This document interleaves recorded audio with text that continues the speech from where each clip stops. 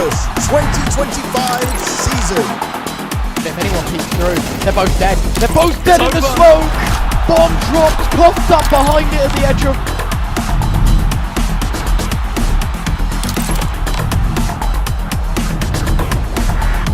YaLLa Campus 2024 champions! YaLLa, let's go!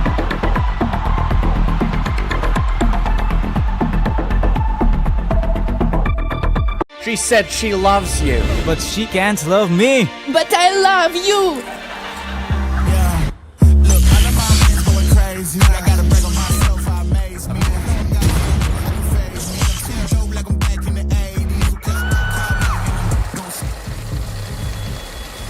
I won't play window anymore. What's going on? Play your role, 1xBet. On to the next one.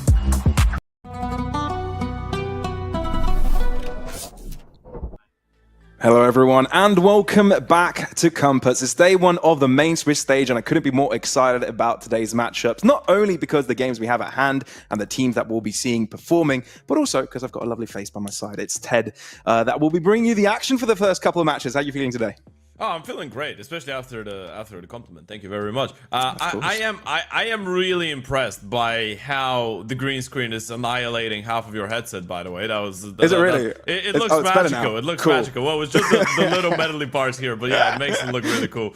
Yeah, I'm really looking forward to this one, man. We were having a chit chat about the contender stage not really being what all of us expected because of the VRS implications, but now we're going into the main Swiss and everything's all right. Both me and you are excited because we haven't had the chance to actually cast any Counter-Strike in quite a while because of those VRS implications, and now we're getting into the main Swiss. We're kicking things off. There's a lot of storylines, there's a lot of new teams, a lot of changes, a lot of new iterations, and a lot to talk about in general.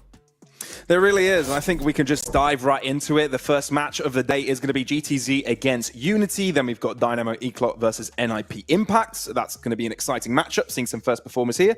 Copenhagen Wolves against Chimera also to close out the day. So three beautiful best of threes to start off the main Swiss stage. And yeah, I'm loving the fact that we've got two national teams in a way, a Portuguese and a Czechia team to start the day off as well. Yeah, absolutely. I think it's going to be a long day. Obviously, a lot of people are going to be focused on that second game as well because we get to see Dynamo Eclot take on the female side of NIP, which is going to be a really interesting matchup all in all. But starting things off with GTZ and Unity, there is a couple familiar names on both those sides, right? Both teams have not been in the greatest form ever. I'd say it's probably been a little bit better for the Iberians, though. They've played 7 best of 3 so far this year. Have been able to get 4 wins under their belt, 3 losses, but pretty close games, pretty good performances, regardless of the fact that they've actually lost their last 2 best of 3s in a row. I think they haven't really been showing bad play so far in 2025. Yeah, you're right. I think GTZ, though, you have to look at the fact that this is a new project since the start of this year, right? Only just for a month that they've been going on. So I think there's still some growing pains that we're witnessing. Sure, you could go with the testament that there's a lot of recycling of talent in this Portuguese scene, whether that's with Rhino Esports. GTZ is definitely in that conversation with, bringing players that, all of these playing in this close community that is Portugal. They've played with each other and against each other regionally a lot. So it's not like they're unfamiliar with each other. It's just that this is kind of a new project putting these 5 together. So yeah, I'm interested to see how they can do today. Like you said, it's a bit of on the lower side of performance, but when you look at some potential, I think it's better than it has been, honestly. I think there's some strong aspects here, some cohesion that could work well, and I'm just looking forward to see if they can actually make it work on this main Swiss stage.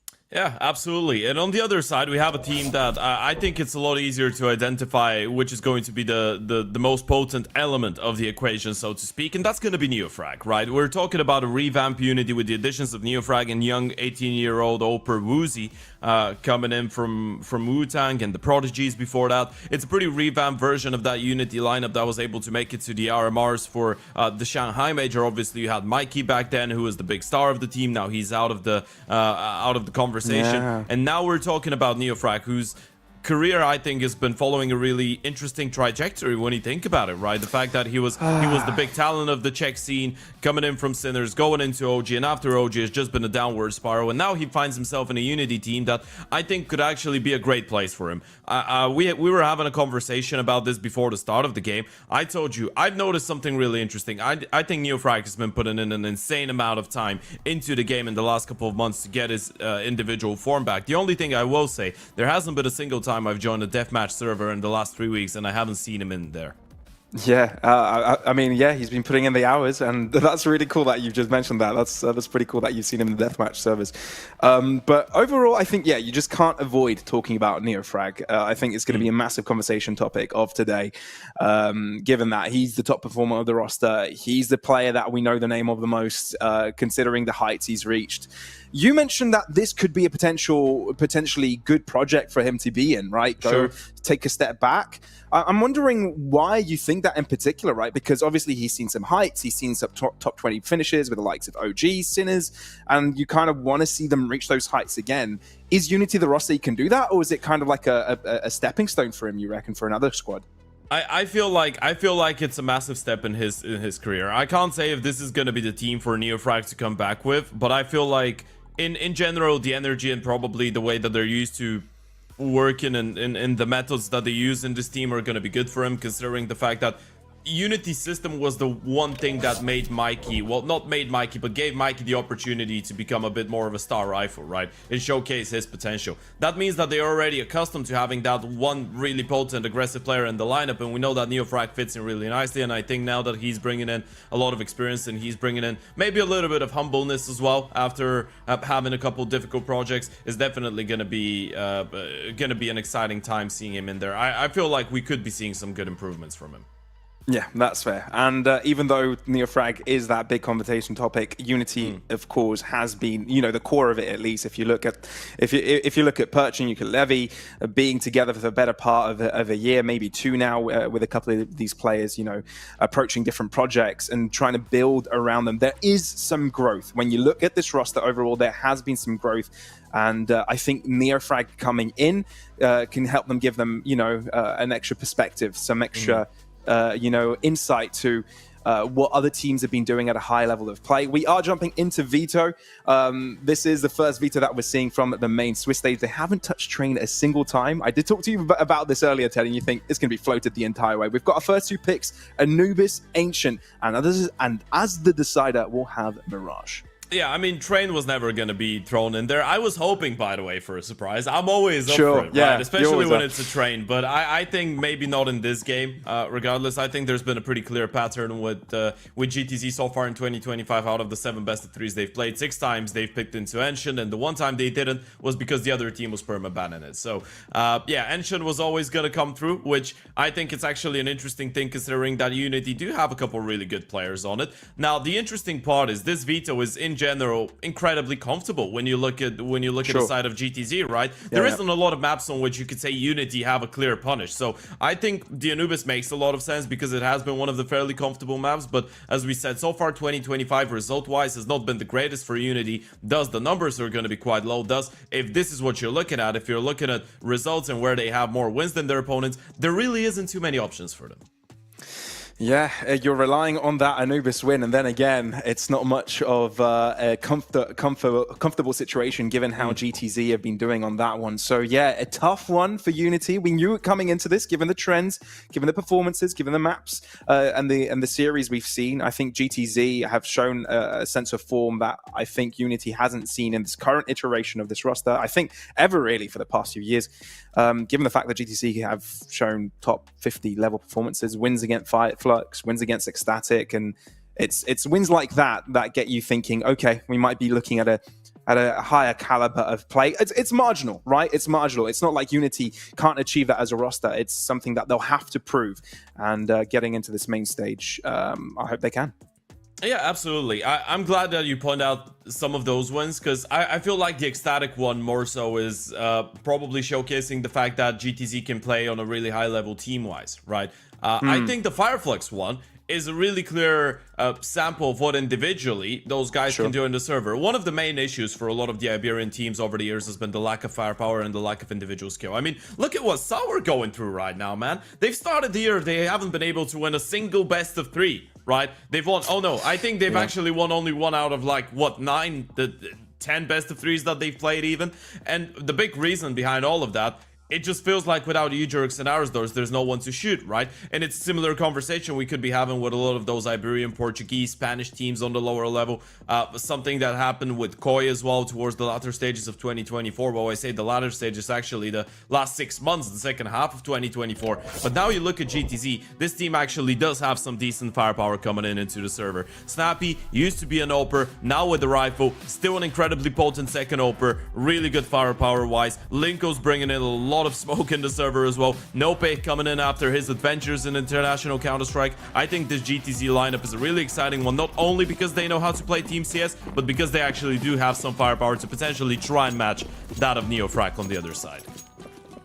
The action is GTZ on the offensive as we look to see GTZ attempt to push in through connector inside on the retrieving end of that fight, but instead it's just going to be a simple trade that actually puts both teams in equilibrium, but there's full site control on the B site for Unity.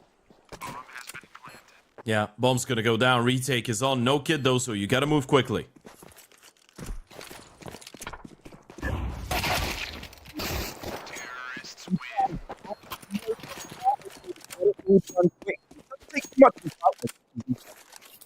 I'm not gonna lie to you, by the way. That probably shouldn't have been as close, but GTZ still make it look quite comfortable, right? And that's what we were talking about early on in the pistol round. You get a double kill coming out of MS, you get a double kill coming out of Rafa, and MS was one of the names that we didn't really mention that much in the pre-game. He's that one person that hasn't been, I guess, recycled numerous times in the Portuguese scene going into this lineup. He's a little bit newer in comparison to the others. If you're looking at Snappy, Linko, Nopek, Rafa, all of them have played on either Rhino, GTZ, FTW, or a team like that. MS is the new kid on the block. It's going to be exciting to see how he does. It will be indeed. Definitely a step up from the past performances. Here we go, though. Right foot forward. Oh, that's aggressive from Kipper. That doesn't really pay dividends, as the sizable weaponry difference seems to favor GTZ. All right, we get a 2-0 start on the T side. This is not too big of a problem. Now, the interesting thing is going to be, when are Unity going to be able to post their first round? So, Unity's Anubis has been one of the few, I guess, bright spots in the tunnel so far this year. You're looking at 3 maps that they've played. Still 2 losses, but I guess losses to Favbet and Aurora, and the Favbet one was a double OT, a win 13-11 over Alex's Iberian Soul as well most recently. Only 2 days ago that was, and Pechin was actually the man to be looking out for. In that game, Unity were able to get 6 rounds on the CT side though, so usually Unity not a team to struggle as much on the defensive side on Anubis. Question here is, how much can GTZ get before Unity get their first on the CT? Because if you're able to reset them once again, they could have a really tough time just getting it going. That's fair. That's really fair. I don't want to be falling too far back too early, as the pace is slowed down a little bit. GTZ taking a breath and poking and prodding towards that right-hand side, seeing if they can keep an extra play in that direction. So the bomb is heading in that direction as well. A bit of a double fake, if you will. But Unity unable to make any aggressive maneuvers to gain that information themselves. They're going to have to lay low. And Levy knows that exactly. Has to drop back a bit. Calls for reinforcements. As we do approach that 1 minute mark, GTZ look to put a little bit more pressure into mid. This is such a weird round. They're probably going to try and fake it into a B play here, right? You push them away from A main, you show a little bit of presence in towards middle, and now all you want is for Linko to just push them away from connector. Make sure that you have at least 3 players from the CT side engaged towards that left-hand side of the map. And actually, if you don't meet too much resistance, you might as well call it off, but no. Redirecting back in towards A they go. 40 seconds on the clock, and that third rotation going back towards the B-bomb side. They're getting exactly what they wanted, the tease. They are. A double-sided push. A 1-2 punch. And as the flash pops, in goes GTZ. First to react, it's Levy. Only good for the one, but now it's Pachin that needs to earn his paycheck, not this time around. GTZ full access granted. Woozy wants to deny it. The young gun gets his name on the board, and all of a sudden Unity have a chance. 3v2, a quick approaching one. Already scratching their head, GTZ are. Oh, dear me, Rafax on his own, but the high frag of GTZ will not be doing it this time around. It's Woozy that shows their opponent who's boss. Yeah, what a step up that is from the youngster, by the way. What a moment for him to get a double. He is the only reason they win the round. I know Neofrag gets another double in the end, but the first one was a triple peak, and then it was just good awareness, I guess, to wait for the player that was fading the smoke. It's Woozy to make the difference, and if you're GTZ, you're probably regretting this one a little bit. You were able to get a 4v3 post plant, you get into a good position, you get the refrags onto the side players, you caught them off guard completely. They were just not ready for it. You were able to toy with the rotations of the CTs in the way that you wanted, and then it's all about Woozy just getting that double out of nowhere. 2 1v1s, 2 clean headshots coming out of the M4. And just like that, disrupted. GTZ unable to continue the streak. And it's bringing us to a close game from the get-go. Up in the hands of Rafa. Ooh. Big nade. Let's take a chunk out of Woozy. Although he doesn't fall back, doesn't fall for it, instead sticks close. Commotion connector as well, though. No doubt about a molly. Yeah, a lot of utility pressure early on from the T's. I mean, it probably won't be the quickest T side from what we're seeing, or this is just GTZ trying to condition the side of Unity. If you're able to make some of those low rounds work at the start, it is really good, because then you can start switching up the pace, right? But still, Unity just trying to keep them at bay. Woozy, as you pointed out, was pretty aggressive at the start of this, trying to play ahead of the user, trying to deny them getting any information. Now doesn't really have the choice, and this one looks like a much more dedicated and straight up A play. Just one player in towards middle, gonna be cutting off some of those rotations later on.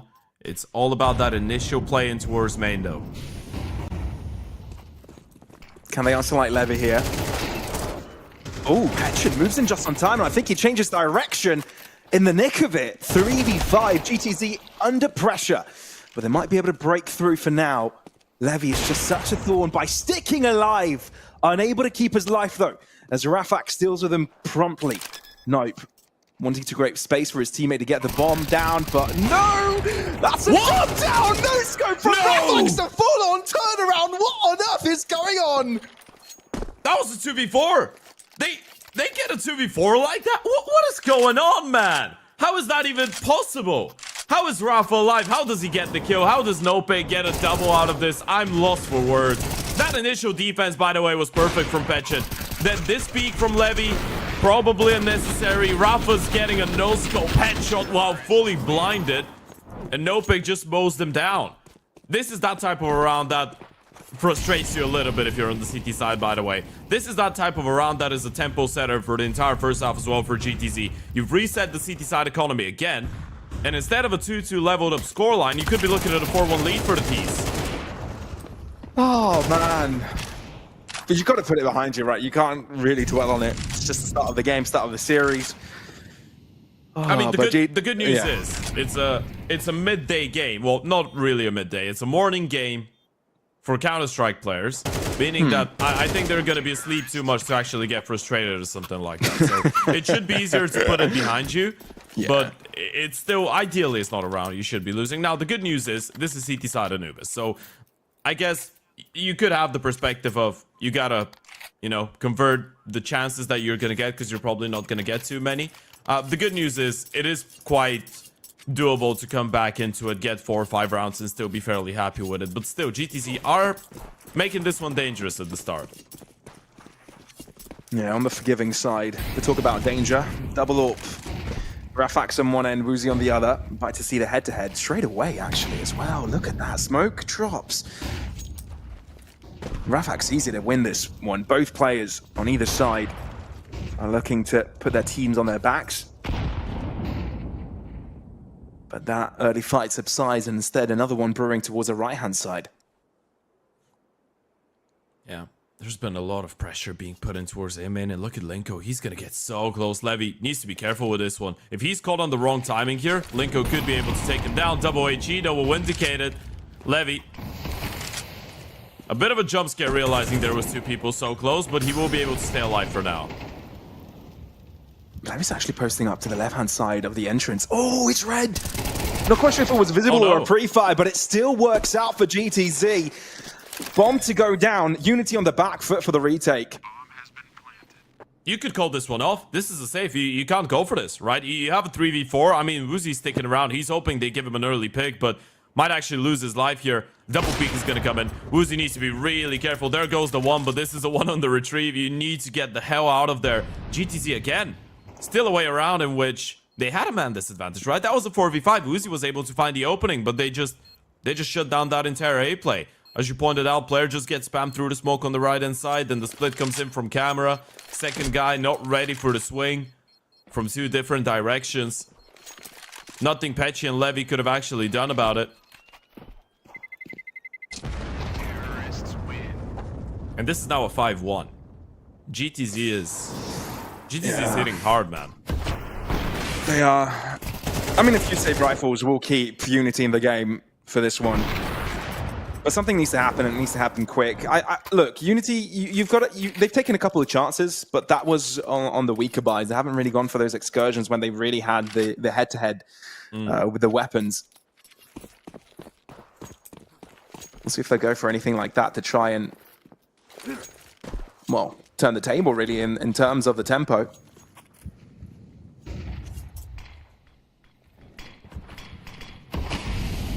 Looking like another change from GTZ, though. We mentioned that they've been working their way around that A-bomb side a lot. Now they're looking at B. Nope, able to get that refrag. Oper again. Good for the opening kill, but the bomb is still in towards B main. That was probably supposed to be a really rapid split in towards the B bomb side, and it could still be a pop, especially with the Yuto being put away in towards that A main position. You're trying to keep the A players at bay, and Kefid and Neofrag all alone. Ooh. Looking for some security in towards connector. A dry peek through the smoke. No utility necessary. A bit rough around the edges, but the picture is clear. Here we go. Site taken over. Unity want to take the chance. Not many weapons to risk, so there you go. Give it the good old college try. First step successful. Oh, make the second step as well. And now the win is just a leap away. It's just Rafax. That's got a good angle on it, though. Just an HE grenade that could put him out of position. It's enough of a distraction. Bomb tap. Rafax under pressure. Flash away. Trying to look off it.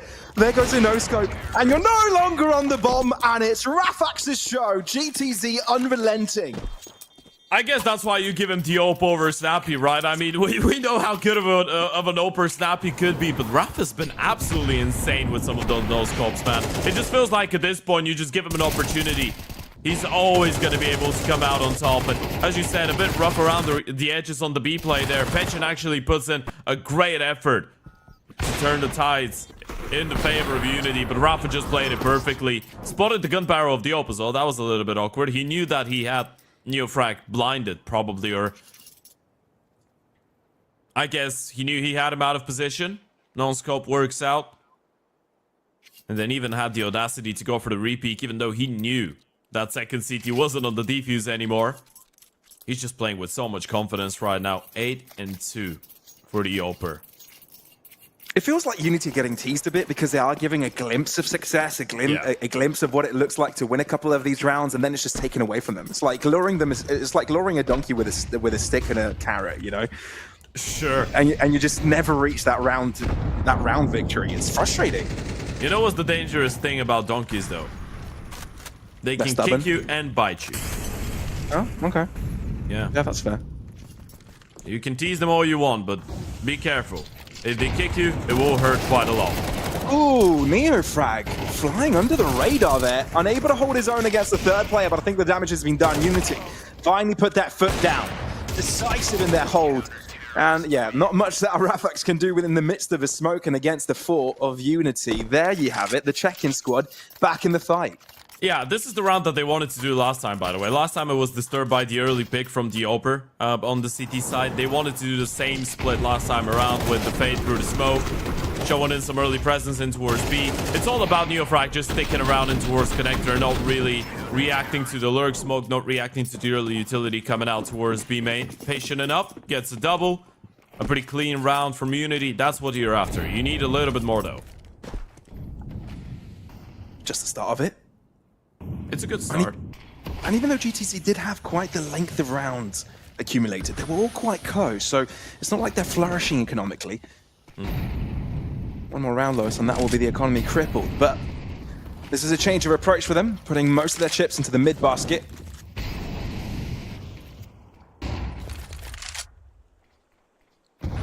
Duly respected by Unity, though. Not really wanting to give it a fight.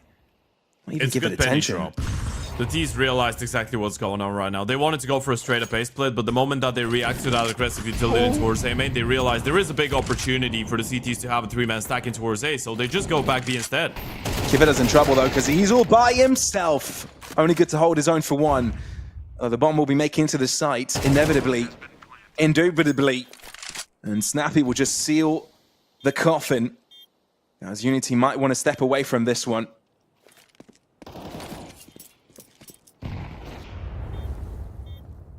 Not with that pick, though. Oh. Not with this pick either. No. Wait a minute. 2v3. Entirely within reason, and there they line up for Neofrag together. A kit to their availability and Unity, not only in the fight, but well in contention. I think Neofrag himself is actually shocked that they were able to pull this one off. They shouldn't have even had a chance. They wouldn't have gone and attempted that retake if it wasn't for GTC overextending a little bit, right? You get a 4v3. I mean, that kill in towards middle, we can't really count that as a mistake. This peek here from Rafa is maybe a little bit too much. If you don't go for that wide swing with the OP and you don't offer your life away, I mean, yeah, sure, they were coming in closer, but it still felt like it was going to be really difficult for them to make it work. And GTZ, this is a really good moment for a tactical timeout right now. You probably overlooked this one, and now look at the position that has put them in, Pavlos. And regardless of all the rounds that GTZ were able to win, as you pointed out, a lot of them have been close. Flourishing has not really been the way to describe their economy. No. And now they're down to just the pistols and the hardbuy. This is a great opportunity for Unity, not only to get a couple more rounds on the CT side, they could actually try and level things up right now. We're not talking about 4 rounds anymore. They could get 4, they could get 5. This is becoming really doable for Unity here to try and make it a really respectful score on the CT side. Now the turntables. So GTZ probably will be throwing in a Hail Mary in this one.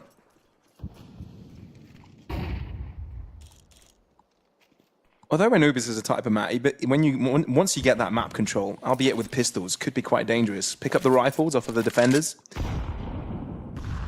Can never really count that situation out, but then you've got to contrast that with a limited utility. It's not looking like a good one.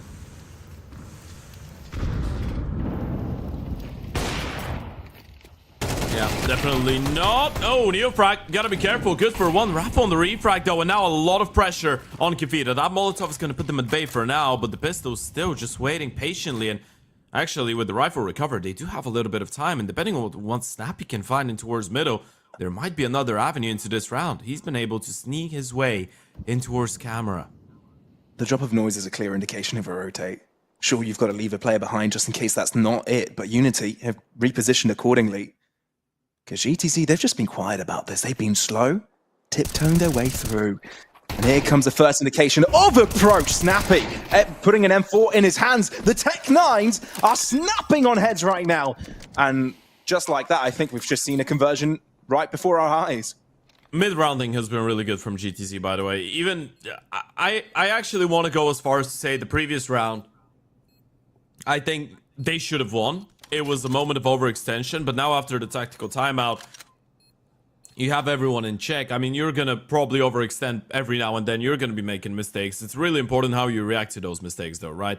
And I think they reacted in the best way possible. You send the brunt of your forces in towards connector. You get a 1-for-1. The last couple of rounds, I think you've already gotten used to the fact that Neofrag is going to be playing that really deep angle in towards connector most of the time because he's really comfortable with taking the fights. But even against pistols going through a smoke when there's so many of them, it's always going to be a big risk. So yeah, you just go in. You know Neofrag is going to be offering you a fight. You get a 1-for-1. It's a great refrag coming out of the pistol of Rafa. AK recovered. Snappy doing his part as well, coming out of camera, and you just run them down. A lot of it, Pablos, has been going down to individual fights. And again, this is just going back to the conversation that we started before the beginning of this Anubis. GTZ do have a lot of firepower on this team. Yeah, the level that are at, well balanced, really. Both mechanically, and there's a teaming cohesion, or potential at least, to perform in that way. They are grouping up a lot, right? You can clearly identify the fact that they feel comfortable. Maybe at the start of the rounds they could be a little bit spread around, but most of the time they're gonna have at least one part of the map where there's 3 people at the same time. That's how they approach it. Of course, this is I guess pretty standard for T-side Anubis. A lot of noise has been done in mid, which is why a lot of respect is given from Unity towards that direction. But albeit the early utility use. Ooh, did he spot out the head there? Don't think so. Smoke replaced. No Pej. Looking to crack through, but here's 3 defenders lying. Oh, Tifida, what? not ideal. And Neofrag can't collect the pieces either. That is a rough one. And GTC will take full advantage. Yeah, it's pretty rough. It really is. MS was down to 17 HP and he's the one to get the opening kill, right? I mean, oh no, actually, it was Rafa to get both of them. But MS did just swing and didn't go down. They needed 1 bullet to shut him down and no one connected. Yeah, you can't be losing a fight like this. This is the like, you have the firepower of guys like Petchin, like Woozy, like Neofrag. The worst thing is knowing that you're losing some rounds because you just can't win a fight, right? If you're getting outplayed, sure, you can work things over, you can talk things over, you can try and find a solution, but when you're straight up being outgunned, then it's a completely different conversation. And Woozy, bless his soul, hasn't really been playing badly, but he's been isolated from a lot of those rounds. I would really love to see Diop get a little bit more involved, and I think he's been trying his best, and the few times that he's been involved, he's had a little bit of impact, but look at that. I mean, Snappy just swings through, gets a double like that. Yeah. I mean, at least you get 1 there, right? If you're on the CT side, both Neofrag and Kifida not quite winning their trades. So it does put them far behind. And if you just take a step back, a couple of rounds ago, it was a completely different story. Unity just converted an unconvertible round and put their hopes right back into a solid CT side. But no, GTC fully under control of that steering wheel.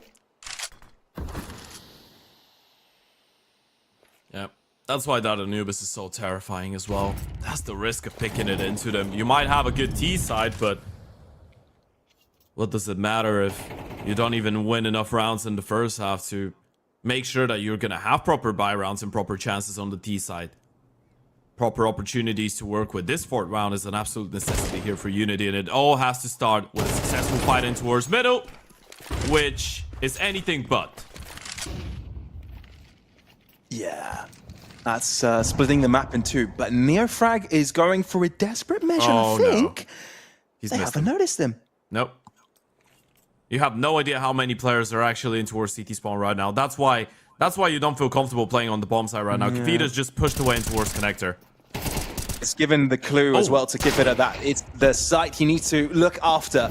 He does end up with 2, so this is fathomable for Unity as they try to circumnavigate from taking all directions as well.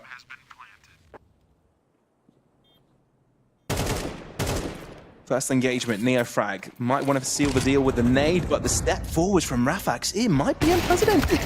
Oh, flick! Not quite connecting, but Woozy wins his own fight towards a site, so that's going to be the take from Unity. At least ending the half on a high note. Yeah, the unsung hero of this round is Kefida. I mean, if he doesn't get 2 kills out of this is a completely different story. The fact that he's all alone in towards connector, isolated, knows that there's players coming out of B main, players coming out of CT, Tempo, and he's still able to get a double like this. Also, gotta give credit to Neophyte for that aggressive maneuver in towards the canal, shutting down that A presence. Good effort from the Op of Rafa, but unfortunately, he's run out of clutches for the first half. To be fair to him, he did have a lot of those, so he can't really be unthankful for it. I'm not gonna lie, that music always catches me off guard. Yeah, it kind of does, right? Makes you feel like you're in a you're at a street market in an Arabic country. In all honesty, I thought it was just my phone ringing. Right? You know what? I've actually thought about this. If this happens someday, if that happens to me, God forbid, for the phone to ring while on the broadcast, if I've forgotten to turn off the volume, I've thought about ways to actually make it look staged and sound like I wanted this to happen. So I'm like, hey, I think it's the GM of this team calling. He wants to know why they're not playing. There's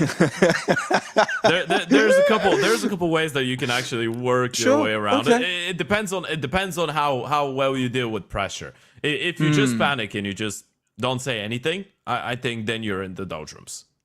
Pressure? What pressure? Sorry, just an epic cast of line. That's all right. It's all right. From an English football match. Damn. Yeah. It is a tune though. It is. I'd vibe to it. Yeah, I don't think I could dance to it, but hey, look, I mean, a lot of modern music right now is being influenced from like ethnic, wherever, from all over the place. Sure, yeah, and I'm all for it. I really enjoy that. Yes. I could dance to it. I'm not sure how much I want people to see me dance to it. Oh, we all want to see that petition right now. See Ted dancing. Oh man. Interesting game so far. I'm glad there's a bit of a back and forth and retaliation now from GTZ. I think they were able to come back from what could have been a devastating CT side. Sure. I mean, Unity, rather. Unity came back. And yeah, maybe let's see what they can do on the T side. This is their map pick. We already talked about how much of a risk it was moving into this, but generally, I don't think there were many good decisions to take in regards to the veto, given how similar the map pools are from both of the teams. Yeah, as we said, nothing really has been going on right for Unity, regardless, right? So it's not like there's a clear pick that they need to go to, and if they don't go for it, we can call for their heads, right? Last time, in their last game, they lost against the Iberian Soul. They picked Anubis. They won it 13-11. Before that, you're playing against Aurora. You pick Henshin, you lose it 10-13. Before that, you play against the Iberian Soul again. You pick Mirage, you lose it 6-13. Before that, you play against the Fluffy Gangsters. You pick Dust 2, you lose it 7-13. So, in reality, out of the last 4 best of 3s, you've picked 4 different maps. This is the only one you've won. Snappy's the first to drop, but the pressure is still on. Unwilling to move from mid, but there is a conversion now. Over to the B side, MS, all to himself. He can hear the commotion, but he's just retrieved a bullet between the eyes, and it won't last long. His life down to a 3v5. Unity seem to have taken full control here, and if they just hold their angles, they should be able to nip it in the bud. But I don't think anything is over till it's over for this match. We've already seen some wicked conversions. Yeah, surely not another one, though. Not in a 3v5 like that. I mean, you're still sticking around, but that was just the player without armor, right? Linko knew that he could risk it and he doesn't lose anything. I think if you're Nope and Rafa, you're just thinking about a potential force in the next one. And if you're able to hold on to those 2 sets of armor, might as well. Nope might actually get a couple opportunities to get a kill or 2. Okay. It's a nice conversion. I mean, if you ask him, he'd probably have the armor. It doesn't really make a difference. He loses $50 if anything, right? So he would have had $50 more in the next round. Doesn't change too much for him getting a double and going down there. But it's a good start for Unity. And as we were saying, the first half was anything but perfect, but there was a lot of rounds that were incredibly close that they ended up losing. There was that round against the Pistols that could have changed everything. And still, in reality, they've actually been able to get 4 rounds. Now they win the second half pistol round. This is still a pretty winnable T side for Unity. Oh, unless they lose against the force now. Then it's all over. That would definitely deplete the chances. Safe to say. And look, even though GTZ have picked up Ancient, they've been pretty stellar on it recently, it's still a somewhat of a comfort map here for Unity. Sure, they don't tend to win with it all that much. But there's a map of choice. And many a times, a lot of aggressive fights taken up by GTZ, and they don't really win most of them. So it does provide Unity an opportunity, but they don't take that decision quickly. They step back and reconfigure with a minute on the clock. Yeah. I love the Unity opportunity rhyme. It's nice. It wasn't intentional. Yeah, no, I know. That's why I liked it. Cool. Yeah, it comes in naturally. Okay, there's the lineup for the Molotov. It was the smoke up above. Uzi forgot it for a second. Did he fail? Yep, he failed the smoke. Unlucky. I just saw him because there's a combo for a heaven smoke and a molly for backside from there. But you gotta be a little bit quicker in memorizing those, I guess, in those circumstances. The moment that you see a player just pick up a smoke and stand where the molly is supposed to be thrown from and start switching his crosshair between the spot of the smoke and the molly, you know. But hey, you know what? As we said, they've won the round. There was no one in towards A. He knows he's failed the smoke, so now he knows this is the molly for next round. And it's a morning game. So young man with the stash probably hasn't had the morning coffee yet. But he's gonna get a lot more chances. And to be fair to him, as we said, don't want to be harsh, he's been playing well. I think he's been doing a good job. Considering that, you know, you're playing on a team which system is probably more concerned with the rifles getting a lot more space, and you know, guys like Neofrag and Petchin being set up. Uzi on the CT side was pretty solid. T side, of course, is probably going to be a little bit different because he's a bit more of a supportive element on the T sides, but we definitely will see him be left in a couple clutches.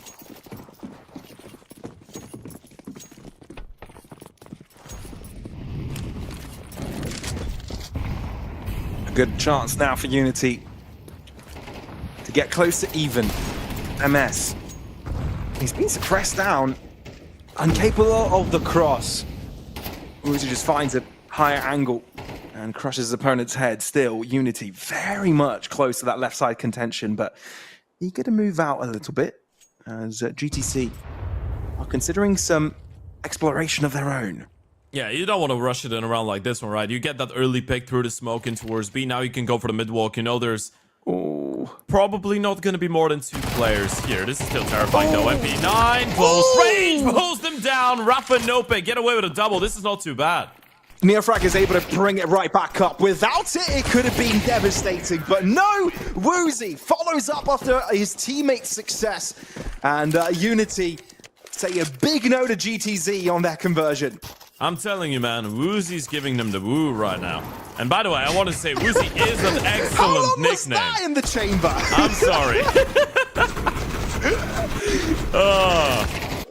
It is an excellent nickname. Just imagine if he makes it to tier 1 Counter-Strike. People just going Woozy in a stage. Oh man, yeah. In an arena. I can see that. Yeah.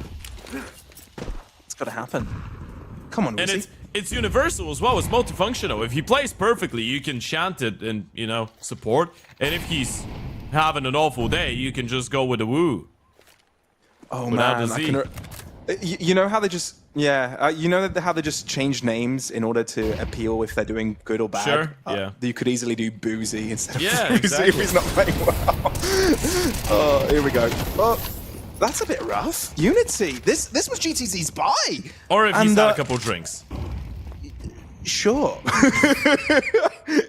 And here we go. GTZ. This is not what they wanted. This is their first proper buy with an AWP in the hands of Rafax, and they haven't been able to do anything with it. No, completely isolated, and Petchin's even gonna go hunting right now. Oh, spotted, tagged, not fragged. This is perfect. And now if you're Unity, by the way, sure, money's not great. You might as well want to hold on to a couple of the guns, but you can still afford to risk 1 or 2 of those rifles in pursuit of the lives of Rafa and Snappy. And as we said, Pavlos, towards the end of the first half, I mean, 8-4 still did leave GTZ in a great position had they won the pistol round, had they picked up the few couple rounds, but it did go the other way around, and now it's a completely different game, and now it's Unity on the T side. Rafa loses his hope. Snappy's the one man left, and even if he does stay alive, this is going to be the one and only rifle that they have going forward. I think it's clear to say that GTC have not found their comfort on the CT side. No. There's no sense of stability. No, it hasn't been easy for them.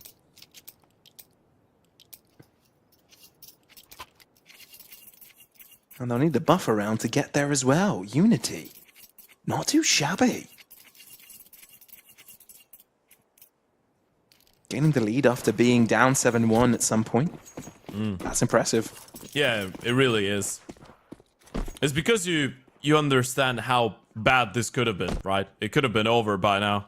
GTZ could have, you know, run away with a really comfortable first half lead. They could have had, what, 9-3, 10-2, and a second pistol round. It could have been a done deal, but this is Unity showing why they picked into that Anubis. And as we said, out of the last 4 best of 3s, this has been the only map they've been able to pick up. And they picked into 4 different maps, so I think it's fair to say they have been exploring their options with what map they want to be picking into. Maybe this is the one. And this was probably their go-to. This was their best map when they had Mikey on the team as well, when they made that RMR. It was Mikey in towards connector, being the main aggressor as well, pretty much what Neofrag is doing right now, of course, with a different Oper back then as well, but Woozy has been having a good performance. Neofrag is on 14-9. Now you're playing against the half-buy. You get a great opportunity to finally get in the driver's seat. All you have to do is deal with a stacked A-bomb side with pistols and an MP9. How hard can it be? They've made the right decision, but it doesn't seem to be paying much dividends. You just gotta hope with those sprays that you do catch someone, but it just doesn't happen. And Snappy, the only player playing towards the other side of the map, is left alone. Having to look in despair of what just happened, giving the lead over to his opponents.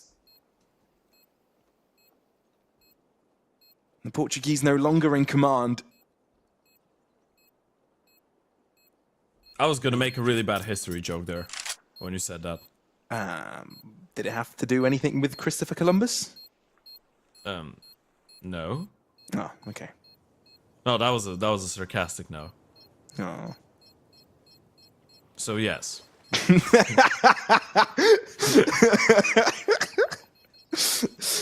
Pablo, read between the lines, man. That's basically you right now. You're like, come on.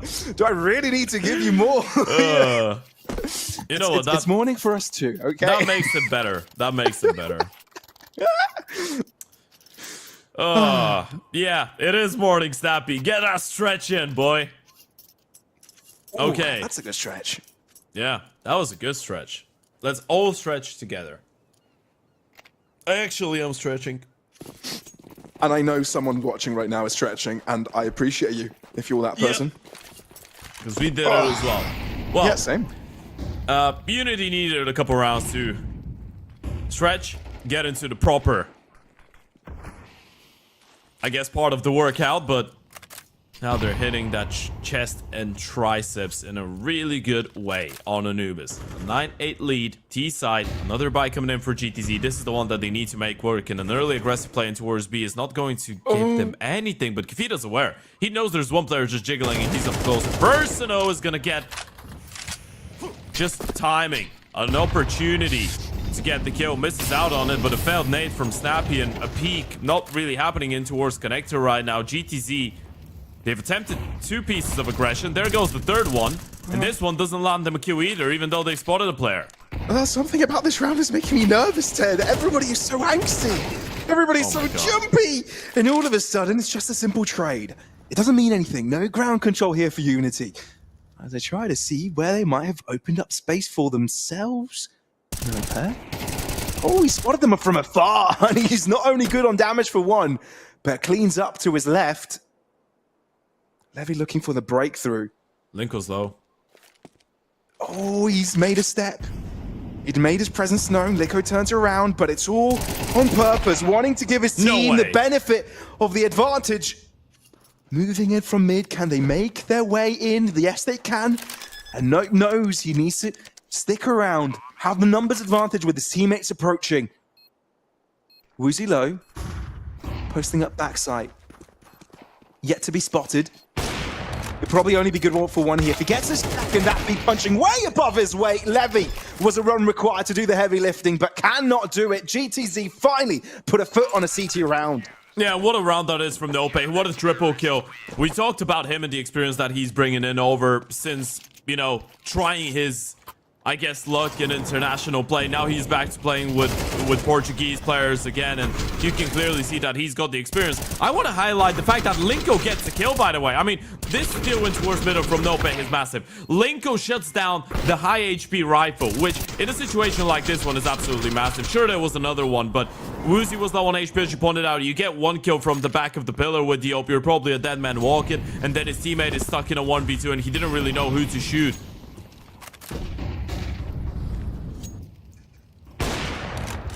All I know is that we've got a game on our hands here, Ted. This is GTZ stating that they're right back in it. First moment there, I looked at the kill feed. Yep. Same. Oh man, you were talking about workouts earlier, and that was definitely a workout of the wrist.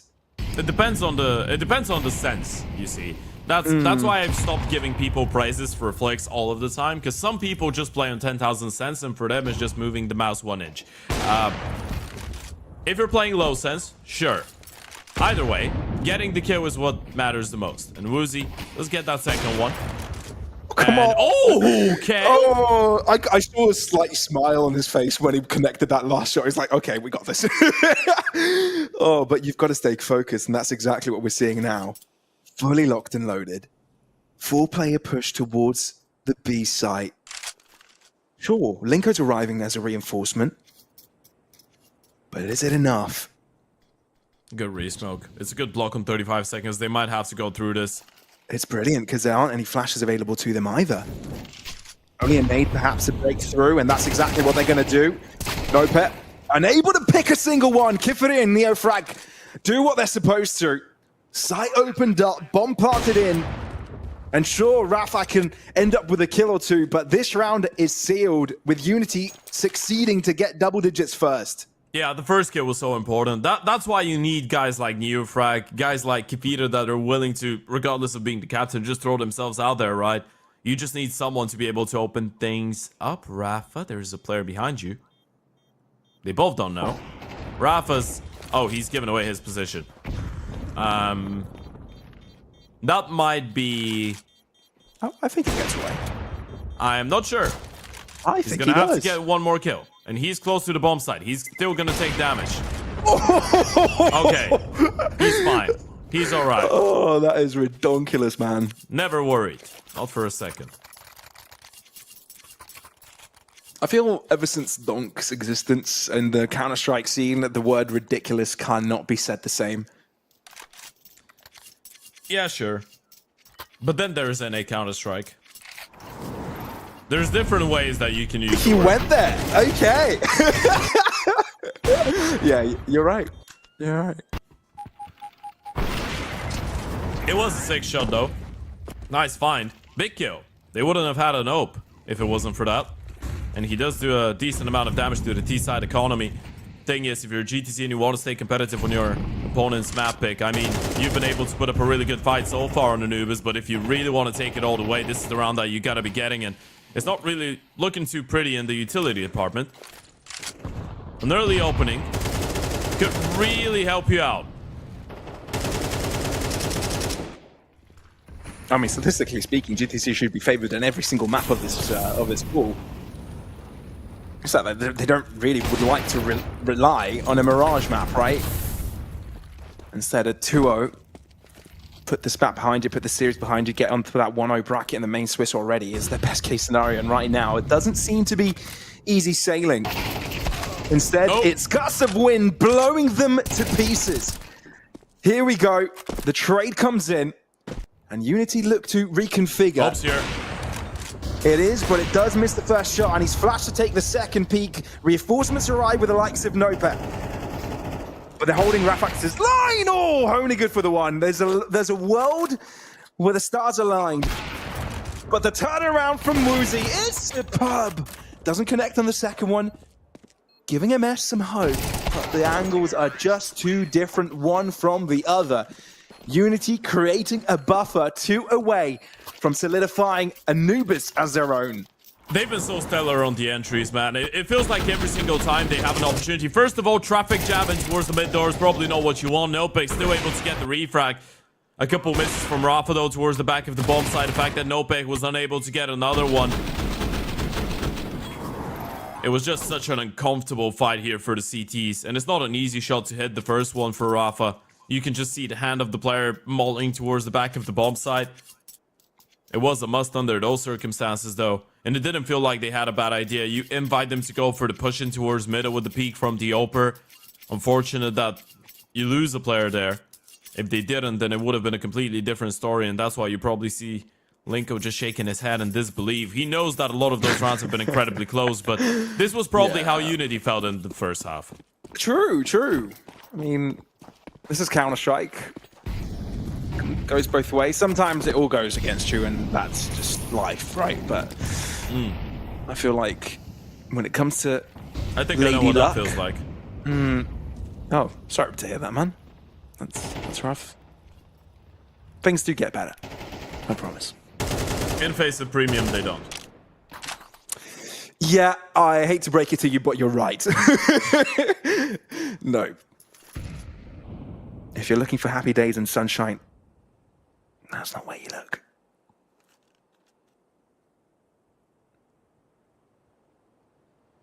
But hey,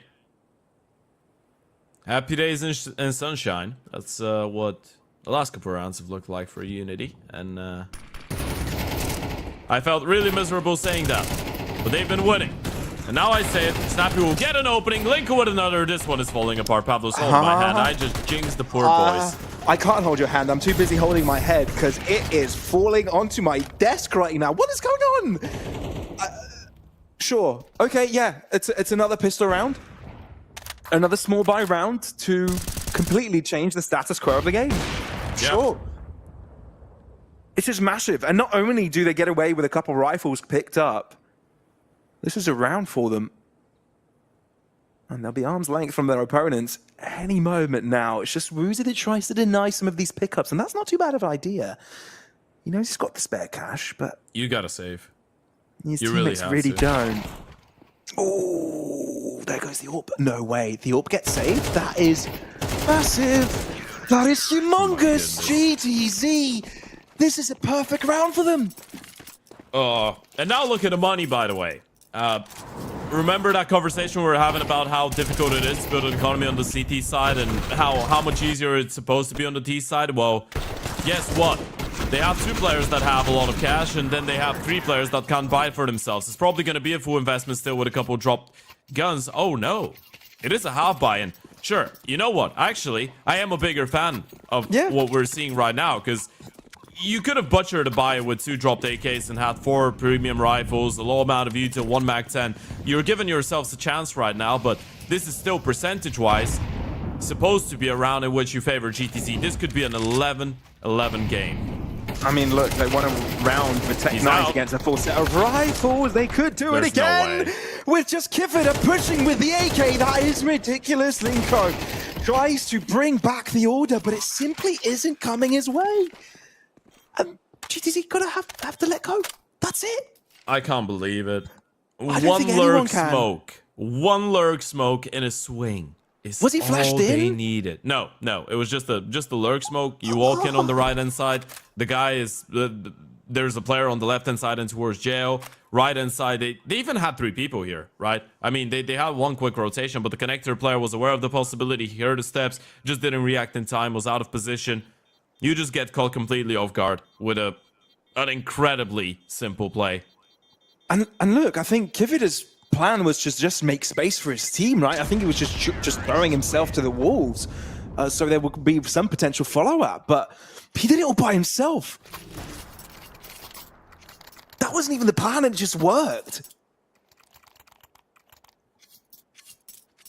Yeah, if you're GTC, this hurts. This really hurts. Double AWP setup, by the way. Snappy gets his hand on a big green. Yeah. Is this the answer? An ex-Oper himself used to be the primarily Oper in some of his ex-projects. On Rhino, he was the man. Last year, 2024. An incredibly potent big green user.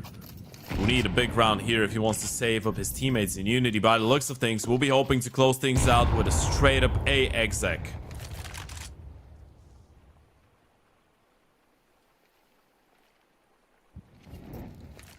I feel like this is as solid as it gets for a hold here for GTZ. Smoke breaks, and Rafak sees the opportunity to break in. Has to move away from the molly to reposition, but that catches him out into the open. Nope. He's changed his angle, but now he's got friends in play, holding hands, but still falling together. Woozy avoiding the player to the back of sight, but still gets the pickup. Still, there's no clear given of who has control over the space.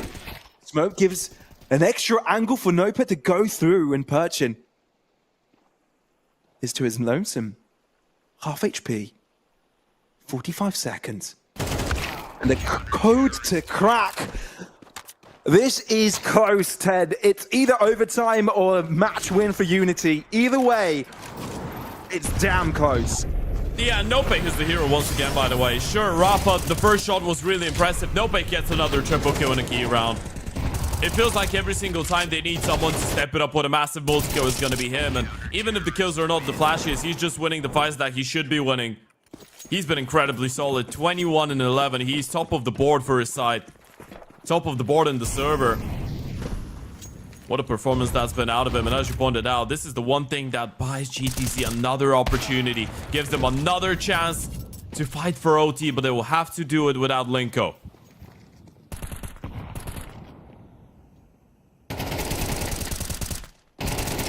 Happy might be caught here. Yeah. If you don't connect this first shots, you're in trouble spraying with the A1S. That's exactly what happens, and I feel GTC's efforts to pull things back might all be in vain. 25 needed. Desperate measures taken by Nopep, but to no avail. A sight in the eyes of Unity, and the check-in roster want to be ahead in this series ASAP. Yeah, and they probably will be. MS gets that kill. Low HP of Petchin, but Neofrak is already going in for the backstab. There's no way GTC should be allowed to even think about picking up this round. That's it. One more nail left to pin down in the coffin. It's got MS's name written all over it. 13-11, the score. As close as it could ever be. But it's Unity to end up on top. And after what we saw from the beginning, Ted, that is not what we thought to be the outcome of today's match. No, absolutely not. I think if you're Unity, you're actually really happy. You're ecstatic about how this first map went, because that could have been much worse. And I think if you did allow GTZ to actually close it out, then we would be painting an entirely different picture. We'd be saying GTZ have picked up the only map that Unity have been able to get themselves as their map pick in the last couple of best of threes that they've played. Going into Ancient, it was probably supposed to be a 2-0 for GTZ, but Woozy had a great performance. Neofrag had a couple of good moments. Kivira and Petchin had a couple impactful rounds as well. All in all, Unity able to squeeze in a really tight win, but I'm going to give them the benefit of the doubt. I'll just say they needed a little bit of time to get going. I hope they don't start it off as slowly on Ancient, but that was definitely a cool comeback coming out of them. It really was. Ancient up next, map number 2, and it is going to be GTZ's chance to get right back in the series. We'll be finding out how that goes right after this.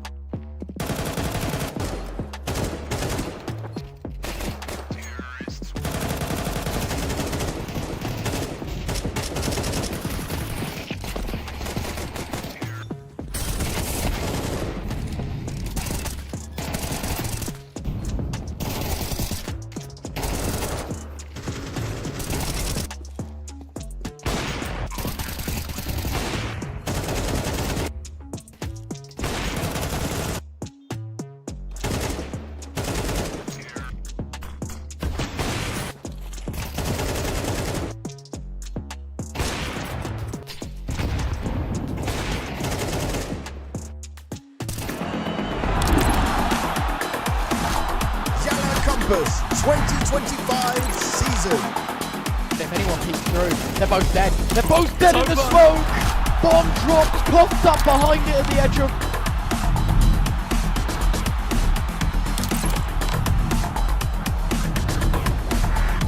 YaLLa Compass 2024 champions!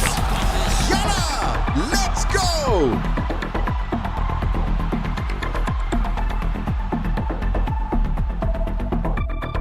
She said she loves you, but she can't love me. But I love you.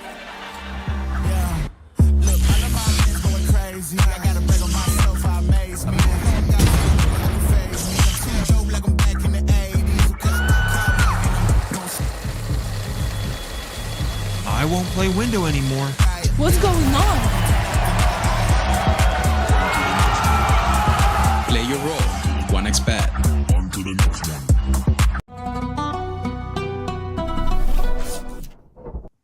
Hello and welcome back to the Compass Winter Series, and it does really feel like winter. I'm shivering, I'm cold, I put on an extra jacket. I live in Cyprus, guys, for anybody that doesn't know. I live in Cyprus and it's not meant to be cold here, but it's cold. No central heating, so I just put on an extra jacket to try and stay warm. But yeah, this is time for the second map. Time to get into Ancient after what was a very interesting Anubis, a very back and forth map. And yeah, you need to pick that one up, so they're ahead in the series. Yeah, man, I just... You know why I started laughing there, by the way? Because I was thinking about picking up an extra jacket, because as I told you, it's pretty cold here as well. But I guess it's a little bit more normal for Bulgaria, but the people just assume that when you say a country that's in the, you know, southern eastern part of Europe, it's supposed to be warm. No, it's not warm. It's freezing cold. And that is the definition probably of what that Anubis felt like for GTZ, by the way. They were so close. They had a 7-1 lead in the first half. It felt like it was, in the end of the day, maybe a minor resurgence from Unity did make us believe a little bit more towards the end of the first half, but still GTZ had an 8-4 lead. One pissed around away pretty much from running away with it, but then Unity started coming back, and the moment they started, they just never stopped, right? Woozy, Neofrag popping off with getting respectively 21 and 20 frags. We are getting the type of performance out of Neofrag that we probably expected out of him. And was it the cleanest map of Counter-Strike coming out of Unity? No. Was it good enough to win their map pick? Yes, it absolutely was. And the fact that I guess the performances from Unity in general have not been great so far this year still makes me appreciate the fact that they were able to get their map pick. And as we said, Pavlos, we had that conversation before the start of the series, those teams play pretty much the same maps, so you never know what's going to happen. Anubis was a really close one. Ancient, I hope it's going to be another really competitive map, because what we've seen so far has been a lot of shooting, a lot of individual moments, a lot of close rounds. It's been a straight up entertaining game.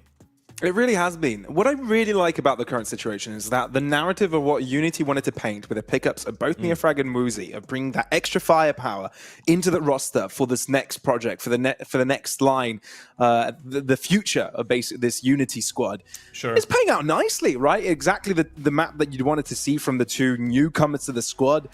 Sure, you've got the experience and the young guns combined, and both of them pairing up really, really nicely. Sure, you've had some really highlight moments from the rest of Unity as well. Kifida had some supplying moments, which you wouldn't really expect, but overall, yeah, it's exciting. It's exciting to look at. And you already touched on Ancient, right? Heading into this one, we already did talk about the fact that there is a very similar map pool all across the board. We already knew this was going to be pretty close, but statistically and historically, GTZ would be coming out on top on every single one. But now that we saw that Anubis, does that change things a little bit in your mind? I mean, it really depends, because you say they've been coming out on top in every single one. I feel like, sure, the last couple of Ancients have been really good for GTZ. They've been really close games as well, right? Though I think the most impressive one, and the one reason that I'm giving them a lot of credit on this map, is because I did watch that 13-5 win over Fireflux, and Fireflux is a team that, as of right now, I feel like is a really difficult one to deal with, and really difficult one to put down, and difficult one to dominate, and that is what they did, right? The most recent one was the loss against the Alliance and an overtime affair, then a win against Apogee, a loss against the Sinners. So the one thing that I guess Unity have going on for them is the fact that consistency has not really been there for GTZ. They've been consistently playing well, but not consistently closing out their Ancients. On the other side of things for Unity, there has been a couple closer affairs. One win to start it off against Iberian Soul, then two really close losses against Aurora and the Iberian Soul as well. So going into this one, Pavlos, I want to say, percentage-wise, you're probably still favoring the side of GTZ. in reality, I think this could be a really close map. And that's what we're here for. Plus, Winter Series begins. But it begins with a bang. That's what nearly happens. choked on my coffee there, by the way. Yeah, that came out of nowhere. Oh dear, that is rough. I mean, thankfully for Levy, his teammates did a lot. Okay. Okay, he got it. Woo. He got it. Everything is fine. Everything's okay. Unity won the round. Yeah, I could see Levy's face Yeah, there. take That's a a deep lot breath. of mixed emotions in that face. You know what that is? That's one of those moments where you just press tap, you look at yourself being 2-0, you just don't feel like it. You feel like no one wins in a fight like this one. I'm telling you this from personal experience. When you're in a situation like this and you're playing a nearly, you know, a pretty important, I want to say an important game, but I haven't played to this level, obviously, but it's one of those moments where you just hope that your opponent is going to kill you a little bit quicker.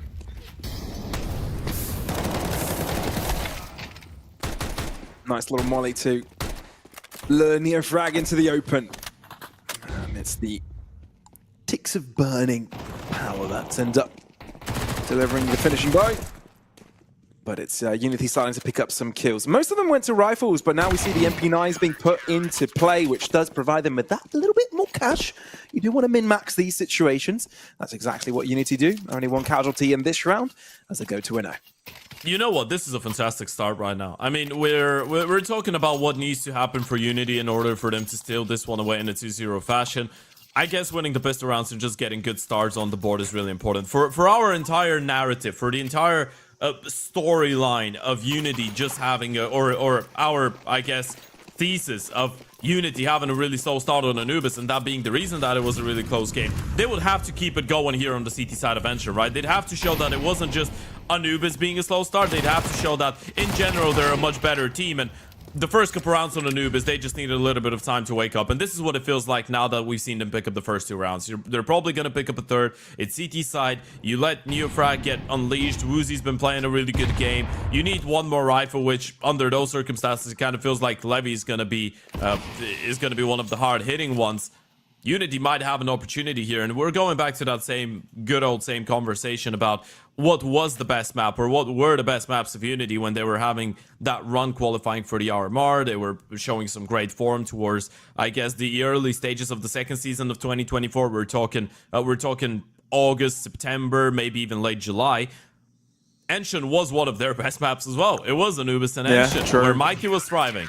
Ensure was the map on which, for example, they played at the RMR. They demolished Koi in a 13-5 fashion. And I know this is a blast from the past. I know we're talking August. So this is a long time ago. The lineup back then was Mikey, Pechin, Levy, Blogus, and Kifida. You still have a trio of that team, though.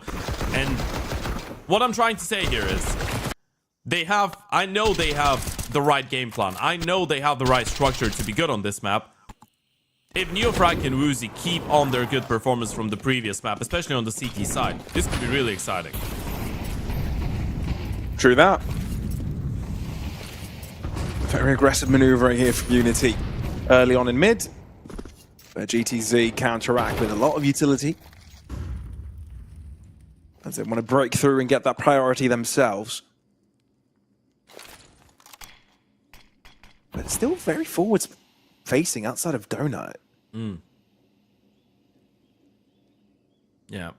You don't want to leave Mido entirely. They wanted to challenge at the start, but now you just feel like you kind of have to let go of it. MS has been tagged down to 42 HP in the meantime. They still have a pretty stacked up presence in towards Mido, though. The CT is looking like a potential re-push and re-clear on a second timing, and that's exactly what they will go for, but the T's seem ready for it. Well, not anymore. Oh, this is a tough one. Levy gets enough anyway. Oh, no! That has gone completely south here for GTZ. Unity taken over.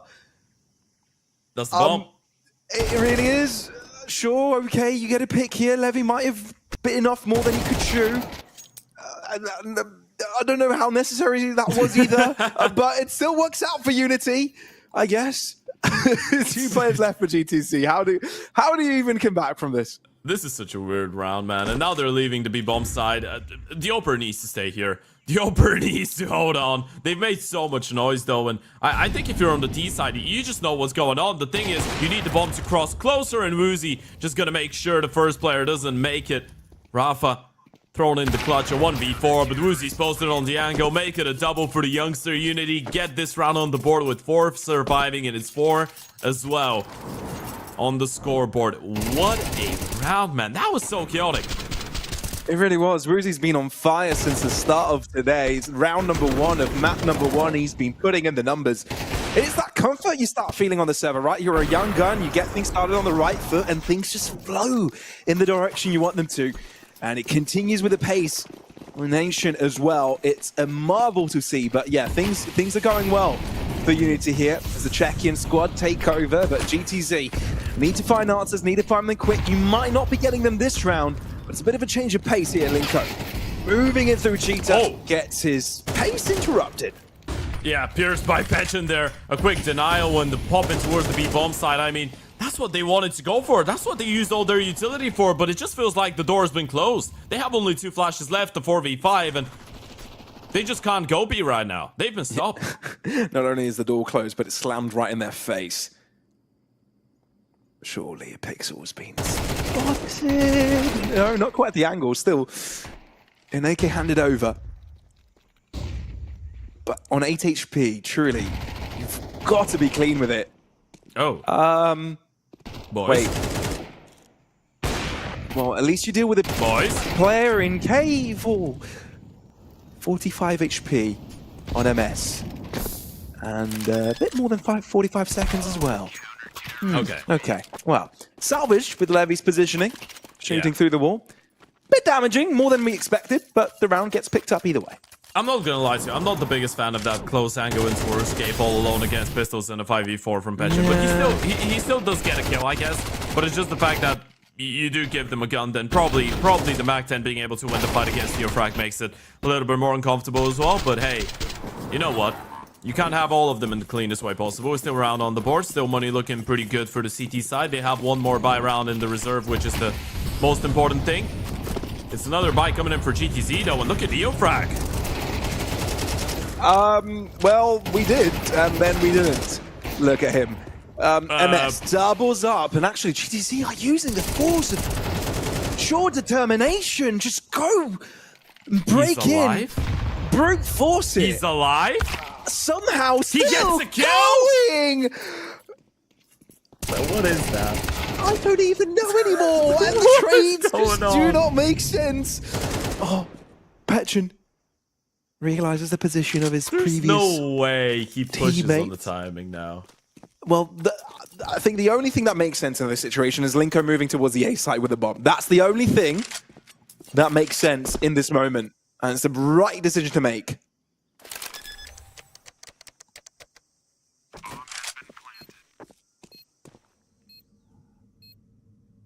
Okay. Bomb planted. Woozy.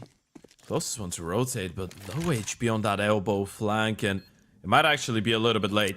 It all depends on what Woozy's going to be able to find here. Is he ready for the player coming in from the back lines? Molotov to push Linko out in the open, but Rafa's going to get a freebie. Rest in pieces.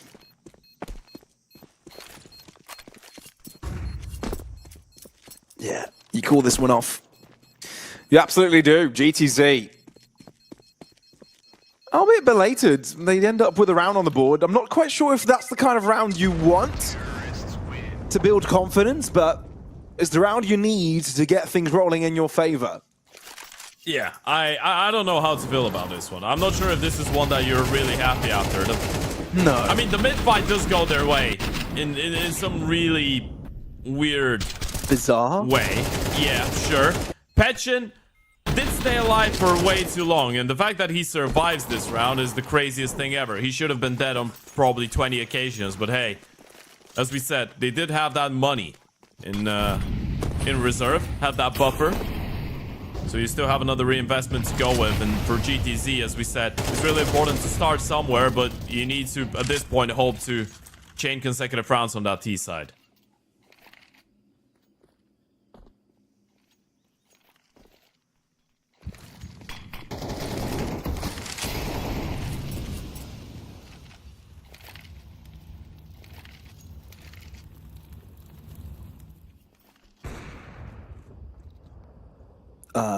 Sure.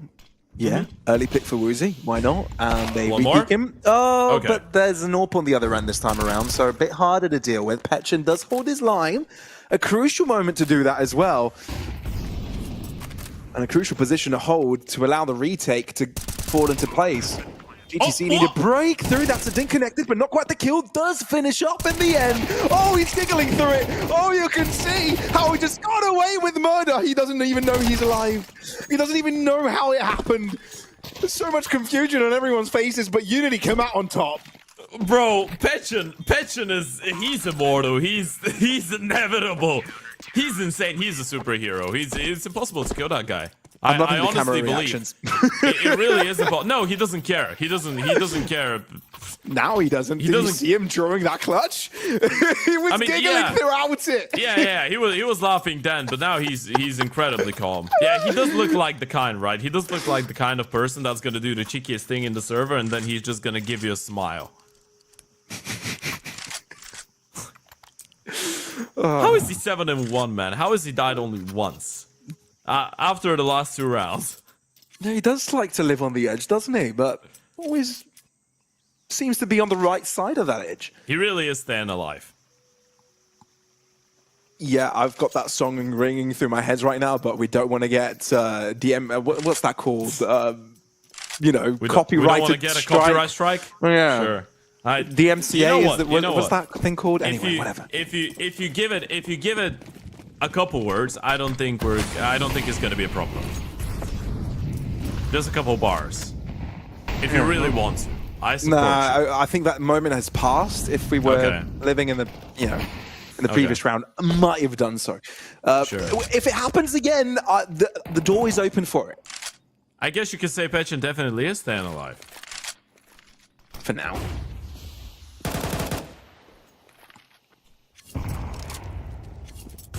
What do GTC try here?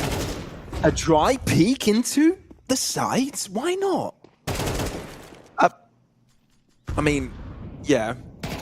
A lurk onto the other end as well. Things are actually finally falling into place for GTC. Neofrag has spotted out the shadows. So knows of 2 players there. But Nopet arrives on time. Finally, things start to go the way of the T's.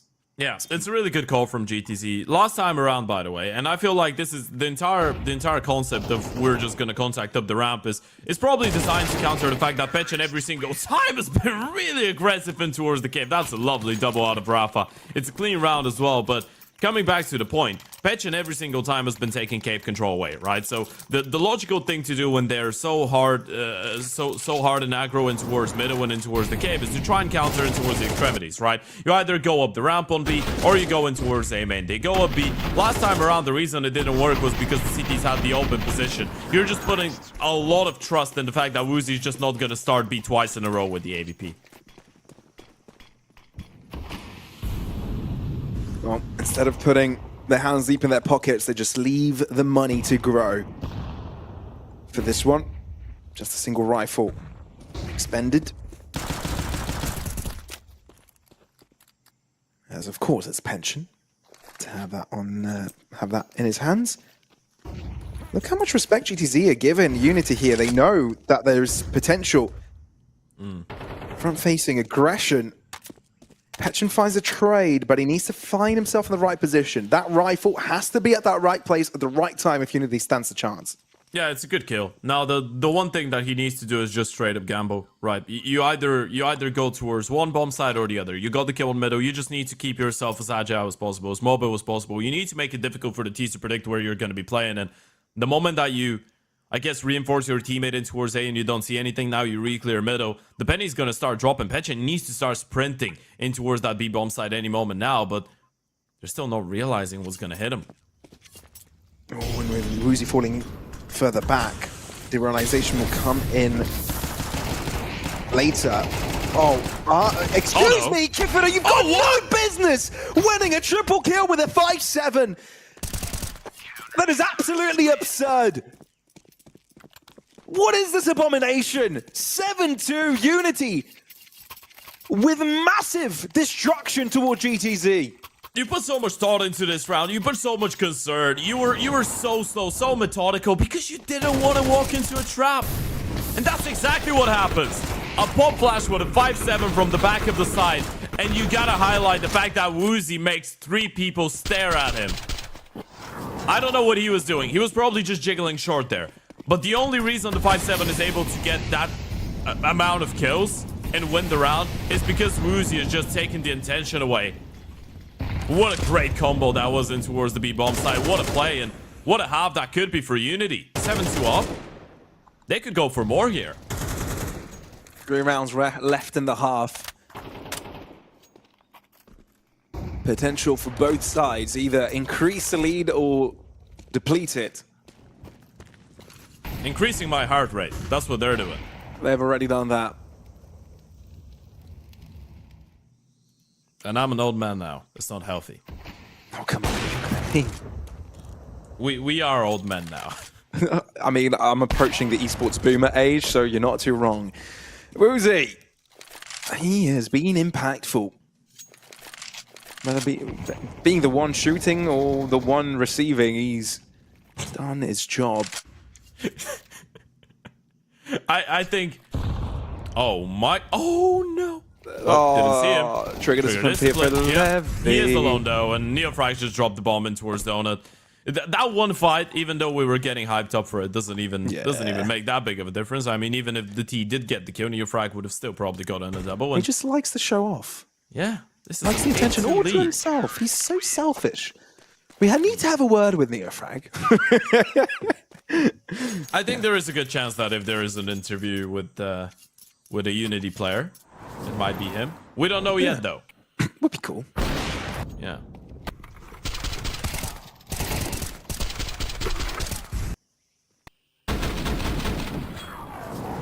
Although, I would really want to talk to Woozy and ask him, what is the meaning of the nickname? Is it a Wazzy? Is it a Woozy? Fugazi? You know, I feel like that's the kind of thing it is. Sure. You know? You think Conor McConaughey from he just watched The Wolf of Wall Street? Yeah. I mean, I wouldn't be surprised if he's got a friend whose name is Fugazi or something. You know? A gazebo. A gazebo is a thing, Ted. A gazebo is a thing. I know it doesn't sound like one, but it is. Isn't it the one that cleans the ice on ice rings? Like that little truck I thing? wouldn't know, man, but it doesn't sound like that. I feel like that's what it is. Gazebo. I can't do this. All right, well, Unity can. Simple work. And they pushed with a bomb. Oh, they did. Oh, Yeah. they had side control. Oh, hey. You're not even getting a bomb plan out of this. Yeah, this is... GTC are pretty checked out of this, and you can't really fault them. This game has just not been going their way. It felt like 8 rounds in. It felt like it was probably just going to be an easy day in the office for them on Anubis, right? And now, just, what, 1 hour later, 40 minutes, 45 minutes, Unity are just 4 rounds away from a 2-0 win to kick things off for themselves here in the main Swiss of the YaLLa Compass. And you know what? It feels like Unity just desperately needed a game like this. I know it's not over yet, but if they do close it out in a 2-0 fashion, that would be the first 2-0 win for the organization in over 3 months.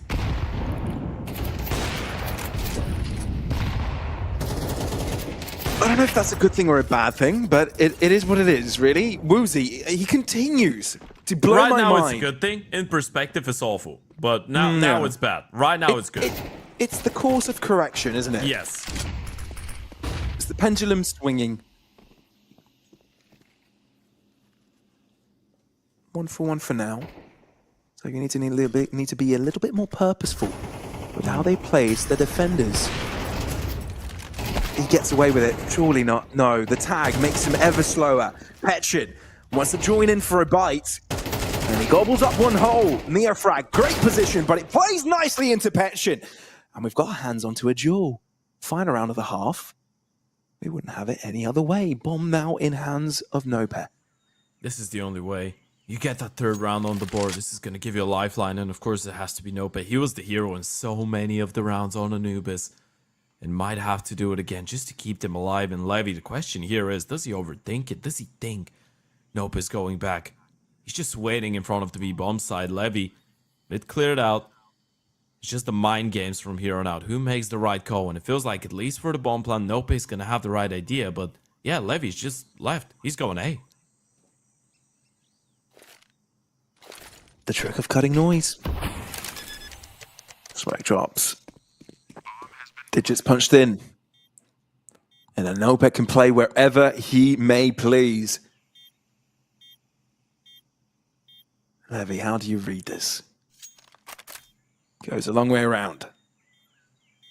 He'll spot him. On the fade. The timing of it!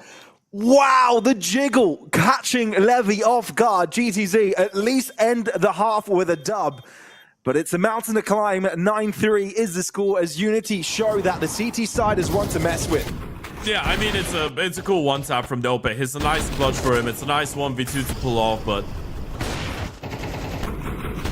they still are one pistol round away from losing that entire series. It doesn't get any cleaner than that from Nope on the execution, but you gotta stay focused. Consecutive rounds is something that GTZ have not been able to muster up so far on Ancient, and now they need to. This pistol round is a must.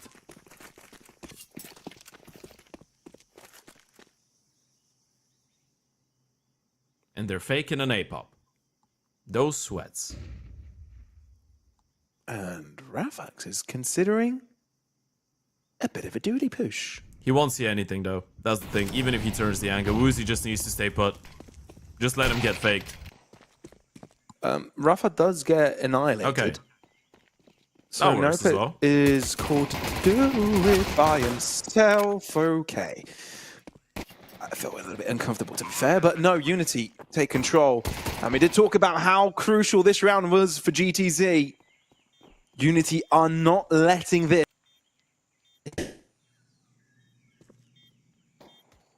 No, absolutely not. And there goes another one. Every single fight is a straight up headshot, and MS is gonna get goosed up and finished off by the Julies. It's a 10-3 lead for Unity. Second pistol round. Doesn't get any cleaner than that. It's another double coming out of Uzi.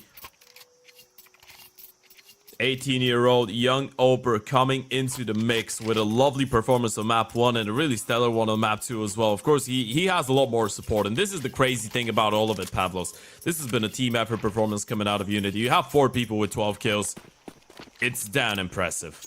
A 12-6 Kifida, a 12-3 Petchin, a 12-6 Levy, and a 12-6 Woozy.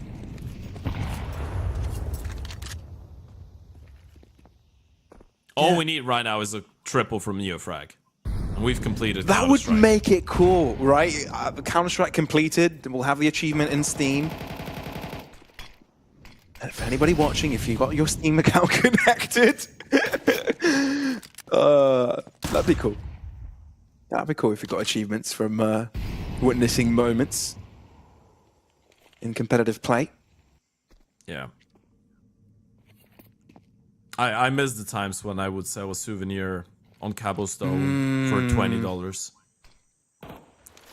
Yeah, well, RIP to those moments. More like 100 quid now. Oh, more. Much more. Way more. Well, 3v5, and this does not look good from GTC given they've also lost access of the A site. Unity bound to get an 11th. And I'm just struggling to see where on earth does GTC find a way in?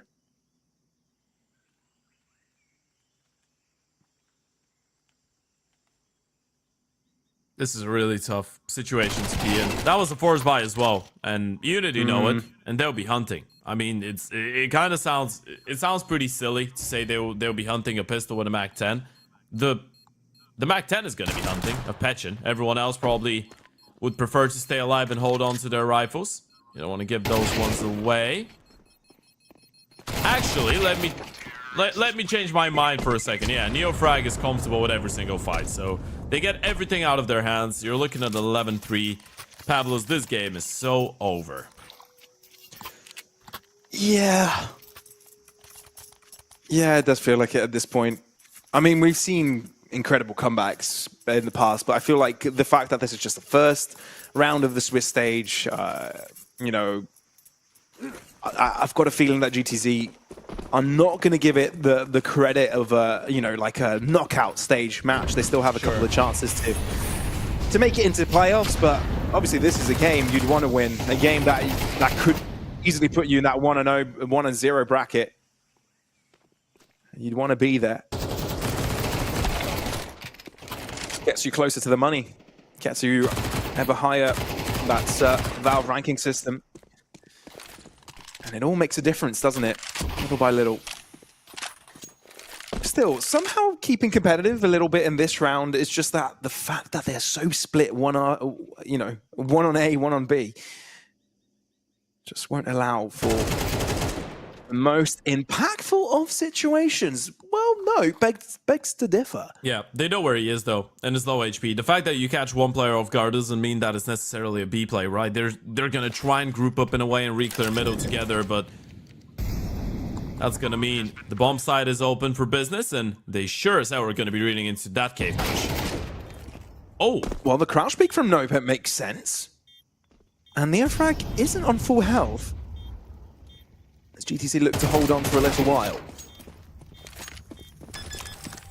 If those bullets connected onto Nopet, that would have been his demise, but instead it went the other way, it went towards Rafax, so both players survive for GTZ as they end up with the round win. Very intelligent placement there from Nopet, never giving up and making the best out of every situation.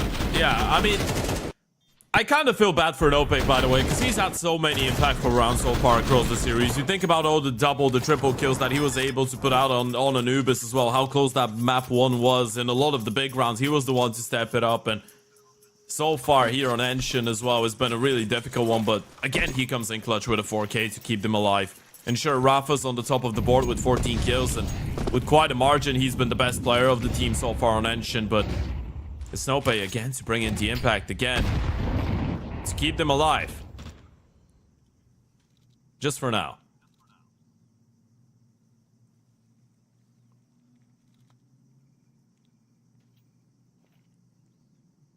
Well, the clear plan is the ace site.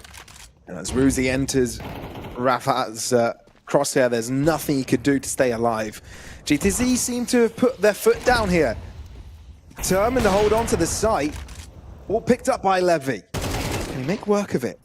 In the smoke, Snappy is supreme. I feel like you can already count this round for the Portuguese. I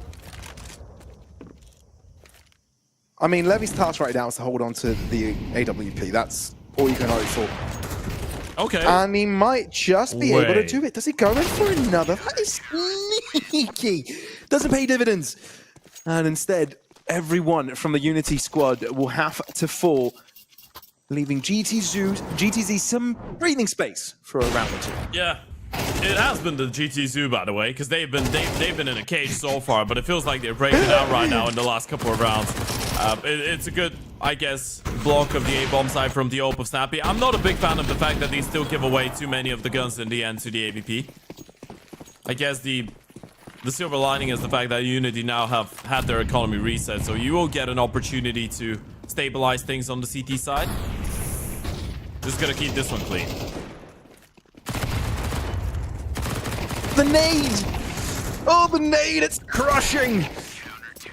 It's satisfying, to say the least. Here we go. We knew this one was going to be a bit of a buffer. Still a long way to go, right? Still a bit of a mountain to climb. At least now they're not at the bottom. They're kind of halfway up. Sure. I'd say a little bit. Not even halfway up. Yeah, I'd say a bit below that. A bit below that. Almost. Not even at half the... Yeah. They'll get there if they win a couple more rounds, though. Yeah. We can shake hands on that. I mean, it's all about the fact that even the buy rounds so far have not been the cleanest ones ever. Maybe the previous one was a good example, but again, that was a pretty... I want to say a pretty...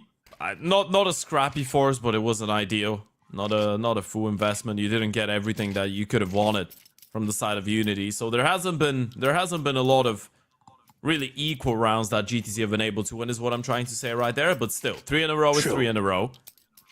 Nope has been showing some good potential in the last couple of rounds as well. Some signs of Anubis. Rafa's been pretty outstanding, in all honesty, regardless of the result. So there definitely is a way back. It is a long road though, and especially with how good all of those individuals have been for Unity. It just feels really tough because you just feel like every single one of them could run into a bomb site, headshot 2 or 3 people, and then the round would be over. So probably would the game. But GTC are not giving up. Yeah, you can't give up. This is what Counter-Strike's about. Give it your all in every single moment. Here we go, Unity. End up on top this time around. Mid is theirs, but you can't be too comfortable holding onto it for long, as the majority of your players lie towards that right-hand side. GTC with 2 defenders now look to hold hands. A breakthrough through Cheetah could be the answer. Yeah, it could be. The thing is, Unity probably ignored that, right? In a situation like this, when you have 4 players, you have a 4v3, you're just ignoring Cave, and the moment that you just go out the B bomb side, you don't see anything, you're going to be reading it to that aggressive maneuver. You know. Did Petron see him? Did Petron see Linko? Possible. Well, M4 collected. Bomb planted. High-low. Intricate for GTC to deal with.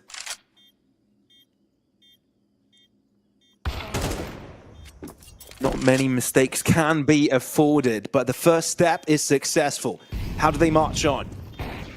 No pet. Aggressive.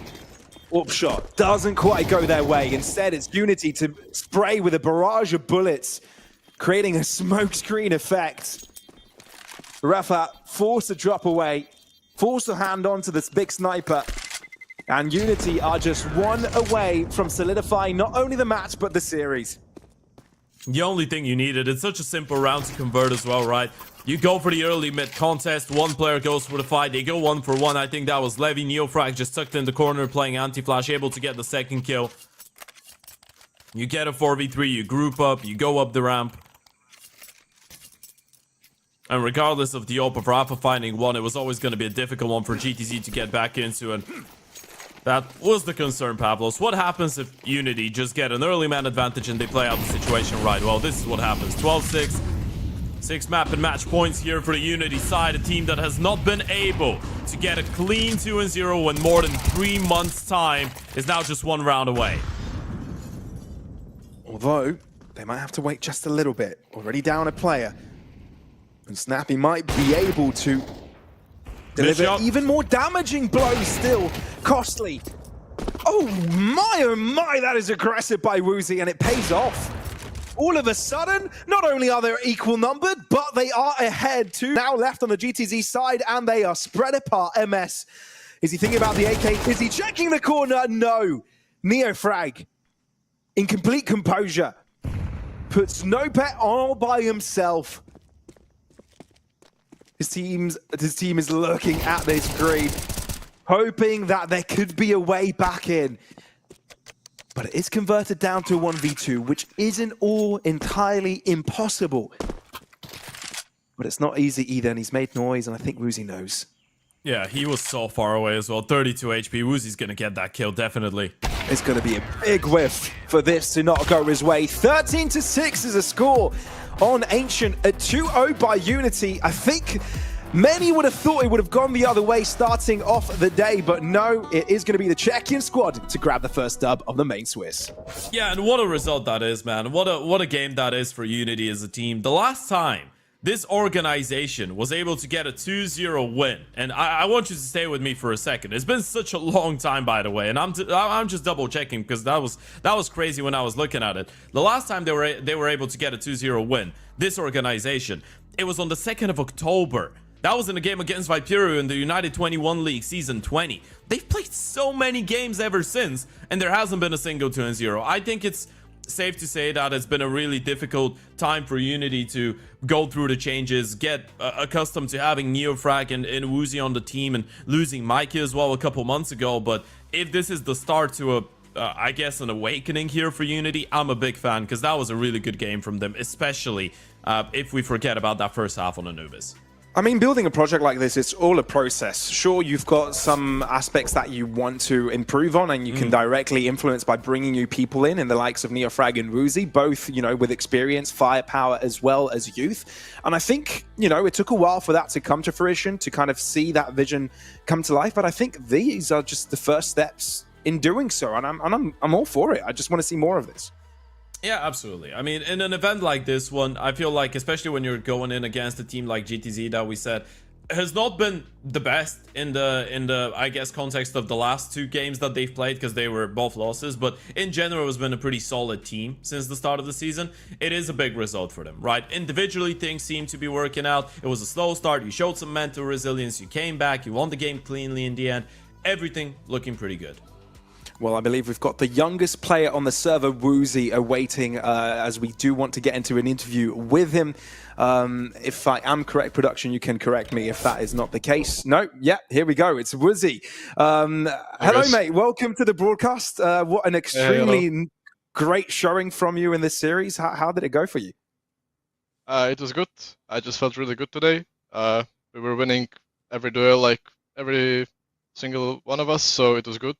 We were just playing our game, and we just went with the flow, so it was all good. Talk to me a little bit about the start on Anubis, because it felt like you guys needed a little bit of time to get going, and also the last couple of series you've been trying to pick into different maps, right? You picked into a Mirage, you picked into Ancients, you picked into Dust 2 even once. Is Anubis going to be the comfort ground, and was that slow start that we saw today just, you know, you needing a little bit of time to maybe wake up?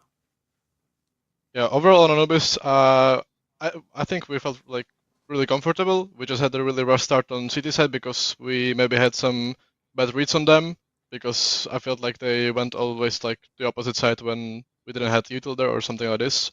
But it wasn't really like that they were really actually like winning. I didn't have that feeling. Like I was feeling comfortable even though we were losing 4-8, and I knew that we would win on the D side. And it went pretty well, right? On this side, we were winning all of the rounds. Everything was going good. So, yeah, it was just unlucky at some point. How does this project seem to be going for you? Because obviously you've had your ups and downs. You've had some, you know, streaks of, I'm not getting the wins you would have liked, but I feel today it was a breath of fresh air. It felt like you were getting the things you wanted to do well. You managed to succeed in doing them, and I think there was a general cohesion that we could feel. Is that a consensus for you guys as well? Is that what you also feel yourselves? Well, of course, it's a long-term project with me coming up with zero experience basically, so I need to like kind of adapt to a lot of new things as well, because it's my like first pro team. But well, the results are not as we expected them to be. Like, we're losing a lot of games right now, but I can definitely see that it's getting better every day. Every single day we are working really hard towards our goals. So I'd say maybe in a couple of months it's gonna be all good, and maybe we're gonna start winning everything. I don't know. And, I hope so. Well, hopefully. I mean, we wish you that, of course. But you say that you're coming in with basically zero experience. You did spend a little bit of time on the Prodigies, but it is basically true, right? This is your first proper team. Talk to me about who's the person on the team that helps you the most with learning new stuff and maybe changing your perspective on how Counter-Strike is supposed to be approached on this level. I think everybody helps me at some point a little bit, because the guys are really nice to me. But mostly it's Jakey, our coach, because he also used to be Oper back in the days, so he really helps me to, fix some mistakes, and he has a better vision how to play with up than me, so he helps me a lot. Yeah, brilliant, Ruzi. I think we're all very much impressed. I think there's a question Ted wanted to ask earlier, but I feel he might be a bit too embarrassed to ask now. We're having the discussion during the broadcast. What inspired your nickname? Okay, there you go. Honestly, it was just my old friend. It wasn't even back in CS. I think it was Minecraft or something. I'm not sure. So and he had this really cool nickname, Woozy, with like 2 Zs. I just changed it to 3 Zs, and I told him like, "Hey bro, can I steal your nickname, please? Because it's really cool. I like it, and I want to play like CS just with his nickname." And yeah, he said, "Yeah, whatever, sure, take it." And I just use his nickname, and yeah. Sure. I love it. I absolutely love it. Look, I honestly thought it would be something from the Wolf of Wall Street, you know, from the scene where it was Conor McConaughey saying, "It's Woozy, it's Fugazi." You know, I thought it would be something like that. but no, honestly, Yeah, I tried to choose like a nickname that sounds cool, and Woozy really sounds like, you know, cool. I don't know. It just sounds good. It does. Yeah.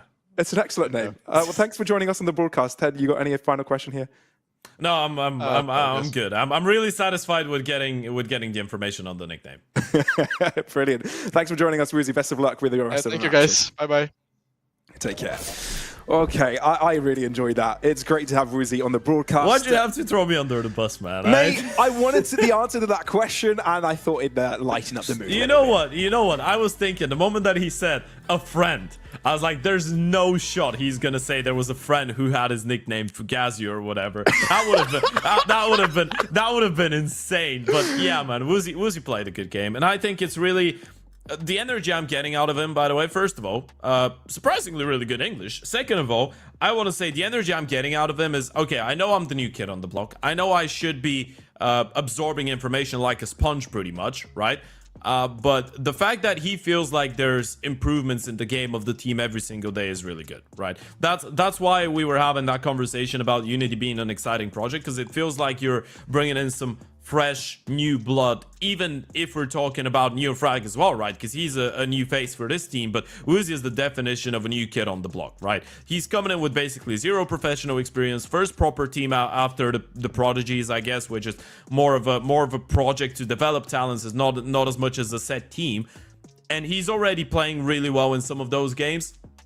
I think this is a step in the right direction, definitely, and I'm really looking forward to seeing more of this young man. Yeah, absolutely. I think it's exciting, like you said, to see where this will end up going. And it's a process, always going to be. And, you know, having players with multiple types of experiences around you is the best way to grow in situations like this. So, yeah, we wish the best for Woozy here. So that is Unity grabbing the win against GTZ straight away. A 2-0 start to the main Swiss. We've got plenty more matches coming up today. Eclot versus NIP Impact. We've got Copenhagen Wolves against Chimera as well after that. So make sure you're tuned for all of those matches. Stay stick around because they'll come shortly. Don't go anywhere. We'll see you then.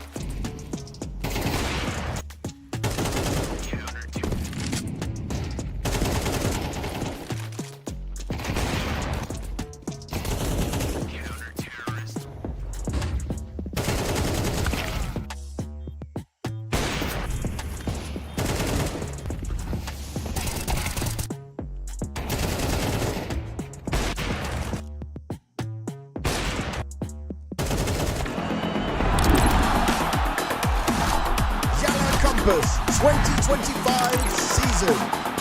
If anyone peeks through, they're both dead. They're both dead in the smoke. Bomb drops, coughed up behind it at the edge of.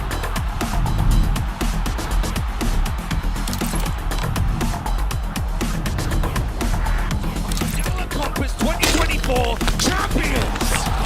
YaLLa, let's go!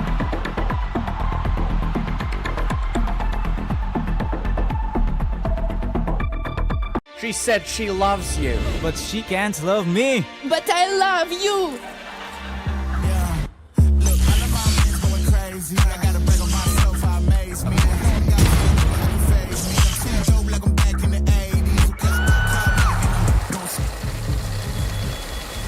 I won't play window anymore. What's going on? Play your role. 1xBet. On to the next one.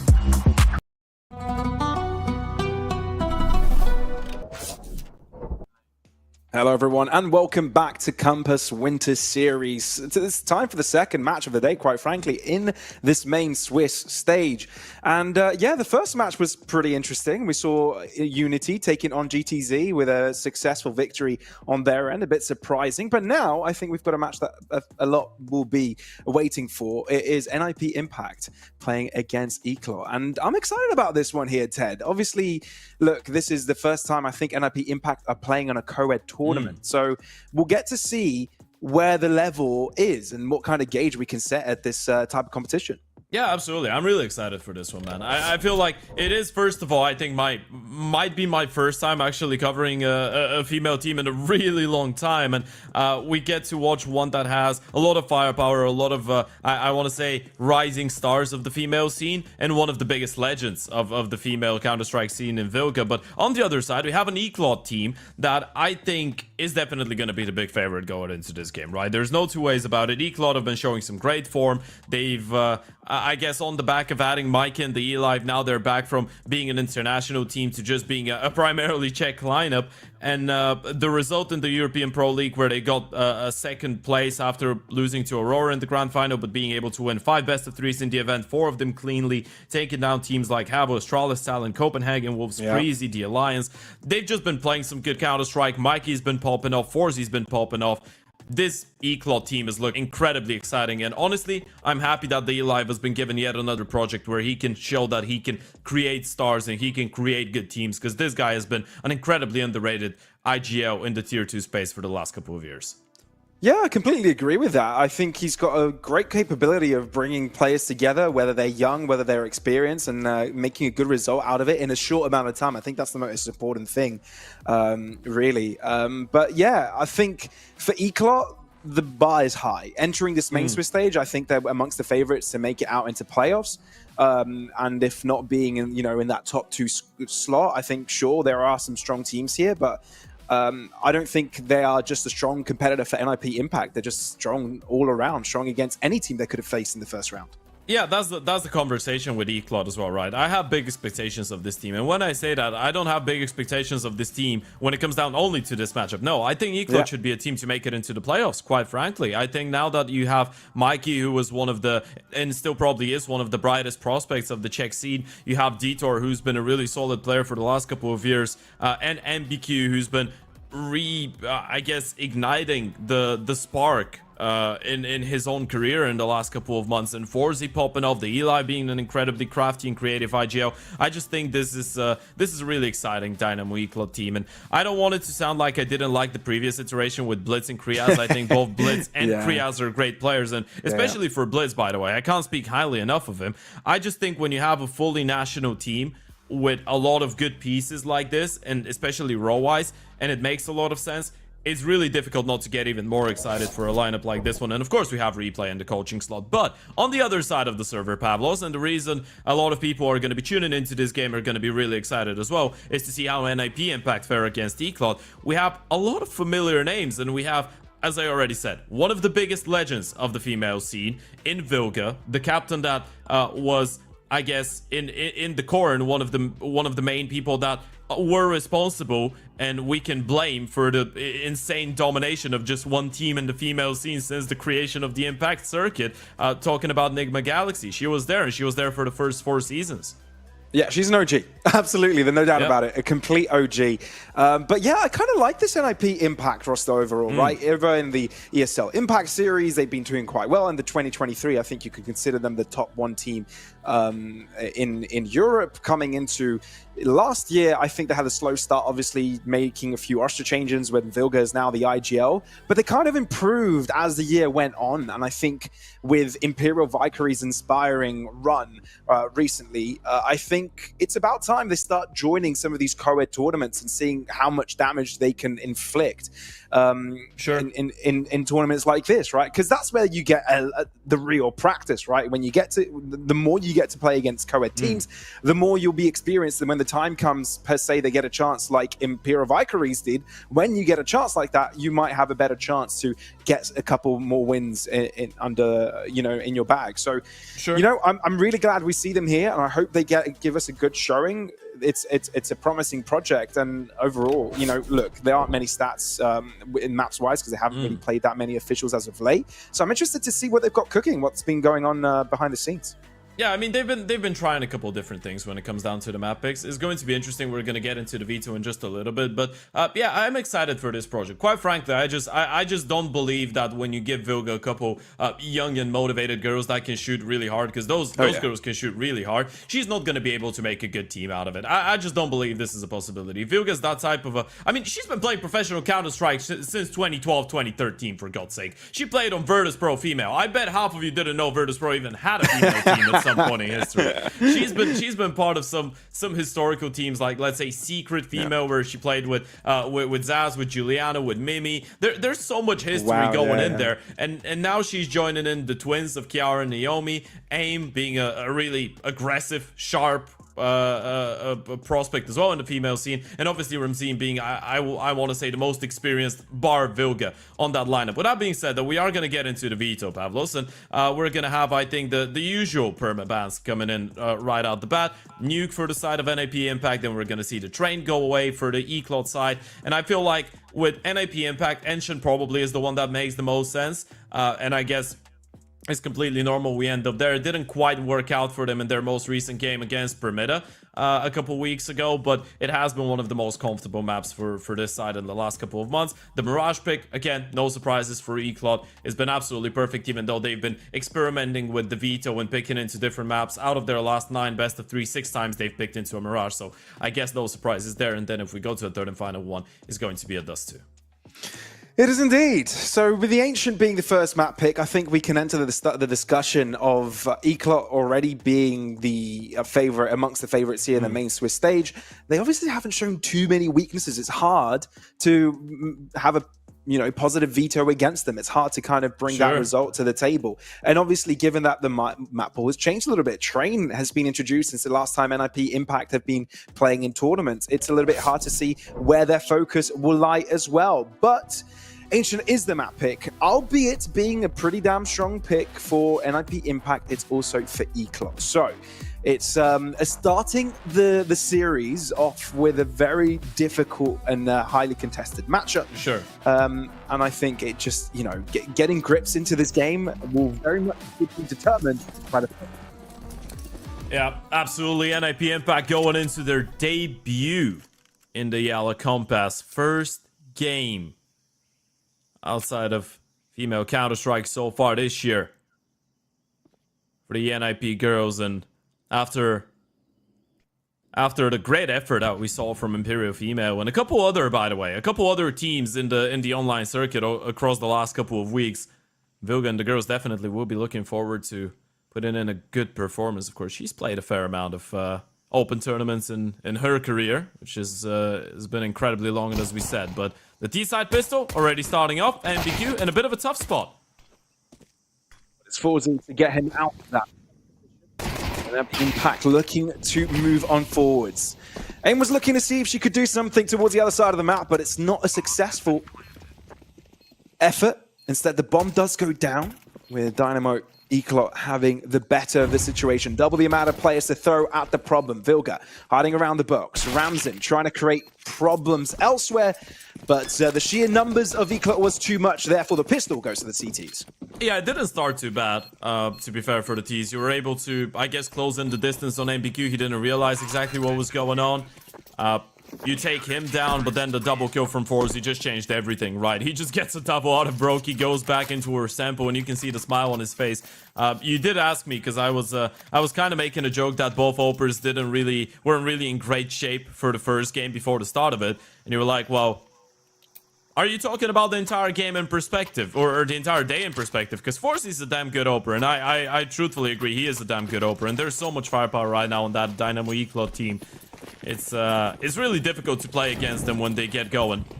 I went through the ins and outs of Eclot actually to see, you know, where they were in their past and their history, and a lot of these players have met in various different teams before, right? You can see the eLive basically reuniting with both Forzy, with Mickey. Yeah, he basically created every single one of them in some shape or form. So it's brilliant to see them coming together in this little roster, who's, you know, been a bit of a mismatch in where they've met and where they've started playing together. A couple of trading kills to give NAP Impact perhaps a chance. Overstepping from Eclot, causing them trouble, dropping 3 players. So that's quite the damaging round as the second one is secured. That's not a bad round. I don't mind it. I mean, yeah, sure, it's a force buy. It doesn't work out. It doesn't net you around, and it's another double out of Forzy, but it's not a bad plan, but all things considered. You know that going into a force buy like this one, especially without getting a bomb plant in the first, money's going to be a little bit troublesome, so you got to go for a straight up set piece. You go for the deep donut smoke. You try and fight for donut. You get the refrags. It was good effort coming in from Ramzeen as well to get the double on the Galil. You get another bomb plant, allows you to go for yet another reinvestment here on the NAP Impact side, and going to be interesting if they're going to go for a lot of off of spawn straight up calls. Kind of looks like it. The majority of the team directly just sprinting in towards the B bomb side. Well, Eclot making waves in mid, disturbing the currents.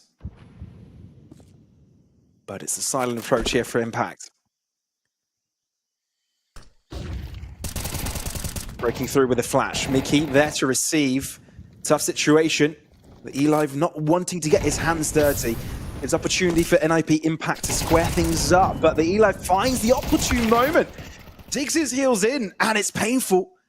There is retaliation though, meaning that Ramzin could potentially draw it back. But the luck from MBQQ was just enough to put 3 on the board here for Dynamo Eclot. You know what?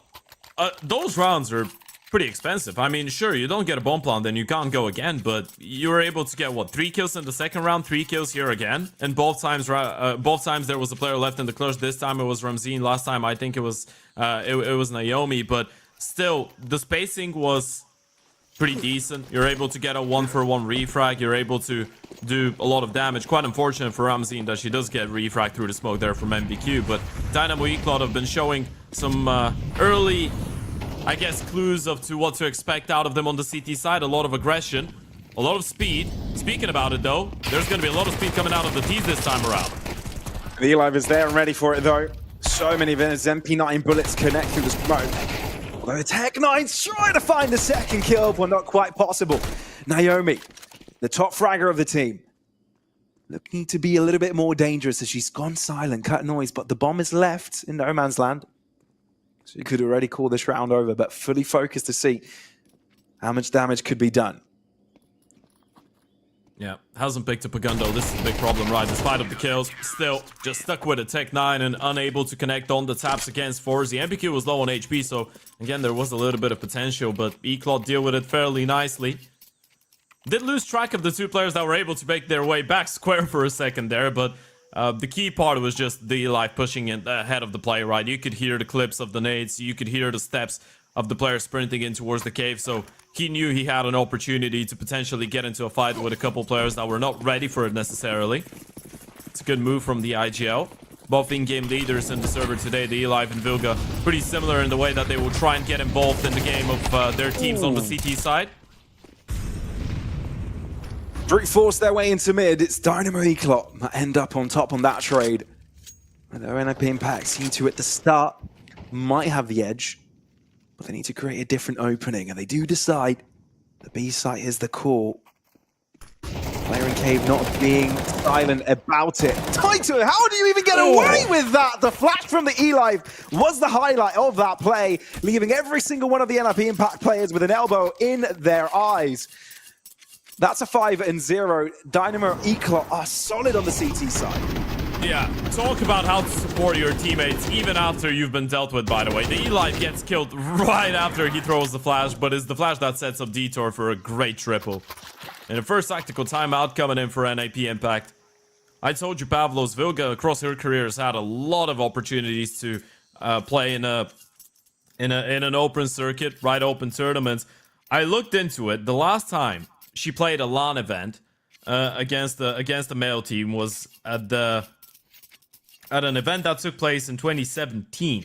Actually, that was quite a while ago. It was the cross-border LAN event in I'm gonna butcher that, Sjondenborg in Denmark. Sounds about right. A Bulgarian trying to... That was when she was on Dynasty Female, and you know, we mentioned some of the names. You were talking about other names like Zaz, like Giuliano, like Mimi, like Antika on that team. Big names. Yeah, I totally butchered that. I'm sorry. That's fine. It's allowed. Mickey, what? This is he's a menace. Very cheeky. Flies under the radar. Even though NIP Impact have got some space here, it doesn't feel like they have too much of a chance. Limited arsenal. Just Tech-9s to work with. You've got to take a desperate effort to play aggressive there. Dynamo Eclot are not going to fall victims to such a trick. They all group up together. No chances to be taken as they extend their lead a little bit further. Yeah, that's the one thing when you're playing against Mikey on the CT side of Enshin, by the way. That's why we had the oops, the camera fell off for Detour. That's fine. You look good, mate. There you go. He's fixed it. That's one of the conversations we had in the previous game as well when we were talking about Unity, right? And how they try to, I guess, put Neofrag in the shoes of Mikey. Mikey's an incredibly aggressive player. When you're talking about CT side Enshin and CT side Anubis, he's always going to be on the prowl. On Anubis, he's always looking for fights from Connector. On Enshin, he's going to be pretty much running you down in your own spawn if you let him. Oh, failed insta-smoke. Happens. Again, so much thrown at this mid play. Wanting to seize early control. Finally, NIP Impact might have the equalizer, though they'll get very low. Will definitely diminish her chances to play aggressive, but Dynamo Eclot want to keep poking and prodding, but Ramson says no. Enough of that. And PQQ finds a different angle. They are so annoying. NIP Impact struggling to figure out where on earth Dynamo Eclot are going to poke out next. Yeah, 1v3 Naomi. This is not an easy spot to find herself in, and sadly unable to win that first fight against Forzy. It didn't look too bad there. Maybe a moment of miscomms there. I think it was Kiara in towards elbow and Ramzine just having her back turned in towards heaven. It just didn't feel like they knew there could be a player climbing up heaven. Don't know if they actually believed that was a possibility, but the early mid fight goes alright, I guess. You get a 1-for-1. Then Ramzine shutting down that aggression. This is really the one kill that threw a spanner into the works, and after that, Forzy being able to deal with the mid presence. It's, I think, the third multi-kill we've seen out of Forzy. He's onto a 9-1 start here. He's having killer of the game. Wow. How do you even play against that? It's difficult. It really is. Enshin is one of those maps on the T side when you just can't get it going. Sometimes it could be feeling really claustrophobic. When the CTs are just running at you every single time, throwing in the U2, going for fights, they just make you uncomfortable. Nice pop flash, Vilga. Only good for the one, though. Crunched in. There is some punch back, but it's just not enough. And again, it's difficult to build an economy when Dynamo Eclot are just continuing to amp up the pressure. Yeah. Sadly, when you're talking about Enshin, you're talking about a really dynamic map, and dynamic just fits in so nicely with Eclot stylistically, right? With players like Forzy, like Mike, even like the E-Life as an in-game leader. Aggression is their love language on the side of Eclot. And we can see that on the CT side. NIP Impact Now would be the perfect time for a cool set piece play to surprise them with. Vilga's come on, alone with the Mikey. bomb. And walked past. She doesn't know. No clue Mikey's Mikey doesn't there. know. Oh, now he does. And he's out. He's figured out where the bomb is, so he calls in for reinforcements. So NIP Impact want to amp up the pressure. It pays dividends. That's potentially an AK, but the line is held by both an M4A1S and an AWP. So NIP Impact might want to second guess themselves taking that corner as an approach. Well, AIM will seek to find an opening elsewhere. Bomb. Oh, actually, Kiara does go for the fight and wins it. That might create a little bit of space. Detour, he's got a 1v1 here. If AIM clears him out, well, that was a big if. She did try to clear him out. Detour so quick, though. Yeah, the only positive really is that there's an AK in the hands of Ramzan. Taking a step first, but Ramzan drops. Therefore, Kiara won't really want to drop back and pick that up. Ooh, walks right past, and maybe there's a chance, but she's low. And Detour right behind, and as soon as she exits the smoke, she will be dealt with. Detour playing with his food a little bit there, as 9-0 is the score. Yeah, it's been a really comfortable start so far for the side of Eclot. This time, though, we're going to see Ramzan on the AVP once again. As we said, probably after Vilga, the most experienced player of the team, spent quite a while on the Flames Shield Maidens, and of course even before that, when the project was just Copenhagen Flames female, I believe. Of course, Vilga was on that organization too a couple years ago with Mimi and Petra. I feel like going through the CV of Vilga, it's just an unending I have so list much of written projects. down, by the way. I just don't want this entire stream, this entire game to be all about Vilga's career. I have so much written down. She's played so much Counter-Strike on so many different teams. Absolute legend.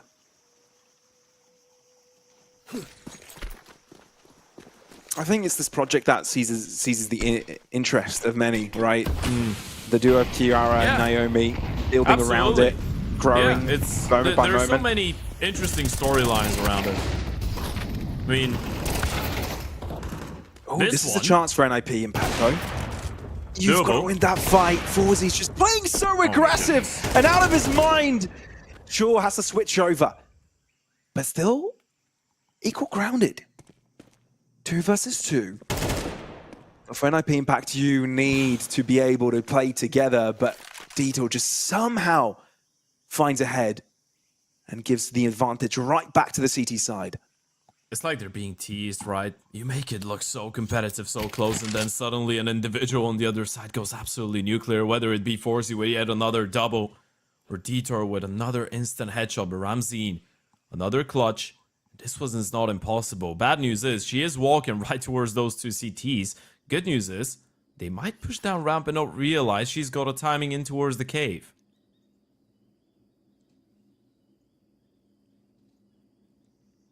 I mean, she's able to avoid any instant. They might think it's A. I think they think it's A. They do realize she could be in towards cave, but she will get a bomb plan out of this. So now altercation straight away. They're far away as well. She's got a smoke, a molly. They still don't know it's B. Might not realize it instantly as well. Oh, they're not quite close enough to not hear a tick. Now they figured it out. So Ramzan's got plenty of time to play whatever position she pleases. It's tough when Eclot are bunched up together, though, and that smoke will not grant her cover for long. Oh, she can hear it. Flash coming through.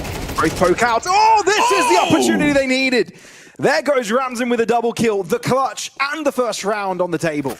Yeah, you can even see the laugh there. That was so close. It was so scrappy. She probably got terrified the moment that they break open the smoke and she sees both of them on her screen, right? You just don't believe she's going to be able to pull off a round like this one, but what a spray down that is from Ramzan. What a clutch to give NIP Impact their first on the T side, and sure, it was a probably long overdue. Probably still doesn't mean that they will get too many chances to come back into the map, but it is a place to start. It's something to be happy about. I mean, it's a sign to not disrespect, really, because, you know, Eclot have been seizing this mid-prio over and over again, and it finally just blows up in their face. They might want to be a little bit more cautious about it and talk about caution. This is exactly what NIP Impact are going for.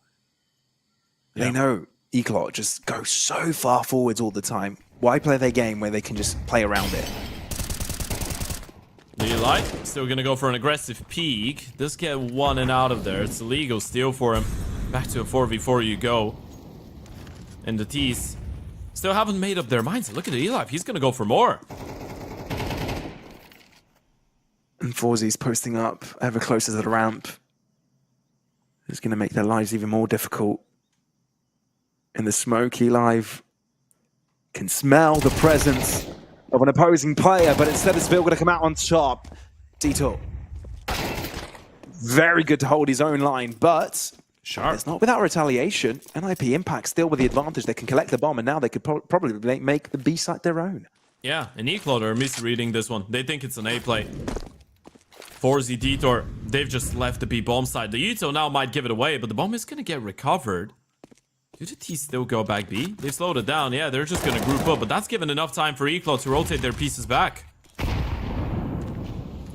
Uto's a bit disjointed though, and it's not together with the effort to push through.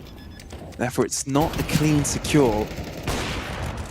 Both spray connections from each of the players, and no time to get the part in. Oh, dear me. That's not the round you want, albeit getting all kills. That's double digits to 1, with 1 round to spare in the half. Ah, this is so unfortunate, man. This is so tough.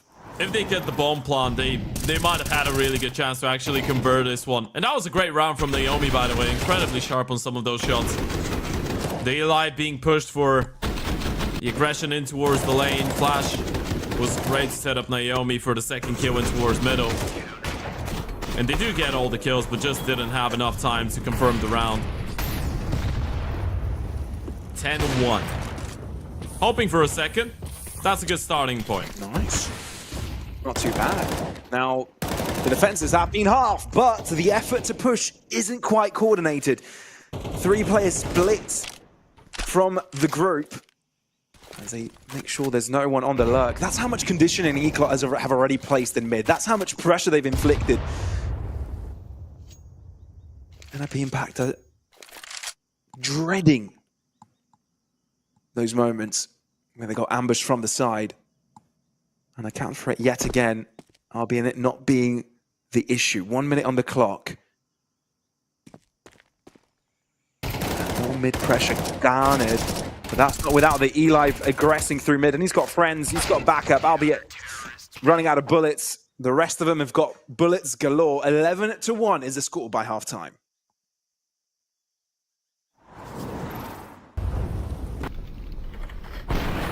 Quite difficult to stay hopeful, I'm pretty sure, but they have been giving it a good go. A couple rounds with opening kills, a couple rounds where some space has been created, but I think, Pablos, if we were to paint a picture, it would just have to be, I guess, directed around the aggression on the CT side from Dynamo Eclot. Oh, yeah. They just always seemed 1, 2, or even 3 steps ahead at times. NIP Impact now on the CT side. I guess it's an understatement to say that this pistol round they need to win if they want to make this one a little bit closer. Yeah, it's the first step of many, isn't it? It's good step. First stepping stone to reach the rest. But Eclot feel confident with 3 players. Waltzing in, taking space as they please. Vilga trying to find some damage of her own, but seems a bit too much to ask of the situation. And pistol round 1, depleting the chances of NIP Impact evermore with 1 round remaining for Eclot to secure this map. Yeah, it felt like, I'm not sure what happened there. Maybe they assumed, maybe they thought it was gonna be a mid drop in towards A, and that's why the cave players started pushing, because they did actually have a good setup, right? If they probably slowed it down a little bit, then Eclot probably run in towards cave, right? It felt like a B round by design, so they could have actually run into a stack there, Eclot. NIP Impact just not reading the situation right, I guess. Didn't look too bad to start. And now, as we said, with that pistol round not going their way, the tactical timeout forced by Not even a negotiable. It will come through. With pistols only, I believe. They don't really have enough cash to put even a single one of their players on an MP9 or a scout. You have to pray that someone steps it up individually and that the pistols deliver.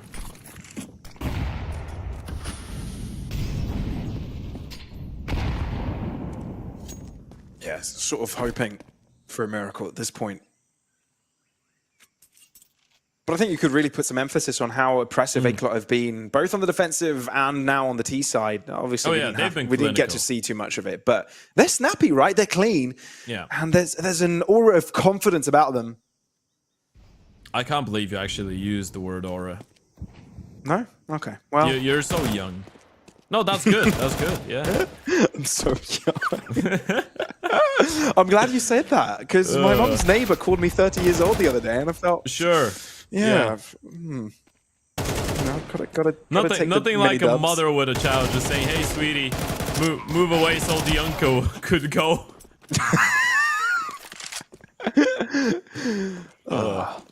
Yeah, it's the Balkan look, man. It's the Balkan look. Well, sadly, I think it's a 13-1 look here on Ancient for NAP Impact. Eclot even hunting them down, by the way. They planted the bomb. It's going to go off. They're going to close it out, but they still want to get the kills. Ramzine going to find herself in yet another 1 versus 2 clutch. Unfortunately, this one doesn't look as winnable as the previous one, and Detour will make sure of it. A 13-1 win on Ancient for the side of Eclot to start things off in their opening game in the main Swiss stage. Map pick of NAP Impact doesn't go their way, and for Eclot is the dream start.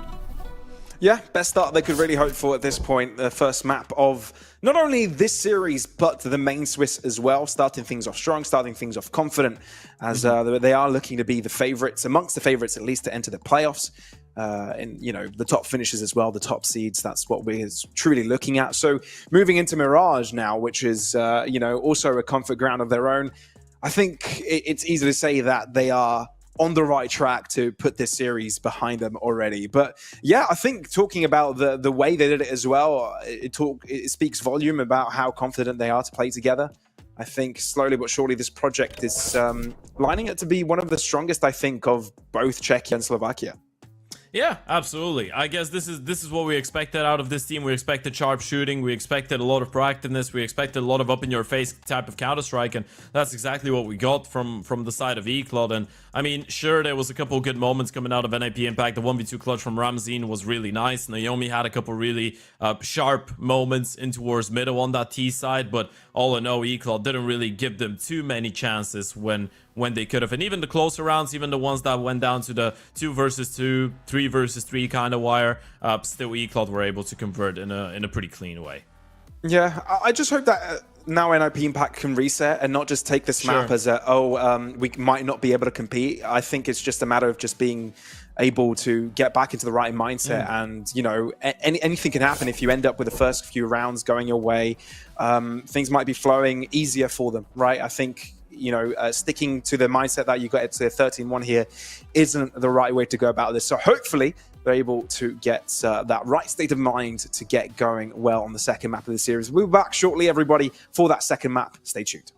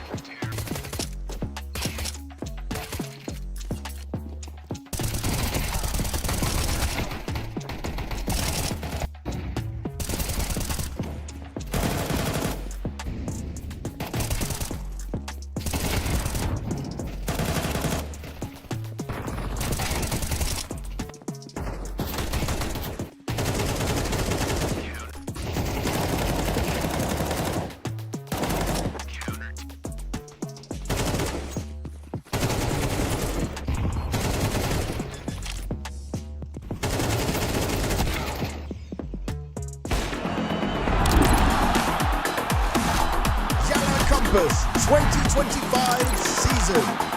If anyone peeks through, they're both dead. They're both dead in the smoke! Bomb drops, coughed up behind it at the edge of...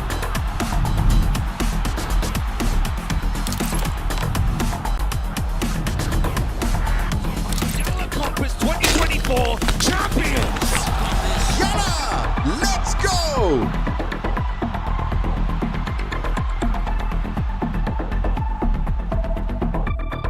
She said she loves you, but she can't love me. But I love you.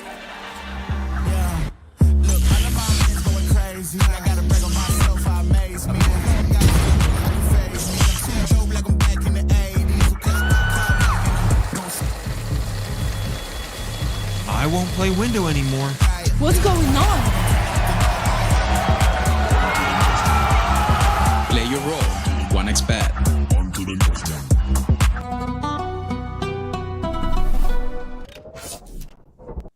Hello everyone and welcome back to the winter series of Compass. It's time to get the second map of the match 2 on the road as we're seeing NIP Impact take on Eclot. Eclot did get the first win on Ancient and quite decisively. So the question is, will there be more of a resistance, I say, the second map? I think that's what we were all hoping for, right? In the end of the day, we're going into this game hoping to get as competitive as a show and that is possible, right? I mean, that is the case not only with this matchup, but with the first one, with all the games here. We want to see good Counter-Strike. We want to see competitive Counter-Strike. And if individual heroics and clutches and crazy moments is what is required of NAP Impact to get a couple rounds on the board, then sure. I mean, sure as hell. I'm down for it. I want to see it happen. And going into Mirage, I guess there isn't a better map for it, right? Map number 1, I think the pressure that we saw from the CT side of Dynamo Eclot was straight up relentless, Pavlos. And I really do hope that on Mirage, NAP Impact will feel like they have a bit more room to breathe, so to speak, as they will get to start on the CT side. Some of those individuals have been popping off. Naomi's had a couple good moments. Ramzine had a couple good moments.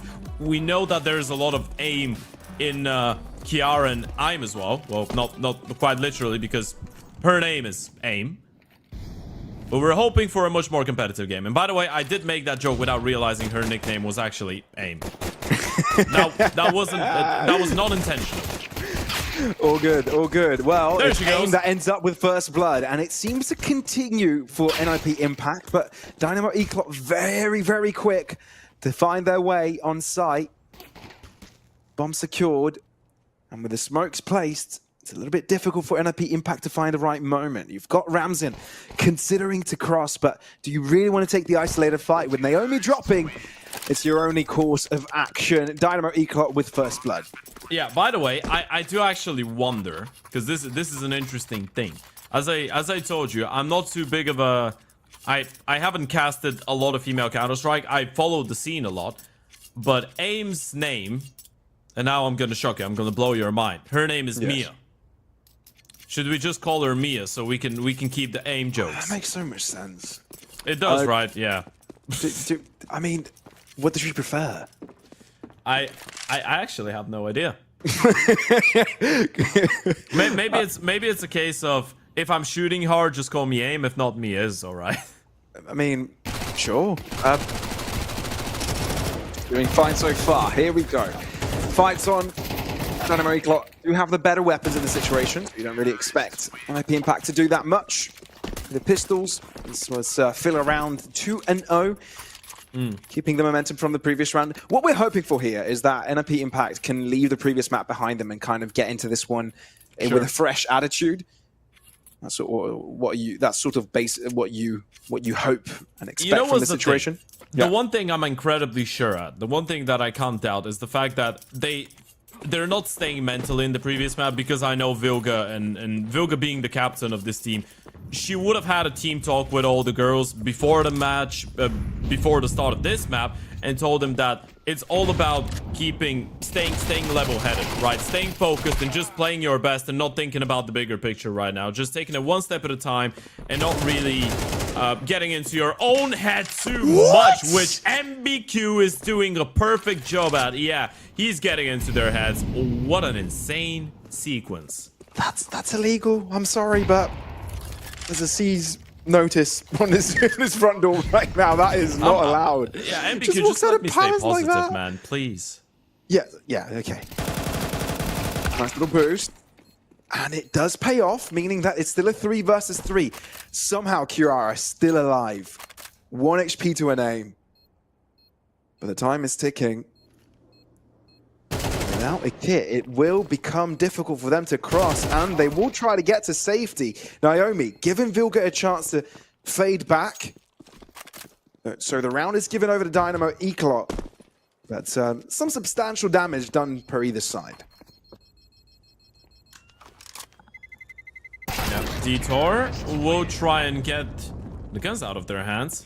Goes Naomi with another triple. She's had a couple of those multi-kill rounds, by the way, so far across the series. Definitely something to be happy about. One thing that I find incredibly wholesome, by the way, is we're just going to ignore what MBQ did to them on the A-bomb side. We're talking about Naomi. It's incredibly wholesome, the fact that Naomi and Kiara, obviously they're twins and they're sisters, right? Well, being twins, wouldn't that already say they're sisters? Yeah, sure. It's impossible to be twins without being sisters. Yeah, I know, without... Pavlos. I know. I do know you're a brother from another mother. Sorry, team. I'll let you speak. Yeah, thank you. They played. I love you and hate you so much at the same time.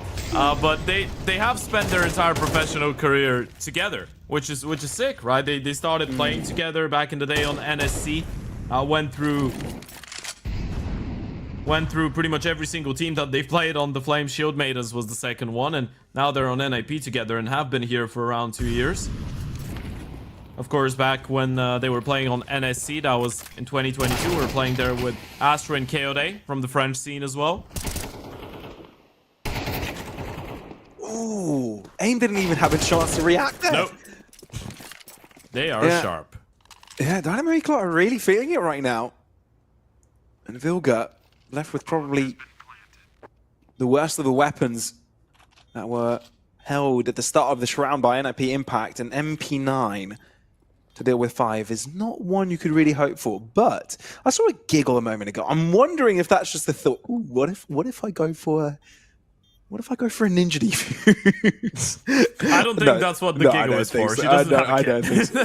No. I know you're right, but this is just the position you'll take it for. Yeah. For rotations out of the site, but still. Force buying here is a rough one because you need a couple rounds to build up the economy. Loss bonus fully kicked in now.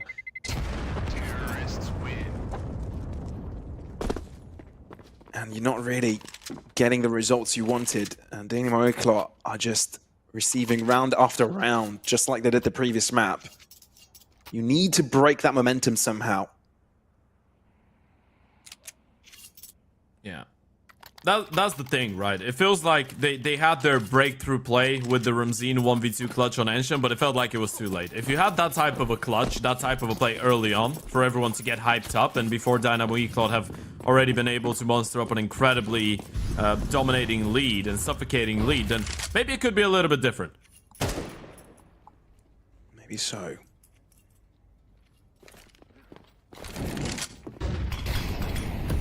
Molly. Able to flush AIM out into the open. That's exactly what NPQQ wanted. And now the site fully under Eclot's control.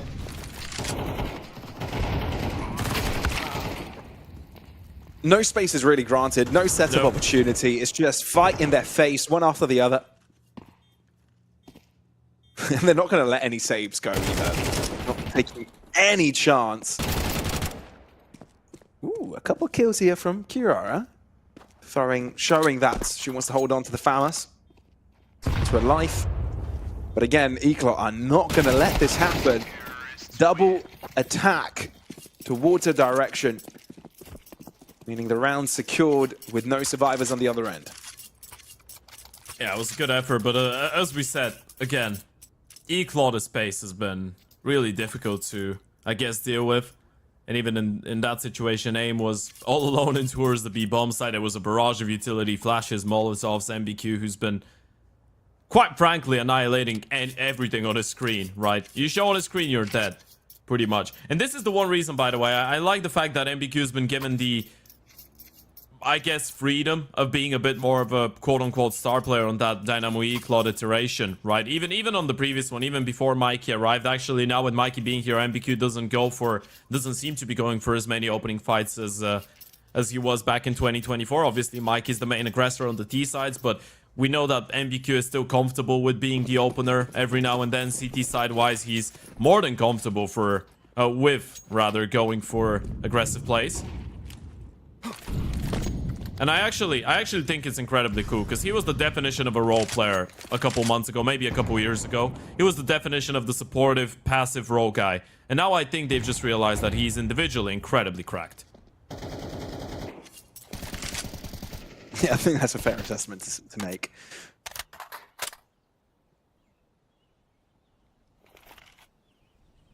But this is a must-win here for NIP Impact. AWP invested in the hands of Ramzin. Aim in an angle that could take MBQQ off guard, but no.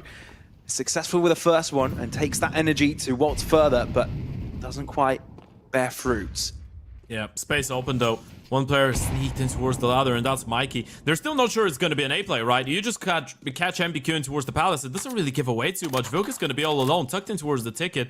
Support arriving any moment now, and Stairs player spotted. Now, surely that's a signal. Landing nearby Daytop. A little bit lower. NIP Impact missing the numbers to throw at this problem. Ends up with one and a potential rifle to be picked up again, but look at the consolidation from behind. Even if you get a double here, you've got a player, Mickey, all the way in market. No. That could potentially get a draws out the AK in time. Oh man. It makes it worse because Ramzin saw it coming. Yeah. She could have knifed him there for a second, by the way, but he did, he did put the AK out. Yeah. I thought people learned after they saw what happened to Wonderful. Oh, no. Oh, no. Oh, he deserves all the smoke for that, yeah. Yeah, it will always be a moment to remember. Yeah, don't disrespect with knife kills. Those 3 seconds of Machine just going, you fool, are gonna live rent-free in my head for the rest of my life. It changes everything, right? Just a mere moment that someone could just turn around. Oh, you're spotted. Yep. Anyway, 6-0. And a force buy has been put in place here for NIP Impact. Putting their hands deep in their pockets to facilitate the best buy they possibly can.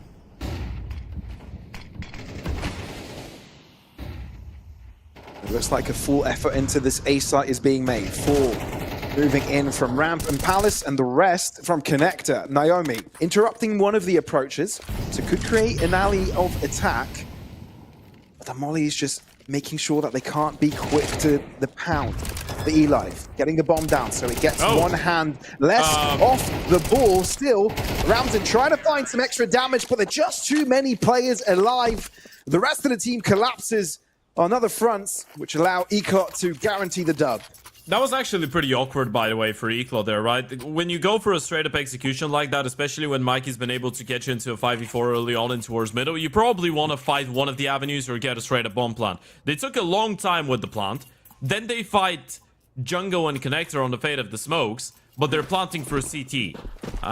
There was a couple ways that this could have gotten out of hand there for Dynamo Eclot. Thankfully, as you said, a lot of players and most of them just winning their fights straight up. But this was probably the first occasion in which I would say Eclot were probably not 100% focused. Other than that, they've been locked in since the start of this one.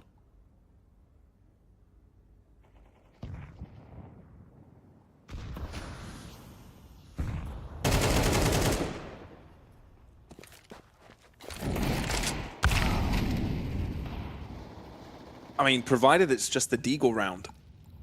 That's a lot of damage already. But somehow Detour finds himself again In the midst of enemy lines, Vilga is in trouble here. Flashed. Needs to stay poised, but with so many angles having to take care of, it's not an easy task with an AWP holding down market. There really isn't anywhere you can cross. Traps left and right. So Dynamo Eclot just continue with their streak.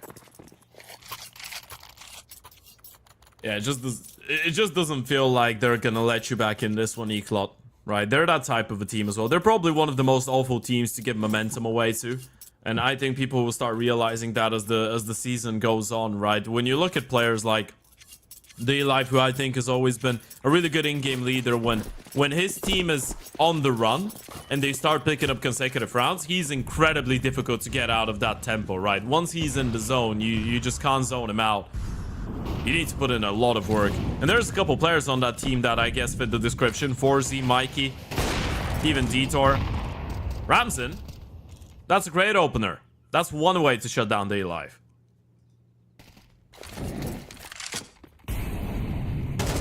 Time and time again, we see that molly to flush out aim.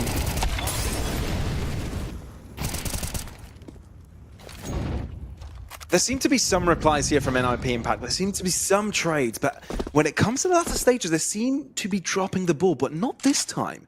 That's the most winnable scenario they found themselves in. Ramsey with a double with the Ope. Vilga on 100 HP, sure, Kiara is low, but you can just play that A bomb side on the retake. You're still gonna have at least one player advantage going into the retake. Issue is, NBQ could take a whole lot of space before you realize it's an A play. And I feel once the bomb is planted and there are corners you have to check, that's when the game becomes a little bit more intricate. Sure, you've got that extra player to throw in, but like mentioned, one of your players low. Ramson already approaching from CT. Short to be covered, so you know connector hasn't been approached. But again, look at Nest. That's exactly what NPQQ is doing, but no, he's going all the way around. Oh, it's been smelt. They know, but NPQQ is not going to miss that shot. Down to a 2 versus 2.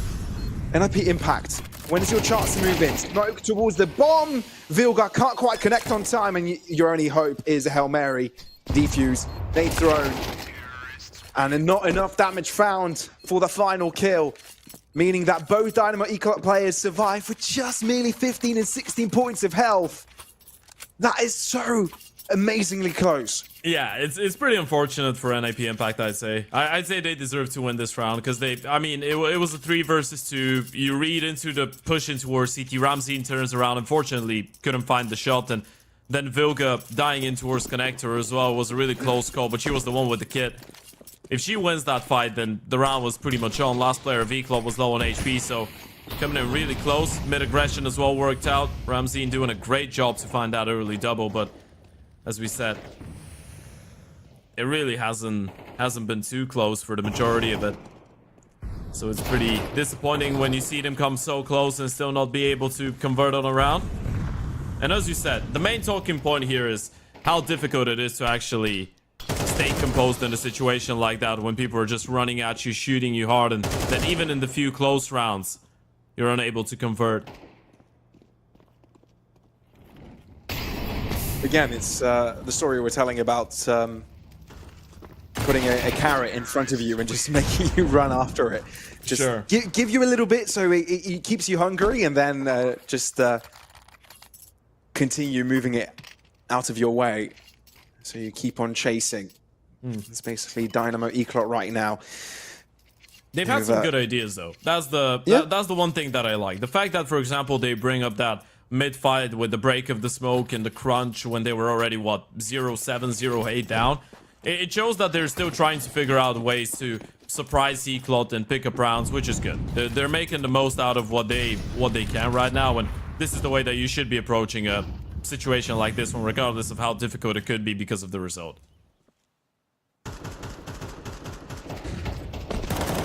So now they try a bit of a different approach, and that's by aggression and ramp. It pays dividends with 1 kill. Can they close this round out? Get another 5v4. Bomb making its way in towards Palace. NBQ. Again, He's Detour. been one of the big problems. But Detour, yeah, boosted in towards the window. They don't know. And he's got a grand opportunity to get a couple of kills, though Vilga does spot him in time to not allow a double kill to be connected. The reset from Detour is there, though. So the advantage reconverted back in Eclot's favor, 3v4. Renee doesn't quite do enough damage, though. Naomi finds an AK. MPQQ on the right angle. Aim with an AWP against the 3. That is such a difficult ask.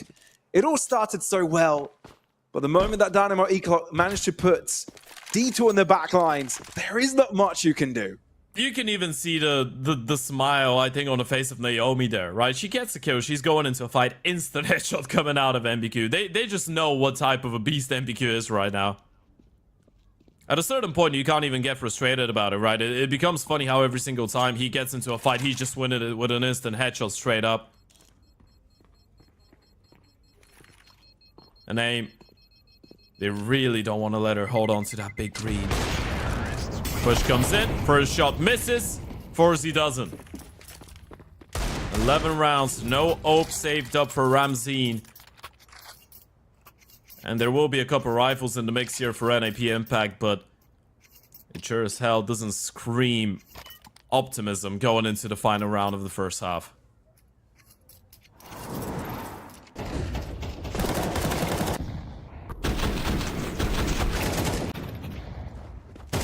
It's been such a menace. Finding the back line over and over again. Usually it's B through B, right? Finally making his way through apartments all short and getting himself into market, being a menace on the retake. But now he's managed to break through in window, in nest, and cause damage through jungle. Constantly being such a thorn. Now the push comes through, it's an explosive one, it's a quick one, but there's plenty of defensive measures taken, plenty of players around, and it is working. Given the advantage, AIM needing to step up, and that's exactly what happens. Mickey is now asked of a 1v3. And this is really the best chance they've had to pick up around Mikey.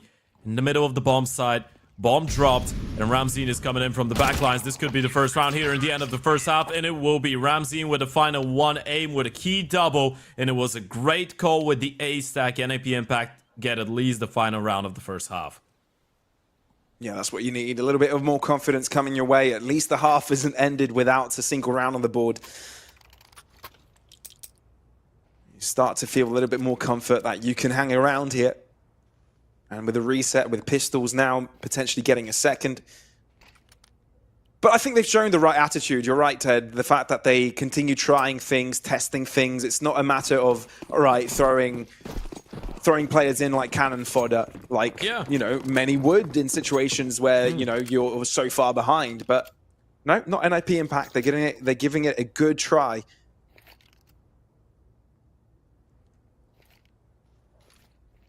And to be fair, they've had a couple really good openers to rounds, and oh my god! What? He's a killer machine! It's just happened! And then it's so scary to re-peek it after it. After seeing 3 of your teammates fall, the instant Look they at cross. him, man! Look at him! He just put the camera back on. Sure. What a monster. I mean, you can't really do anything about it, even if you have the best round in the world. You know, Pavlos, they say everyone's got a plan until they get punched in the face. Well, what about that? That's the definition of a punch.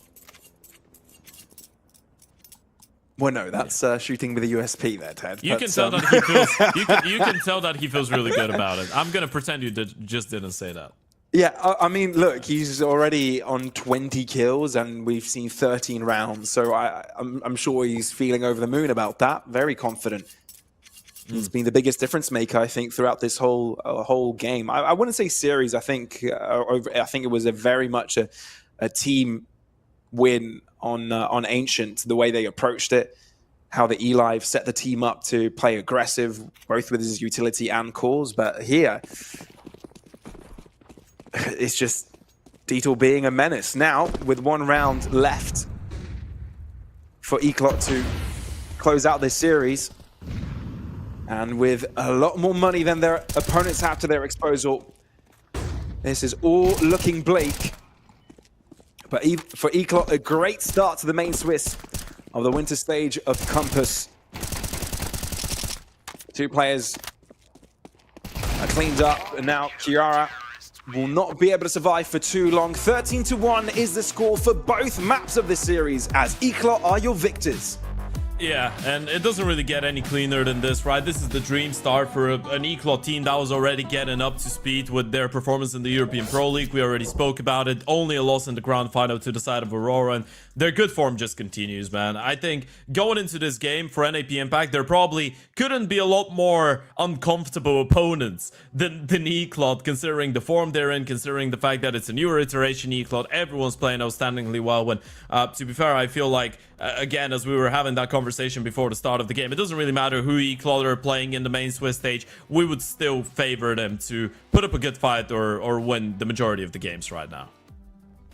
Yeah, that's fair. I think very fair to say Eclot being the highest contender here. And look, given the fact that this project has only been out for a month, I think it just shows a lot of promise in general for this roster, right? I think there's potential heights to be reached that we've yet to see. So I'm looking forward how far they can take this. Obviously, yeah, this was just the first match of the Swiss stage, and there's a lot more to see from them. But this is a solid start. I do believe we have the Eli waiting here for an interview, and we'll get to talk to the captain himself. Hello, Eli. How are you doing?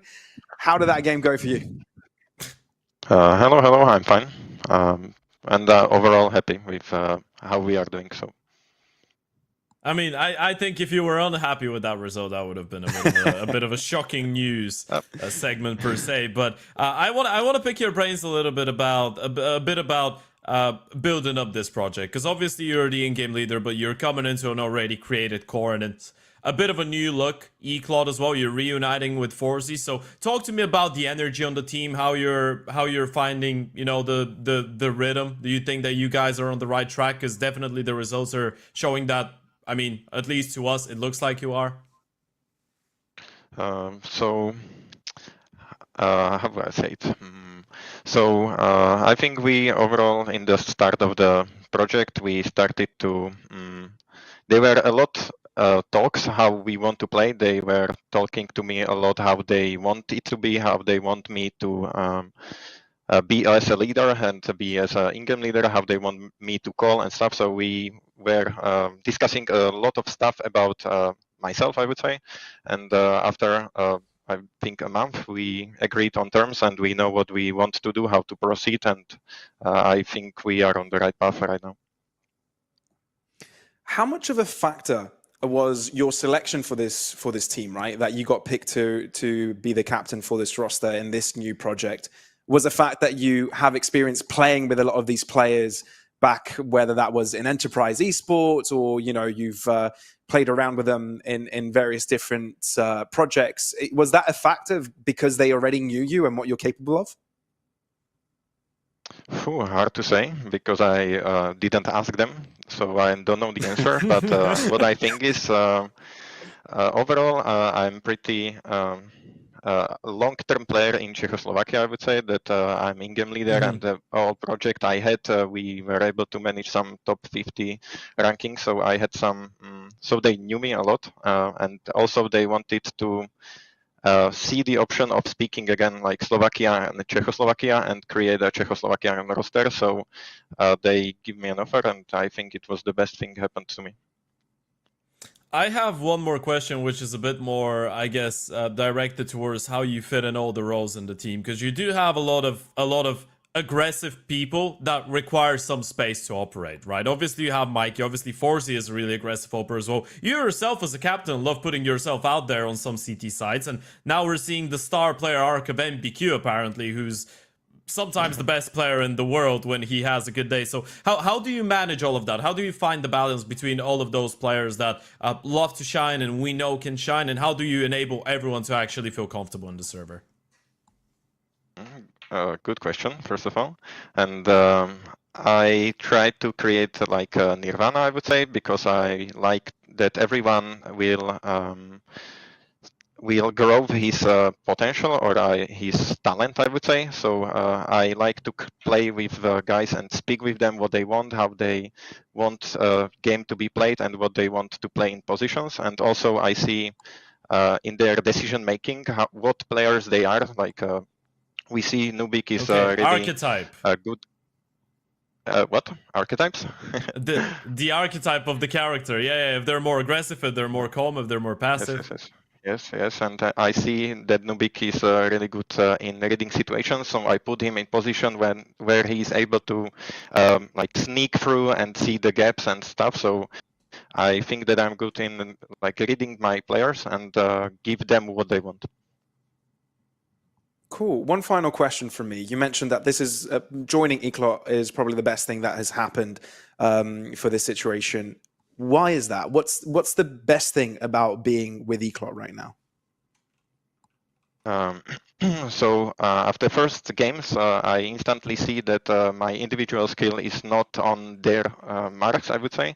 So that was the first thing that I need to get up and perform better, because they are much better individually than I was expecting. So that pushed me a little bit out. And also they are kind of like my coach is kind of hard on me, and he's able to tell me what my flaws are and what my advantages are, and he I would say opens me up more, and so I'm really happy for them. That's really cool to hear. Thank you for the insights, Eli. It's really cool to see how things are functioning for you guys to prosper and grow as this roster. It already looks promising, so I'm looking forward to see how you guys go for the leading days, whether that's in Compass or for the future of this roster. I wish you the best of luck, and thank you for joining us in the interview. Thank you. Thank you for the good questions. I'm really happy. And bye-bye then. Have a good one. I think we've had a great success with our interviews today, Ted. Both you know earlier, what? A happy player after an interview means that we've done our job right. If they're interested to actually talk about what we're asking them, that means that we're on the right path. Yeah, at the start, I was like, "How did your game go?" And I'm sure he was wondering. Well, that's the icebreaker. I've got to. Yeah, it's the icebreaker, because you want to get him to be open-ended. You want to let him speak. But then I was like, sure. Yeah, but he doesn't. You don't want to gloat because you had a comfortable win, but you also want to show that you're confident in what you can do. So okay. I think he handled that perfectly. What a champ! He's brilliant. We have the E-Live we hold the E-Live at a very high regard, I think. Yeah, absolutely. And I think there was something really interesting that he said there, by the way. The fact that Replay, as the coach, holds him accountable to everything that he's not doing right. Replay is only 23 years old, by the way, and he's never been a professional player. I mean, he probably was playing to a higher level in the Czechoslovakian team, but this is me just making an educated guess right now, not a factual thing. He's got no experience on HLTV as a player. So the fact that the E-Life is that humble of a person, as he said, he's one of the most experienced guys in the Czechoslovakian team in terms of the in-game leaders that never, made it to the top level of World Counter-Strike. The fact that he's so humble to come into the team and say, hey, you know what, individually everyone else is better than me, and this 23-year-old kid that never played professional Counter-Strike is going to tell me what my flaws are. That to me says this is a person that wants to develop, this is a person that wants to progress, and I think this is exactly the mindset, just to say a couple words about them as well, that probably NAP Impact had going into the game as well, right? And the fact that they get completely stomped, obviously it's right there, we saw what happened, but I think the most important thing for them, and this is probably something that for sure I can say Vilga has said to the girls, and they themselves know already, this is the learning experience for them, and for this organization, it's been a while since they've been part of the open circuit, so to speak, and played in an event like this one. So the one thing that I want to highlight is the fact that they were still trying to come up with ideas, still trying to do some new things, and I really hope that they're going to take this one as it should be, as a learning experience, and agree with us that sometimes you just can't do much when MBK is shooting like that, man. That was and Detour. It was criminal on a lot of those occasions. It was a standout performance from every single one from Eclot, and they very much deserve that victory, putting them in that 1-0 bracket in the Swiss stage. We're not done for today, as Copenhagen Wolves against Chimera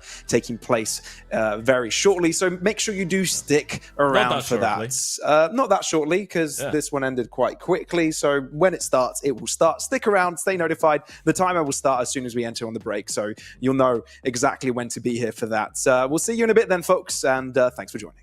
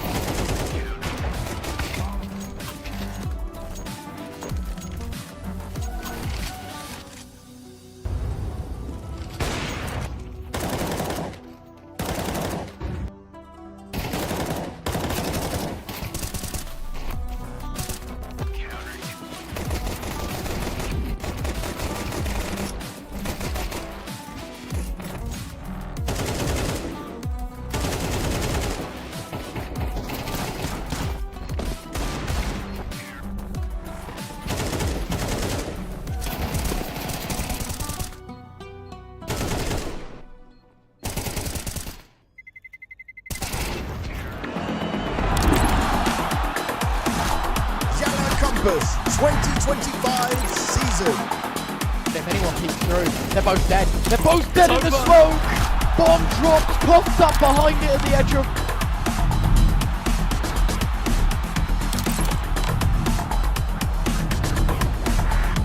YaLLa Compass 2024 champions! YaLLa, let's go!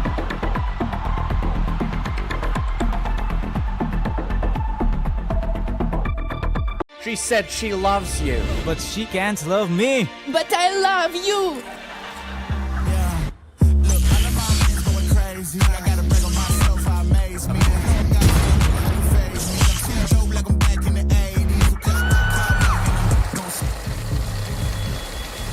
I won't play window anymore. What's going on? Play your role. 1xBet.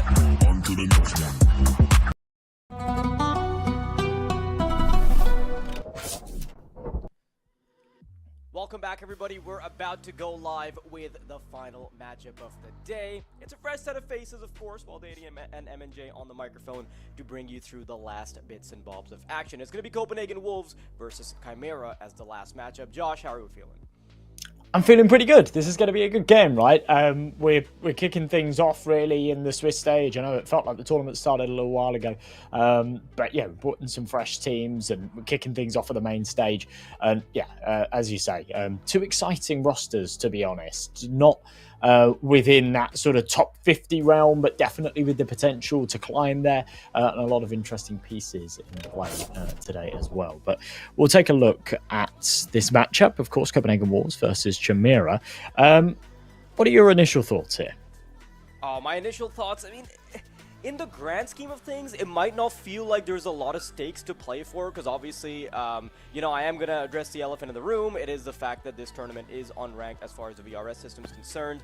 But if you look at the individual teams themselves, they have a fair bit to prove. I mean, we've got the roster of Copenhagen Wolves on our screens right now, so why don't we address that first? Of course, we've got Andu being brought in on loan from Gamer Legion. I think he was one of the hottest prospects, doing incredibly well in Gamer Legion, but interestingly enough, didn't make the cut to continue playing with Gamer Legion. You look at someone like Shane, who was largely kind of gone from the scene. I've personally just been kind of surprised by his career trajectory, considering the fact that you look at that guy, 2022, Mouse NXT, 4 WePlay Academy trophies, but then beyond that, nowhere to be found, right? So I feel like they've got the pieces, Josh. Yeah, especially, you know, when the rest of that Mouse NXT roster went on to great things, went on to play with that main lineup. Yeah, I think it's always like a little bit of a sore spot. But this Copenhagen Wolves roster has made a lot of chops and changes recently. They've brought in Jaquinho, they've brought in YaLLa. They've had some fairly big boots to fill. Obviously, Jaquinho came in to replace Era. He's been fantastic since joining. YaLLa came in to replace McGilla, who was playing sort of a hard anchor role. And I think that McGilla's actually a really exciting young talent, and I'm definitely sort of keeping an eye on him as he develops further. But he just wasn't necessarily the right fit for this Copenhagen Wolves roster. I think YaLLa's come in and sort of just put up better numbers and generally brought that consistency. Andu's definitely your one to watch, though. He's putting up the star-studded performances. Yeah, sure. I think my one thing with Andu is his consistency a little bit. Sometimes he goes absent in some of the bigger, more important games. But for a match like this, yeah, I think that, this is his turf. This is where he shines. Yeah, but it's really hard to blame his consistency sometimes, right? Because you look at the grand scoreboard, you look at how his rating's been looking, he's still pretty damn good. A near 1.2 rating. Copenhagen Wolves, they know exactly what they're doing when they're bringing in someone like Andu. Now, of course, I do want to shed some light on the other pieces of the roster as well. I mean, I think there are many places where I think Tapeware leaves a bit to be desired, but we are going to see how that continues to progress. Obviously, there is still quite a bit of Copenhagen Wolves development that we are going to see. But now, the other side of the matchup, Chimera. This is the Aurora Youngblood roster now playing under the new banner of Chimera, already an esports org that's been established for quite a while, but this is their foray into CS. So I guess in that sense, the stakes for Chimera are to hit the road running and to essentially prove that this is a good investment, right? The only piece that we're going to be seeing on Chimera that wasn't in the Aurora YB roster is going to be ShineJez. And honestly, coming into this, I was a bit surprised. Like, why is this the player that they end up picking from Betera? Because this seems a bit like BM, right? But Shine just wasn't exactly the one that was on the top of the scoreboard or anything of that sort. Now, I did have to bite my tongue a little bit when I go back, look at the scoreboards, and you know what? He's actually doing quite well in some of these recent matches.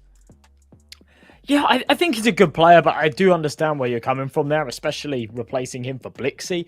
Blixie, a fantastic player who's gone to Cybershock now. Zender's a pretty new addition as well. He did come in just before they made this transition to Chimera. Right. But yeah, he's also a fairly new piece. I think what's very interesting about these boys right now, coming into today's matchup, is they're actually at LAN at the moment. They played at LAN today. They had a bit of a rough result against K27 earlier, but I'm pretty sure they're playing this game from one of the prac rooms. So they are going to have that sort of added LAN buff. They're together, and I think the vibes will be high. And for a team like this, that should definitely do them some favors, especially when you've got a couple of new pieces within the roster. Having that face-to-face contact is really important. Yeah, and you've got to consider how Chimera's been doing recently. You look at their run in the European Pro League where they came first, they were kind of destroying everybody, not really facing too many obstacles. But then recently, the CCT Season 17 close qualifiers, they were completely shut down. And today as well, you're right, on LAN, they were shut down by K27. So if we're just talking about their very recent results, it's left a bit to be desired, but I think there's it's not looking all cut and dry right now. They've had the highs, they've had a bit of the lows. I'm just interested in seeing what version of them we're going to be seeing today. Yes, me too. And what maps we'll be playing as well. There's a fair few parallels within these two teams' desired map pools. And I think that's going to actually lead to quite an interesting game here. Hopefully we will see those map vetoes in just a second. There we go. Alrighty, so yeah, kind of no surprise to me here that Nuke's banned out. It's just one that Chimera don't play. Neither team are playing Train at the moment here either, which does give them the opportunity to kind of save it for a second ban wave, but get it out of the way first doesn't really matter. No surprise to me that the Wolves pick into Ancient. It's one of their strongest maps. It's a little bit unfortunate for them that Chimera are so good on it, but that's just the way it goes sometimes. That Mirage pick is quite interesting, though, for me, from Chimera. It's one that, they're okay with, and they've actually had some good results on recently, but it's not one that they picked into earlier on today. They opted for Dust 2. They actually had a rough time on Mirage as well against K27, so we'll see how they fare here. There's many instances recently where Chimera have had trouble actually putting anything on the scoreboard, right? Like you look at their game against Alaska, Apogee, K27, and these are recent enough results where we can actually draw some points of comparison, actually can use it as a yardstick. And it really helps that Copenhagen Wolves, they ended up playing against one of the same opponents, right? They played against Apogee, 2-0 victory for the Wolves. You look at Chimera, unfortunately, not all that in the same department, right? So heading into this matchup, although this looks very even on paper, I do think that just the hot hand that Copenhagen Wolves have had recently, at least in their past 3 or 4 matches, and considering the fact that Chimera, not exactly off to a great day today, a couple of the previous matchups haven't been good to them either. They are kind of playing catch up in terms of their momentum, and just to recover that form, is that going to happen on this game? I don't know, but I guess the LAN buff should help us at least a bit. It certainly should. It certainly should. Sort of speaking of boot camps and LAN buff and whatnot, Copenhagen Wolves were actually on a boot camp last week as well when they brought in these 2 new pieces. Went and took a boot camp, went over to Porto in Portugal, and just sort of had a week at the SOAR facility. And we didn't see great results out of them during that week. I think you sort of sometimes expect that boot camp buff. It didn't really come through. But again, that face-to-face time, especially when you bring in new pieces, really, really important. It seemed like the team came away from that experience with positives and a positive attitude towards the future of this roster. And I think that's definitely something that we'll see, especially with the new VRS system and things like that. They've got a decent ranking within there. I think their VRS rank is actually a little bit better than their HLTV rank, perhaps. So yeah, lots of opportunities, lots of invites into tournaments and things like that to sort of make this roster work, because that's always something that, especially before they brought in the VRS system, that a lot of teams struggled with, right? It was just actually getting those opportunities, actually getting invites to tournaments, and actually, having those chances to climb those rankings and prove and practice together outside of, practice sessions. You've got to have those official games in and things like that. So yeah, definitely always positive. Yeah, I mean, heading into this game, though, right? Like, I mean, we can talk about the history, we can talk about how they are coming into this, but it does often come down to just some of the specifics we're going to be looking at, right? So for Copenhagen Wolves, is there anyone you've got your eyes on particularly? And don't say Andu, because that's a cop-out answer, okay? Yeah, fine. I am looking out for Shane on Ancient. That map is just his turf, right? He plays this really, really hard lurk role, and he does it on every map. We'll see him on Mirage, sort of lurking in towards the B apartments and underpass and things like that. But especially on Ancient, he's such a joy to watch. It's a map that, especially on the CT side, they're often so keen to sort of give up control towards the A bomb site and stuff. And Shane abuses that to the T. Round after round, he's sort of lurking towards elbow, he's lurking towards A main, and his timings are always perfect. If his team are going for a B hit, he's sat there in A main, he's waiting for that opportunity. When he hears those rotates, he'll come in around that lurk, he'll get a late flank in, and he is such a make or break player on that map. It's such a joy to watch, and that's sort of my little insight on that one there. I think that, yeah, he's one to watch out for on Ancient, but in this series as a whole, they need to put out a good performance on Mirage too, because if it goes down to that third map, they're both good on Anubis. There's been sort of some shaky results from both sides as well against various teams, so you know, Mirage needs to come out hot, I think, for the Wolves. And since you've talked about having a dark horse, essentially, or having one person be a big catalyst, right? I'm going to take, I guess, a bit of an opposite route. Okay. I would rather compare a couple of the pieces that you wouldn't expect. So the ones I'm looking at are Tapeware and Zender. So that is going to come down to the snipers. And the reason for that is because I feel like Zender is so untested right now that he could completely make or break the game. Just having the sniper that you have no idea how he's going to play, really difficult to get any prep on him. And we also know that this is, even in the grand scheme of his career, right, this is not a very studied player. So that's essentially a Pandora's box that I'm looking forward to opening. I guess in on the other side, we have seen quite a bit of, you know, the likes of Tapeware who haven't exactly had the best of performances. But if Zender can be essentially the piece that steps up, I think that completely changes things from Chimera, and I do think the rest of the lineup is also relying on it, especially when you've got the likes of Blue-White fragging out of his mind, but we're seeing a bit of inconsistency from someone like Zender. Sometimes on the top of the scoreboard, sometimes nowhere to be found. I want to see how he does here. Yeah, I'm kind of with you there. And Tapeware's such an interesting player. I know that he doesn't always put up the numbers, but he has such a great attitude towards the game. He's such a hard-working player, and such a knowledgeable player. And obviously, he's calling the shots as the in-game leader on this roster. You can sometimes cut him a bit of slack when the numbers aren't there. I do agree that sometimes it's a little bit too far to just sort of set up the pace.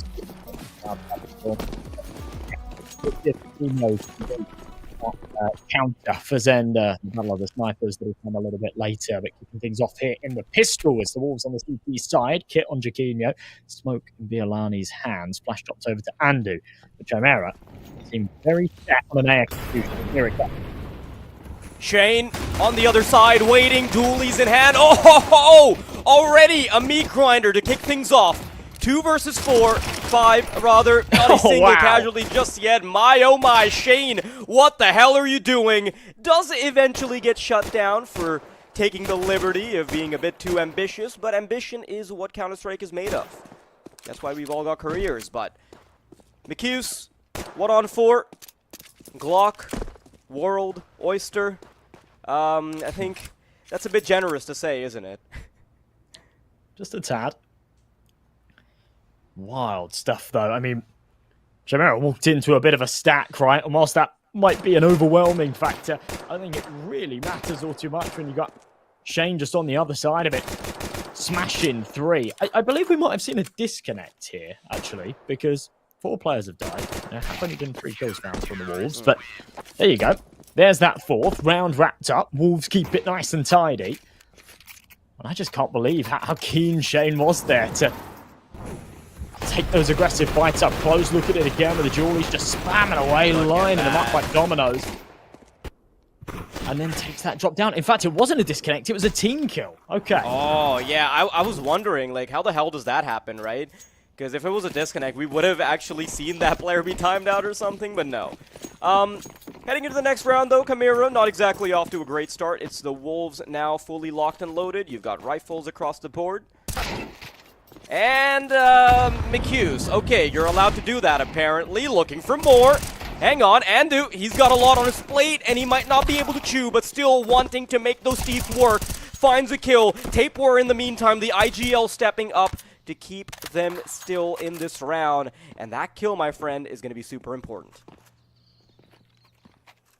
And it will be. Chimera have taken a little more ground here than I think they were expected to. They found an M4 out of this too. Bomb going to be tapped down and retake on its way, but with no Kevlar, no util, surely they can't get this done. Oh, Shane. Oof. It got kind of close. I mean, you get an opener like that. McHughes did a fantastic job. You've got a player dilly-dallying on the middle of the bomb site. Andu was nearly caught with his pants around his ankles. You look at that crispy shot to begin with. And this could have gone a lot worse. Even the conversion there, I think Shane, those skills, although they look good in the replay, it really does come down to Tapeware. The fact that he is there instantly to make sure that it's a 3v2 and not an even-Steven affair on the bomb site certainly helps. But Chimera, that bit of damage in a bomb plant now suddenly means that they've got money out the wazoo. It really does, especially the bomb plant. Extra cash means extra util. 5 AKs out. No luxury of that AWP just yet, but all the bells and whistles around it. And they don't have to contest for Copenhagen Wolves on that sniper just yet. They're still with the rifles as well. Oh, big kill from Jaquinho to get things rolling, though. But he's kind of in a little too deep. Oh, wow. Maybe not. Comes out. The prime fragger of Chimera out. Blue-white. He's seeing nothing but red. Vilby as well, the in-game leader, tucked into bed. It's just a massive whiff. No real excuse for it. I mean, right now, McHughes is actually the only player that's drawn blood. We're in round number 3. He's sat with his 3 frags, but everybody else staggering behind. Very aggressive stuff from Shane. Yeah, a tad bit of damage isn't going to matter. Still, the Wolves very nicely postured up for an advantage conversion. And they just got bullets coming their way from everywhere. Copenhagen Wolves, 3rd round under their belt. Chimera dismantled to kick things off. Of course, you've also got to remember that this is in fact the Chimera map pick, so it's a bit worrying to start off like this.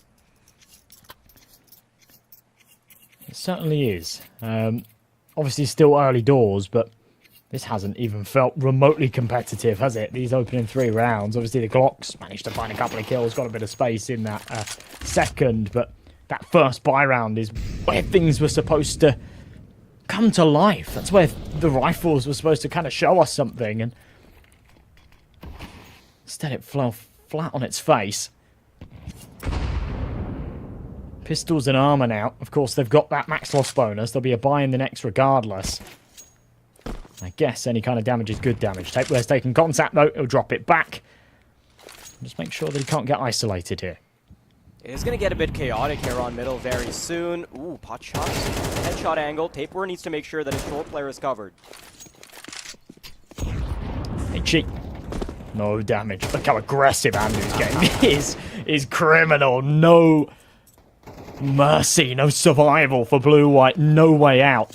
Chimera just have to group up and hit B. They've taken a bit of space here. Shine is very far up. How the hell does Shine get away with so much space?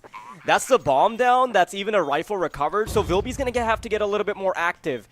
Play up close and personal, try and get that early kill isolated. But look at this, 3 players committing from short, fantastic shooting there from Vilby to allow it. A 3-on-4, the Wolves might have to scurry away, run for the forest. Yeah, it's just too much space, man, and it just comes down to Shine. Andu and Tapeware so low as well. Remember when Andu got super aggressive to find that kill underpass, he took loads of damage in the process, and it just made him unviable for that retake from the get-go. The Wolves notorious for losing rounds like this against the upgraded pistols. And they show that kink in their armor once again. I mean, saving these 3 AKs, it'll do them some favors. They'll have a strong buy in the next. They'll have those T rifles. But yeah, I think they're going to be kicking themselves a little bit that they let that one slip. And you know, Josh, I'm a big fan of how you always say kink in their armor instead of chink in their armor, because like that's how the saying originally goes. But when you say kink, it always gets me a little hot and bothered on broadcast. So thanks for that. It's getting steamy in here. Steam, of Just course, my bad the video vocabulary. game platform. Terrible jokes. Well, Copenhagen Wolves, not exactly a great 4th round, but let's see if they can start putting their foot down once more. Chimera did get off to at least an in back into the game, courtesy of Shine being the menace that he is. Okay, Vilby, show us what you got. And underpass, util deploy. Tapeware doesn't pull the trigger before the fire lands at his feet, so backs it up.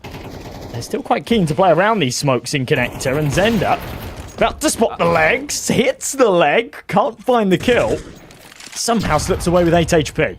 Oof. Ooh, 3v4.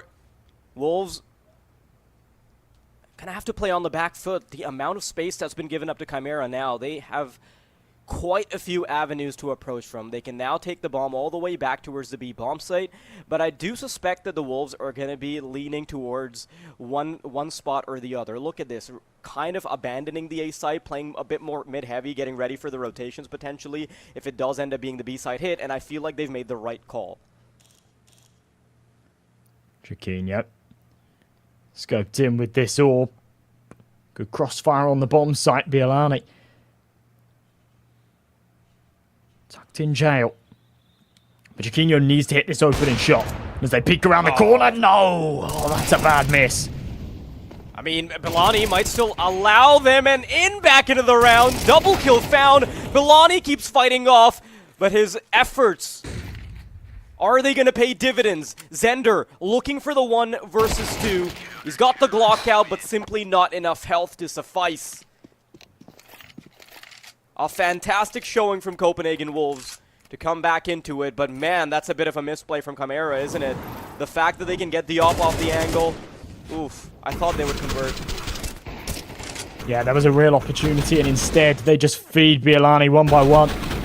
It's actually bizarrely something I was going to mention in the pre-game, and firstly, we ran out of time a little bit, and secondly, it felt a bit harsh, and I thought, you know what, I'll give him the benefit of the doubt, but Chiquinho is another one of these AWPers. He seems to have this Draken 30-degree window where when it comes to some of these easy routine shots, he has a hard time with them. When it comes to these crazy flicks and these, you know, amazing flary opportunities, he thrives. And, well, I mean, I don't know if you can call it as far as consistency, but you need to make sure you're hitting those. YaLLa's not going to be there to bail you out every time. Back onto the sniper again. This time, Zender doesn't have one to contend with it.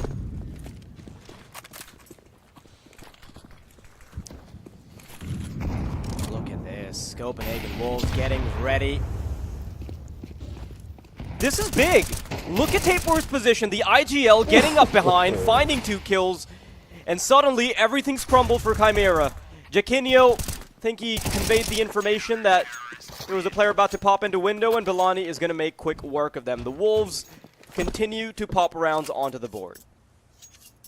Also, I'm not sure if it's true for the viewers or if it's just for us, but is it just me, or are we missing a kill feed? We're missing a kill feed, and all of the players look like Shane. And trust me, they haven't all gone to the same barber. That is just Shane. Hopefully we'll get it fixed soon. Yeah, it's just upgraded pistols. You know, this feels like an easy routine round for the Wolves, but as I said before, it's rounds like this that are kind of their Achilles heel. So as Chimera set up for an A execution, and the Wolves seem to be playing more of a mid-heavy setup and more of a retake towards the A site. Let's see how this goes. Yeah, for sure. They're just going to have to wait for reinforcements. At least the bomb should have no trouble getting down is something I wanted to say, but I've got to bite my tongue here because there's a lot of bullets coming their way. Now, they're trying to get on the bomb very soon. Sure, even if they can rattle the digits in, it's definitely a comfortable position for the Wolves to be in. Oh no, look at this. This could be Bilani's bad, not gonna Josh. check it. Oh, Shine. If he played the trigger discipline, we could have seen more. But Taper and Jaquinho, they aren't going to be falling victim to this. The in-game leader has just a sidearm in his hands, and he's going to have to fork over the round. Copenhagen Wolves, 6 on the board. And where the hell is Chimera on the scoreboard? Shine just definitely gets a little bit hasty there. You know, it's interesting you mentioned the sort of head-to-head of the underperformers as well. Zender had a really disappointing match earlier on against K27. I think we were hoping that he'd come in with more here. He's 0-6. Blue-White is normally one of the harder hitters. 0-7. Just having a really hard time. But well played from the Wolves. I really wanted Zender to be the difference maker here, and unfortunately, up against the powerhouse that is Jaquinho, he's not really been showing us anything. The Dark Horse, unfortunately, has in fact been left in the dark. Secondary AWP here, which is kind of interesting, especially considering ordinarily we've actually seen Jaquinho and Bialani both play this B site. Instead, Jaquinho's headed over towards Connector. Bialani's just on this B anchor position with that sniper. Timing almost there for Jaquinho. But flashed off, misses the shot, backs up. Minute 15 on this clock. Chimera have at least taken the mid control, but Jaquinho's got a bit of a gap to work with. There could be a really nice sandwich that Copenhagen Wolves can make here. No, Blue-White, he's played it to perfection, but now that his position is known, he's going to need support, and he does eventually get it. Tapewear starting to fight back, pushed off the angle, Molotov's good, and it's a 2 versus 2, Andu. Oh, the lone player, unfortunately, off the bench and into the coffin. Bilani, 1 versus 2. Nade does chunky amounts of damage and gives him a chance, taps away the head. And a 1 versus 1, Zender yet to find a singular kill. Will he make his mark on the scoreboard with a round denied? With a clutch denied? Yes, he will, my friends. Chimera, a second. Yeah, finally. The two 007 agents putting kills on the board, but yeah, better stuff. Just finding a little gap there to work with in Connector. Oh, yeah. Winning those opening duels. This was a very good attempt from Bialani. You see, he actually gets the shot off as well, sees the head. If he practiced whack-a-mole that little bit more, maybe would have found it, made something work. So double sniper setup. Not converting here for the Wolves. Practice, as if there's a workshop map just to practice whack-a-mole in this kind of situation. I mean, maybe no, he needs to go manual, man. He needs to go to the arcade, get the hammer out, bang, bang, bang. It's all about reactions. Bring out the hammer, okay. Uh-huh.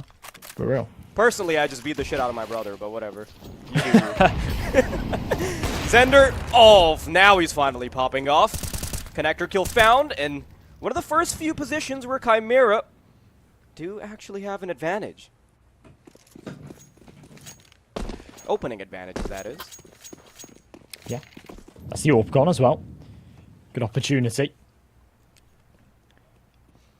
Try and put this third on the board. They'll regroup. They head back over towards this A site. Last time around when they had those pistols, they were trying to prioritize that CT control.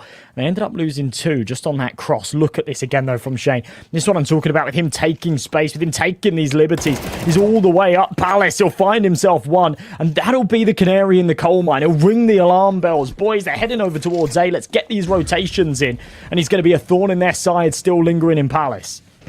It's going to be so difficult to get these rotations in time, but it's all about how quickly that Palace player is going to activate. Shane, now his position's known. He's been a bit liberal with the audio cues. Caught on the cross, can't even make it to the site, and as he makes his way down, he will be engulfed in bullets. And speaking of engulfing, Bilani on the other side of Molotovs. 2v3, the CTs on for the retake. Is that something that they're going to try and negotiate? Getting a little bit of info, quick jump spot. Zender, though, he's on the angle. And now that he's got the trigger working for him, it does feel like Chimera might be bringing themselves back into the game. You know, Zender, you mentioned that he was a 007 agent, but kind of feels like James Bond has finally been paid his salary and he might be on for the mission. kind of closed that gap a little bit, hasn't he? When you're on 0 kills, it feels like a massive leap. The second that you find a multi-kill, all of a sudden he's kind of up there with the rest of them. I'm not sure why Blue White's died to the bomb there. There isn't really enough money to justify that. Either way, a couple of very big entries here from Zenda. I love the play that Shane was going for there. It really felt like the chef was in the kitchen, but just didn't work out. I can't help but feel that those rotations were a little bit slow, right? Once he has that info, there's no other reason really why someone would be walking into Palace that late in the round unless they were going for that A execute. But it seems like no one else was reactive enough. Yeah, it did feel a bit panicky across the board from Copenhagen Wolves. And now Chimera, happy to capitalize on that endeavor. Look at this. The Wolves wanting to be a bit more aggressive. It's something they've done before, and it worked out. You recall when Tapeware got a double kill right behind the smoke? I think that was one of the big moments where Chimera were stopped from, I guess, a turning point that they could have had, but... Oh, they're going one further here. Look at this, all the way into T-spawn. Yeah. Look at this, man. Andu, if he can hold the trigger for a little while, he might get a lot more. There it is. That's the gamble, but no! Get your gun out! The knife! Oh! He sacrifices the worm to get the big fish, but he quickly realizes that the pond is decrepit. Nothing inside it. Instead, he gets his head chopped off. Now, Tapeware, round 2. Let's see if a second bait works. Yes, it does. It's 2 players down. As well. Bomb. Awkward position. 55 seconds on the clock, so they've got time to work. But does Tapeware get anything through the smoke? Thank you, Mr. Producer. Little blip of X-ray does kind of help in that instance, but everywhere that Chimera walks, they are met with surprises, Josh.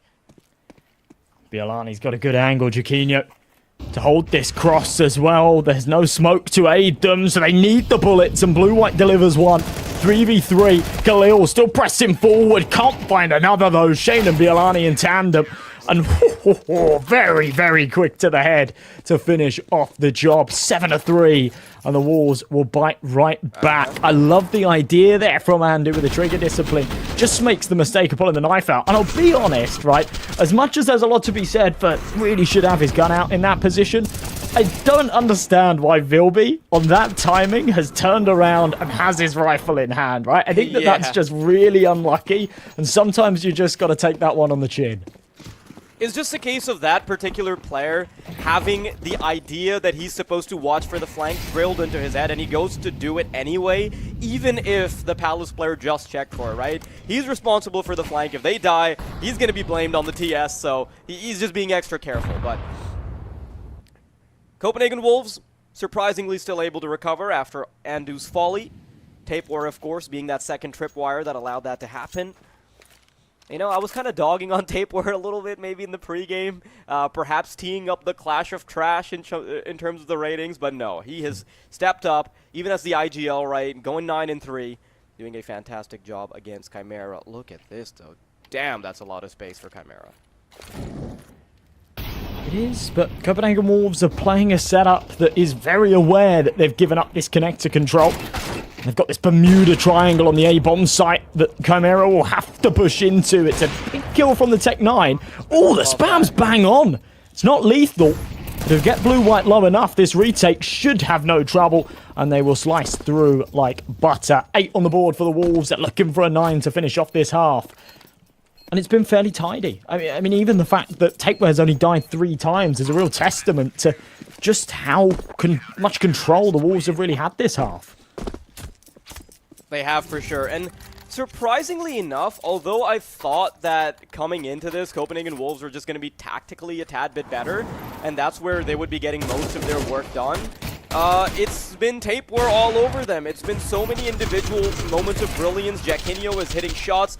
Bilani, time and time again, his anchoring on the B-bomb site has been criminal. Saved them an incredible number of times, and you quickly dart your eyes towards the grand scoreboard, and you'll realize Chimera don't exactly have a lot of margin of error. They lose this round. You're walking into the depths of hell with nothing but the pistol round to rely on. Not looking all that good right now. And they've got to go through to Ancient eventually, which I'm sure you have a lot to say about, Josh. Yeah, I think that the Wolves are going to be feeling very confident if they can convincingly take Mirage and then go into Ancient. with a map lead. I mean, sometimes Ancient goes a little bit sour for them, but for the most part, it's their best map. It's bizarrely actually been the map of choice for every iteration of this Wolves project since they came about this time last year. It's been a staple of the organization. Every player that's played under it, Hubie, the only man that's been there since day one. And as I say, he's a massive catalyst, a massive factor with their success when it comes to that map. Nice shot from Bialani, the double AWPs again in action. This time, drawing first blood, getting off to a good start. Jaquinho can't match the action though. Oh, Shane missing quite a few shots, no recovery. But a 4v2 after Tapeware is able to once again recover a round where a bunch of control's been given up. Chimera relying on McHughes and Vilby to net them a fourth. It's a bit of a tall order, though. They don't have any real advantages to work with. Only the time really working in their favor. Jaquinho finds one, and McHughes on for the triple, but no dice, as Copenhagen Wolves will show us a dominant affair in the first half. Alrighty, 9-3, very convincing. They've come out of the gates hot, and Chimera have, I don't know, I mean, cold is an understatement, right? It feels like they haven't even really gotten started yet. Everybody on 4 frags except McHughes, and he was the man that, in those opening 3 rounds, when nobody else had put a kill on the board yet, he was the one that, you know, managed to find 1 in the pistol round. I think he found those 2 kills in round number 2 as well that got them onto that B bomb site in the first place. Outside of that, you know, it's not even like he's been necessarily better. And you can see now we've got the cameras working. That's them there in the prac room. They're on boot camp. They're next to each other. There really shouldn't be excuses for a poor performance like this on their own pick. For the Wolves, no slowing down. They're bombing it right into the B site. Oh yeah, Balani's already gotten a couple shots. Zender needs to be big here. Couple kills found, but a return is swift and the return is deadly. 3 players teeing up for a market retake. One of the angles already smoked off, and they're just gonna straight up book it, just jump right through. But they've got Glocks waiting for them on the other side. Now the prime fragger that is blue-white has 3 heads to find, USB in hand, and nothing more. All down to positioning your crosshair, but no dice, as he quickly gets his head ripped off, and the Wolves will continue to jog on. Keep jumping. Look at this. Just when you think, you know, walking up towards the B site, you're like, okay, well, they'll start shifting when they get to the stairs, right? No. 4W. And Chimera, even with the fast rotations, there's nothing they can do once those Glocks get up close and personal and in your face. They will mow you down. It feels a bit unfair because Shine and Zender got 2 kills to pop it off, and I'm like, okay, finally, right? We finally see something from Chimera, but no. Pistols, too damn good from the Wolves. Okay, well, a force buy here from the CTs, but this is bizarre. I mean, it's around. It does feel like they need to throw themselves at. They've lost a few too many in that first half. But 2 scouts, 2 MP9s, and a 5-7 as a last hurrah to try and keep them relevant in this game. If they lose this round, they'll need another force buy in the next, and that'll be to play for OT. It feels impossible. But they are trying to take space, and the Wolves are just very aware of this. Look how defensive they are right here. A bit surprising, I suppose, considering they know that they've got the weaponry advantage. But they'll be taking their sweet time. I'm not a big fan of this, because the more you draw the time down up against a force buy or pistols, the more potent they're going to get. His position could be everything. First head found, eventually recovered, though. Tapeware, he's been doing fantastic work, but so is Zender on the other side. Is this the in that Chimera are going to have? Oh, Zender, he's got the shot lined up for him, but just can't find it. 3v3, 30 seconds. They need to get to the bomb site quicker. They need to get up close, but damage is being inflicted, and Zender, when all is said and done, is the only man still alive, can still get something done, but nothing, as Jaquinho will find his counterpart with an AK-47. Couple round margin now. My, oh my. When you see that scout hitting that first shot, you think, all right, here we go, here we go. But then, you know, misses a couple of key opportunities, and that's basically the round that goes with it. as I said before, an inevitable force back here from Chimera, but it's much of the same. I mean, it's not 2 scouts this time around, but it's 3 MP9s and a FAMAS. They're up against the big guns. The Wolves coming in with the rifles. No AWP on Jaquinho just yet. And I'm not sure he'll see another one before the end of this game, because it might just come to a close very quickly. Chimera want to play for the mid control here. This is a bit of a crunch. Oh no, this is so messy. McHughes is fighting uphill, and he's somehow still able to get something. That deserves a pat on the back, even if it doesn't grant you a map win. But Vilby, the in-game leader, hands shaky, Desert Eagle. You think he's getting 3? Are you a betting man? No and no. But, you know, I'll stay optimistic. You'll be. Not after that. Yeah, not like that. Alrighty. Tapeware will be the one to finish him as well, and you know, he's really stepped up. He's 19-3. He's having an incredible game. And it's great you put the spotlight on him in that pre-game because, yeah, not necessarily... Feels a bit too on the nose, isn't it? Yeah, almost, right? It's not necessarily that, you know, the Copenhagen Wolves are winning here because of Tapeware's great performance, but it's lovely to see him putting up numbers like this for sure. I'd actually push back on that a bit because he saved them like twice or thrice, like that push earlier, and then when he was up behind the smoke. Like, there have been a couple of times where the margin of error could have been thinned a little bit more.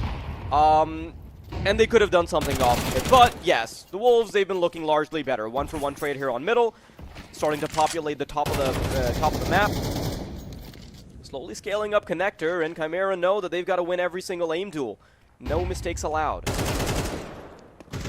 Okay, Andy, beautiful support flash from Shane. Jaquino's going to follow up, and yeah, this is the final couple of nails being hammered into the coffin. I think Chimera have not even been competitive here on their map pick.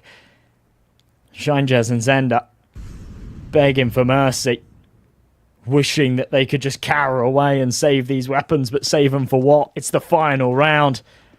If they can't make this clutch happen, they'll be on to Ancient. Ooh, alright. Oh, they've still got a little bit of fight in them, I guess. That fight would need a lot of force behind it, but speaking of behind, it's Shane in the back, and that's a swift headshot to bring things to a closer. Only 3 rounds secured by Chimera. And Copenhagen Wolves, they have come here to play. 13-3 finish means that now they're going to be heading into their own map pick with their heads held high, and man, am I worried for Chimera right now. What are they going to be doing, Josh? Yeah, I don't know. I really don't know. I expected Mirage to be far more competitive than that, and it just wasn't. They showed us really nothing. So I don't know. I don't know what the answer is, but they need to take this 10-minute break. They need to kind of call it off. They're there together so they can go outside, they can get a bit of fresh air, they can have a little pep talk, and try and rally those troops, because, yeah, that was pretty dire, and Ancient isn't going to be much easier, I guess, but it is a map that they also play. It's a map that they've had some decent results on in the past, so, you know, I'll keep my mind open with this one. Yeah, I mean, we look at the scoreboard as well, and it's obvious why there's such a difference here. Just a complete domination in the firepower from Copenhagen Wolves, and even if you just bring it down to the smaller details, right? Tapeware was getting some fantastic work done. Andu had a great informational flank. Bilani was a fantastic anchor on the CT side. Shane was doing just enough. Jaquinho in the head-to-head of the AWPs, he was doing God's work. So, you know what's incredible, though? I do just want to point this out. Zender has 109 ADR. Isn't that nuts? Bearing in mind he was 0-6. Right? He was completely absent in the first half. He's finished 8-13. That cannot be right. If that is correct, that's wild. But I'm not sure. I'm skeptical too. But yeah, I don't know. Maybe he was doing big damage and just wasn't finding kills. We did see him hit a few leg shots and things like that. That could be justification for it. I do want to point out before we cut to break, I love the shirt. That's something special. That is cool. Of course, this is the Temu special. But thank you. Glad somebody noticed, even if the audience doesn't. You bring it to their attention. That being said, though, all shenanigans aside, we're going to be taking about a 10-minute break, and when we are back, we'll see whether or not Chimera can furnish a performance against Copenhagen Wolves, or if they will be swiftly put down into a no fashion. Don't go anywhere, we'll be right back.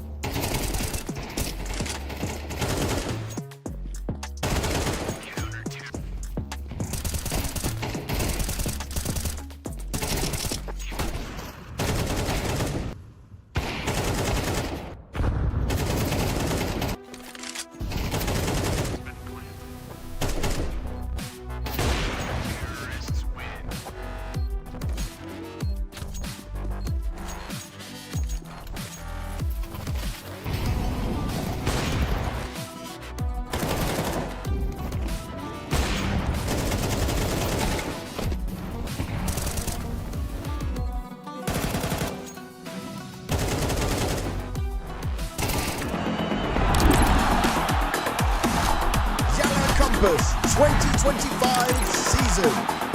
If anyone peeks through, they're both dead. They're both dead in the smoke!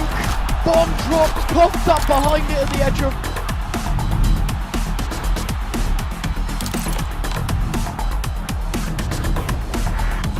YaLLa Compass 2024 champions! YaLLa, let's go!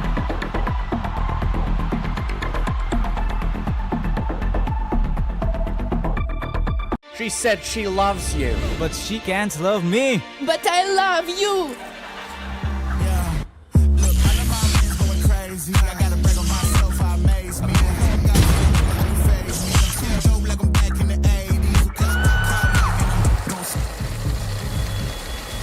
I won't play window anymore.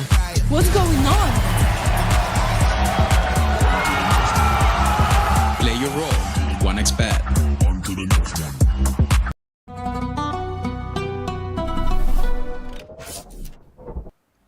Welcome back, everybody. That was a very convincing affair from the Wolves, and we saw barely anything come out from the side of Chimera. Josh, we're heading into Ancient. It's a map that the Wolves are tenured on. It's one that they're feared on. What are the win conditions for Chimera? I feel like there's quite a few of them, right? This is a map that they're normally quite good on, but looking at their recent results, they've not been great. It is actually a map sometimes they pick into. They picked into it the other day when they played against Alaska. That didn't go well for them at all. And weirdly, there's these strange parallels between these two teams right now, especially on this map in particular, where Chimera play Ancient against Apogee and against Alaska. They lost both of them. That was this week. And also this week, Copenhagen Wolves have played Ancient against Apogee and Alaska and won those maps. Now, the Alaska one had to go the distance. It went triple OT, but still, I think that they're going to be feeling confident. And as we go into the pistol round, the Wolves just again, 4W. Look at this. Just like last time. They're going to be kicking things off on a high pace. Straight through Donut, and there is no resistance. That's the thing. Somehow have navigated through the path of least resistance. Nothing to be found. A bomb plant with nobody to try and deflate the pressure that the Wolves are able to bring to the table. Chimera on for the retake of 5 versus 5 USBs at the ready. Just a singular piece of util defuse kit available. They're going to have to throw themselves right at it. Glocks waiting for them. Tapeware, first point of contact, misses. That's going to give them an open into the round. It's going to get real messy on the A-bomb site, but Shane is still wanting to fight back. 2 players stuck inside main. Blue-white punches. Quick uppercut to start getting it done, but Chimera are going to be able to thread the needle and get the bomb defused in the nick of time. Feels like a huge fumble there from the Wolves. The plan was perfect. They found the gap in the defense. They had that red room smoke. They routed their way through Donut onto the A site. No resistance whatsoever. But yeah, the post plant, it was such a mess. And one smoke grenade and a diffuse kit completely threw a wrench into their plans. Now we go into round number 2. With that plant, there's a decent buy. We've got rifles out, Jaquinho on that Deagle.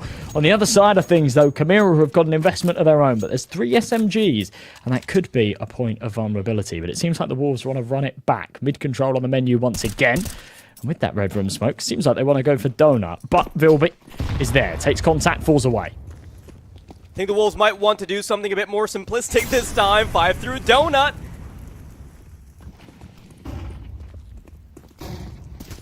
Still, oh, good flashbang does give Bilby a chance, but is that going to be enough? Blue-white finally swings.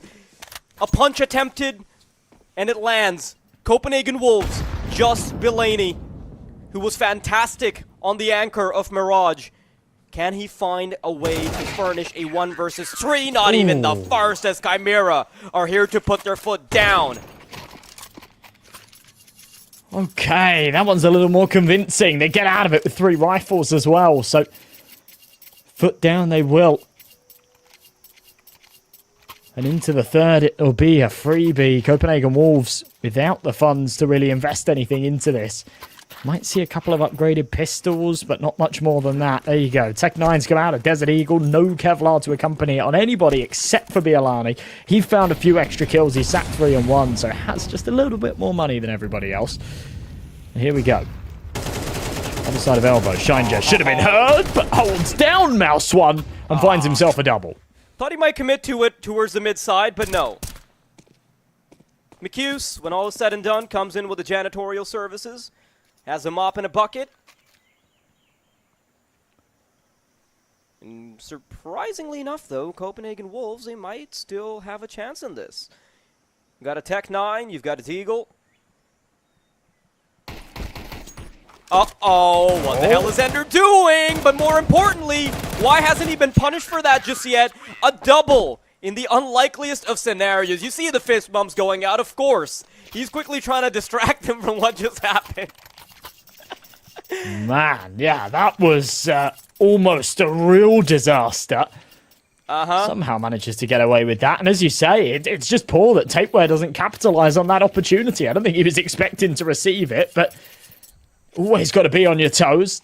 No time for slacking. Round number 4, that will come into full effect. The rifles come out. This one's important. And Andu, early molly, but not pressing for any further mid-control. Shinejaz, once again, just super aggressive, and he's making his presence known. The problem is this time they have equipment to fight back with. There's a bunch of damage onto Vilby. Shine isn't going to be given the opportunity to get that early damage going, and as soon as the obscurity of that smoke is going to allow vision, there is going to be a fight, and that fight is successful. Vilby down. They're going to look for that second player. They're going searching, but so is Blue-White, looking for something around the smoke. Has the audio cue from Tapeware, but it's a nigh impossible fight. You have to pick the 50-50 if you come out of the cave. It's a tough call to make. McCuse has come to join him when this smoke starts to fade. The opportunities will be there, but a good molly. It's going to flush out the MP9. It should spread into him as well and just trap him in that corner. Tapeware will punish. They know that McCuse is here too. And they want to try and fight him together, but with a 2-man advantage. Don't be feeding him. Make sure you go for the double swing and execute it to perfection. Shinejaz and Zenda probably will cut their losses here. Give this one up. Hold on to these rifles for the next, especially that AWP. Just a little too valuable to be tossing in the trash. The Wolves make light work of that defense and put their first rifle round on the board. Yeah, the individual picks from Copenhagen Wolves just ending up working out. I thought maybe they'd try and send someone through. Chimera, I think, a bit slow on their cave aggression. I think there were a couple moments where Blue-White could have really made a difference there by creeping through the smoke, but disallowed. Shine, crazy little off angle that he's not going to be checked in. You know, there's a bunch of spots on Ancient like that. I was watching, I'd like to say, okay, yeah, it was an Austin CS video, and he was talking about how there's just all these little spots where you can look directly down and it tucks your player model in, and there's just a bunch of angles where it's a big risk, but people just won't check for you. Ancient is kind of cheeky.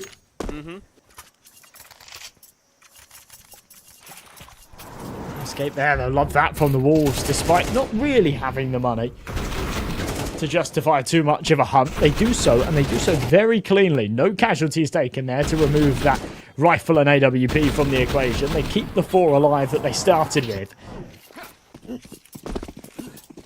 With the first on the board and the CT money broken, the door is wide open for the Wolves to tie this up and try and take control here of their map pick.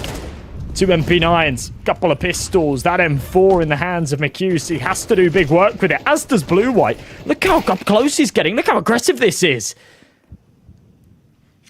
Regardless of the aggression, though, it's just a 1-for-1. Recoverable for both parties. Chimera.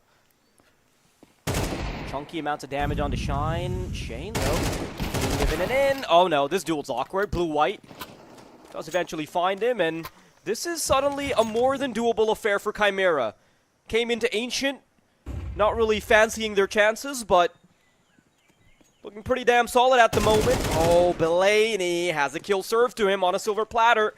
And they've got a bunch of time to start getting this bomb down as the rotations start to happen. But before the bomb crosses over, it's got to contend with Blue-White. It's all about timing. Jaquinho knows.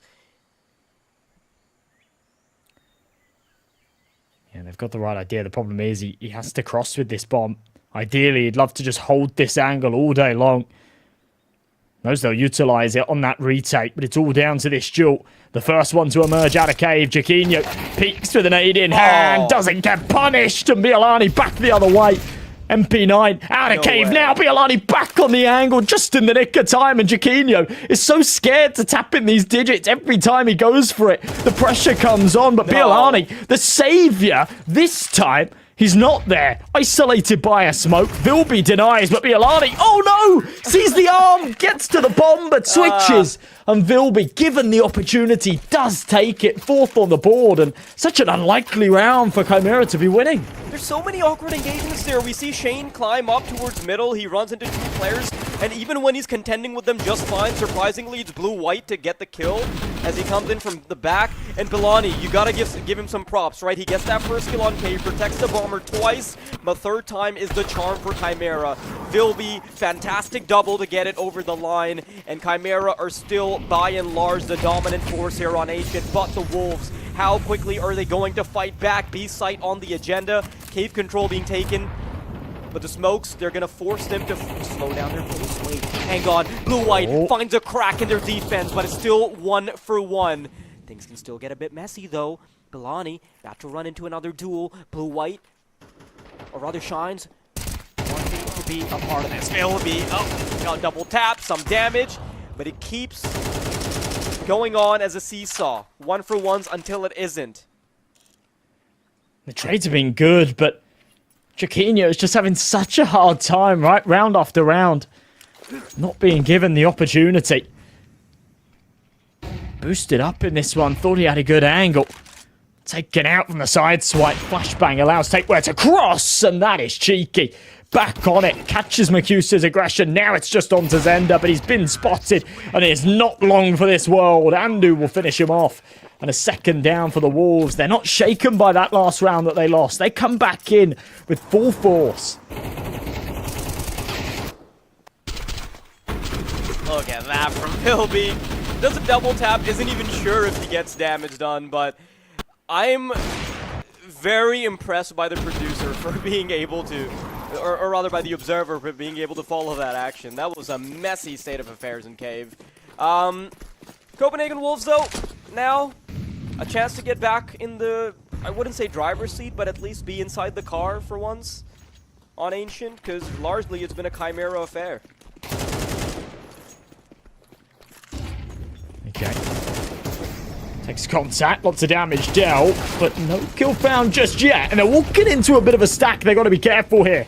Macusa's taken one, and he's still up close and personal. So continue to push through. Vilby gone. Macuse. Oh, this is so dangerous. And he is eventually going to find himself another. But I don't think it's enough. Is settled. It's just blue-white. Tucked into the corner, shivering with his hands gripping onto a slippery 5-7. Molotov gets him out of position. Question marks on how he doesn't take damage there. Do they know he crossed over? Tapeware? About to commit to the bomb. False sense of security. The swing out is good. He finds the bomb carrier, and now he's got 2 players to contend with, but Jaquinho stops that madness. The Wolves are inching ever closer to the tie-up. That comes a little close for comfort. I mean, it's a double eco 4-spire, right? So Chimera are there with everything invested, but it wasn't a lot, right? It was just those pistols and armor. They did a hell of a lot of damage. Found 3 kills. Got Shane down super low as well. Just 2k in the bank here. Chimera have to now eat the eco. We'll see this scoreline tie up. They'll have a buy in the next. I don't think this has been the start that the Wolves were expecting or hoping for, considering how one-sided that first map was. But they're keeping a lid on things, right? There's some decent rounds here. Yeah, that's a good recovery from the Wolves. Can't deny that at all. And some breathing room now being afforded. Chimera down to the pistols. Not exactly much to fish around for in the barrel. That is called their economics. We'll just have to wait. This is called the good old technical pause without the pause.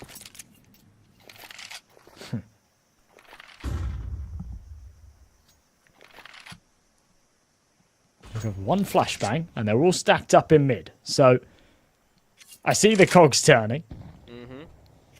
Well, at least I thought I did. Now they're going to rotate to B, and Blue-White's just going to feed him a first. So, felt like there was something in motion there for them to maybe find a kill or two, but... Yeah, you really thought that the chef was coming up with a minimalistic dish, just one ingredient, a flashbang and a dream.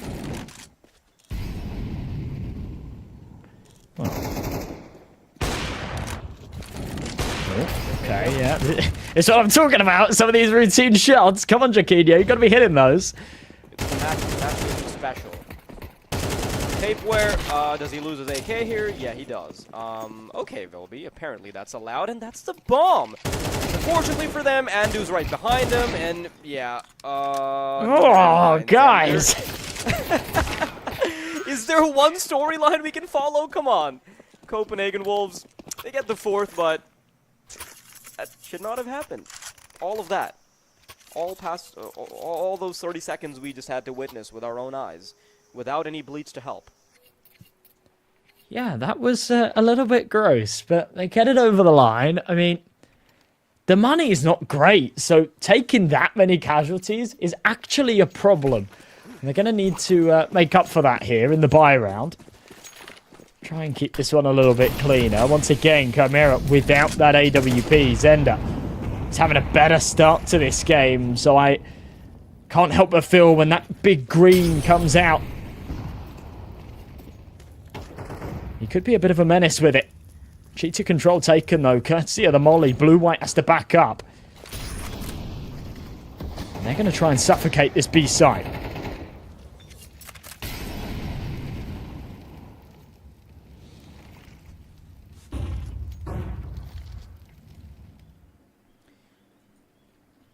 The calm. Right before the storm. Waiting outside B.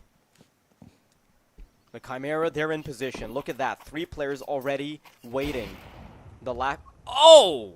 What? That's a hurtful one. Jaquinho finds Blue-White through the wall.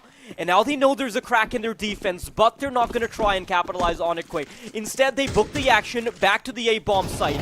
There it is. Philby down, Donut taken control of, and where they thought that it was going to be a B site on the menu, instead, they've opted for another restaurant, and that, my friends, is called the A-bomb site. Bomb down, Chimera out of the action. Zender and McHughes running for the hills to save that weaponry. Wow, wow, wow. Love that. Love the initiative as well. That wasn't just a random wall bang. He was actually boosted up. Caught him just on the top of that wood. So sick. As soon as they hit it, yeah, let's reel it in. They've pulled these rotations over. We've been loud and proud about our presence. You know, especially when you're taking that B ramp control and you have got that sort of close cheater position. So easy to just bounce between, especially when you've got that mid-smoke as well. To just bounce between the two sites can be so quick, so fluid. The rotation so much faster for the T side. Copenhagen Wolves really taking advantage of that. Mission complete with the cleaner round too. Taking no casualties there.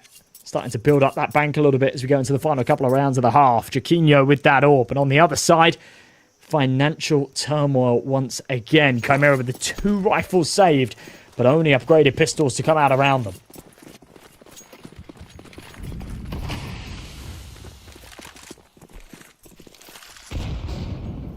No fear for the Wolves as they send it straight up. Ramp, Zender, a false sense of security being provided on the cross. Andu already deep into the site, a nade to follow through. There is just nothing remaining for Chimera to fight back with. The scoreboard populated with red on blue action. And now you start to wonder where the gas went for Chimera. They hit the road running. The pedal was being floored. But the only thing being floored right now are the bodies of the Chimera members. And they have well and truly lost control of this. Remember, they got off to a lightning start. They went 3-0, then they went 4-1. Since then, it's been a sea of pink. Wolves with 5 on the bounce. They look to make it 6, maybe even 7. as they charge into this B site. 4W again, and it's Shane on the entry. Chiquinho holding for the rotations as well, giving no chance for these rifles. And they are cut down in their prime, peak after peak, no mercy shown. And it's all down to Shine Jez 1v5. And again, he's just scratching his head. What, 25, 30 seconds have elapsed and the round's already over. Not a singular player from the side of Chimera has broken double digits. I mean, they're just halfway there, right? Xander the closest one, but his performance in map number 1 left much to be desired. The Wolves so far ahead at the moment, just momentum-wise. And, you know, you might only see a 3-round difference, but when you look at the round history, you can see how quickly Copenhagen Wolves have started to take control of the game after they have gotten their foot on the gas. Josh, is there any recovering for Chimera here? The scoreline's not too far gone just yet. I wouldn't jump the gun, but... Okay. I'm with you. It's looking bleak. It's definitely looking bleak. And as we come into this final round of the half, I don't like this buy. They've gone very rifle heavy. There's no util. And I think that's been a real problem, right? The fact that Copenhagen Wolves have just been able to full W into bomb sites. There's been no incendiaries, no smokes to stop them. And once again, they just give them free reign. But Shine just at least takes one through that cloud. And Zender. Ooh.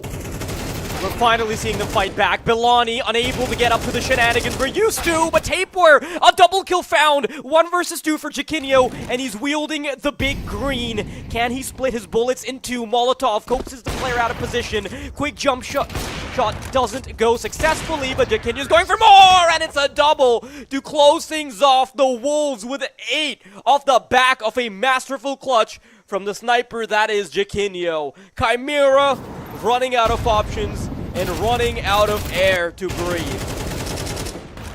This one's inexcusable. They had the early entries. They had a huge advantage.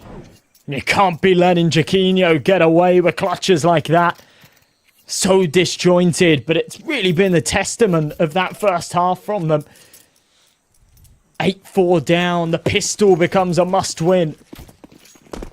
Now onto their CT side, the Wolves 5 away from the finish line to get this series done in a clean 2-0 fashion and leave their mark early on here in Compass 2025. Chimera playing a little bit of a slower approach to this one. They've been given a lot of space, now they tap the brakes. Yeah, that's such a contrast to what we saw from the Wolves, right? It was straight up just that donut and mid presence. But even this time, it's the Wolves that come out on top with the initial engagement. As Chiquinho with a kill continues to push forward, and that will be his folly. He's punished for it. Now, 4-on-4. What? Where the hell does Shane come from there? Goku needs to step off of the server. Instant transmissions aren't allowed by the Valve rule books. Ooh. But... ugh. I got hopeful for Chimera there. It is just Bilani waiting with the dualies. Man, has there really been anything that's been consistently working out for Chimera? I don't think so. Yeah, me neither. Me neither. No silver lining to really take away from that one, is there? No bomb plant, no real justification to go for another buy, but it feels like they're in somewhat of a position where maybe they could throw something at this. It wouldn't make a lot of sense. I think they're going to give it up. It'll go 10-4, though. An interesting time for the Wolves to call a pause, talk things over, work out what the plan is. Because things did get a little bit scrappy there in that pistol, let's be honest. Tapeware. Sorry, not Tapeware. It was Chiquinho that got aggressive, wasn't it? Went 1-for-1, maybe overdid it a tad. Got some valuable information for sure, but... And while they were focused on him, Shane was able to do something real dirty here on middle, and... I have no idea what was going on because we didn't have the camera on him, but whatever it was deserves a pat on the back. That's kind of like what I was alluding to, though, in the original pregame. He's just filthy on this map. He just seems to find all of the cracks and kind of creeps through them. He's a very sneaky player, and he'll do it on both sides. This should be a freebie for them here, though, although... feels like we've seen a few moments where Chimera have either been on upgraded pistols or even a full eco, and they've been allowed to do more damage than they should have, really. We'll see if they can do it again.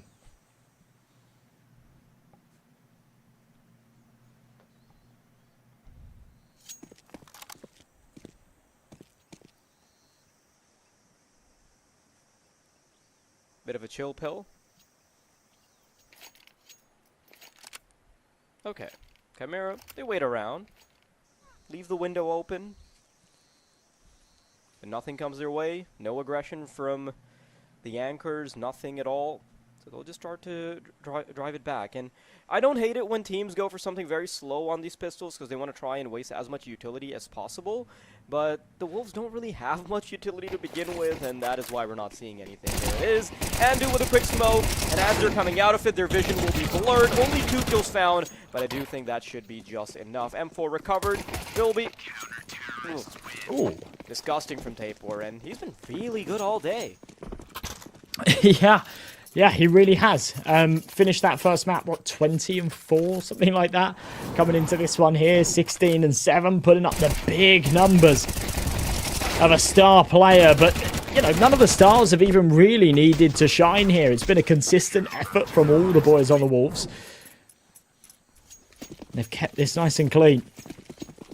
A rocky road, a couple of bumps at the start of Ancient, but managed to find the smooth path, and they're just sticking to it. Util deployed, buy around here from Chimera, and a very important one.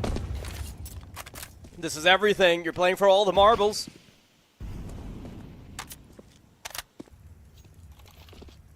A singular mistake sends their economy down rocketing to its demise.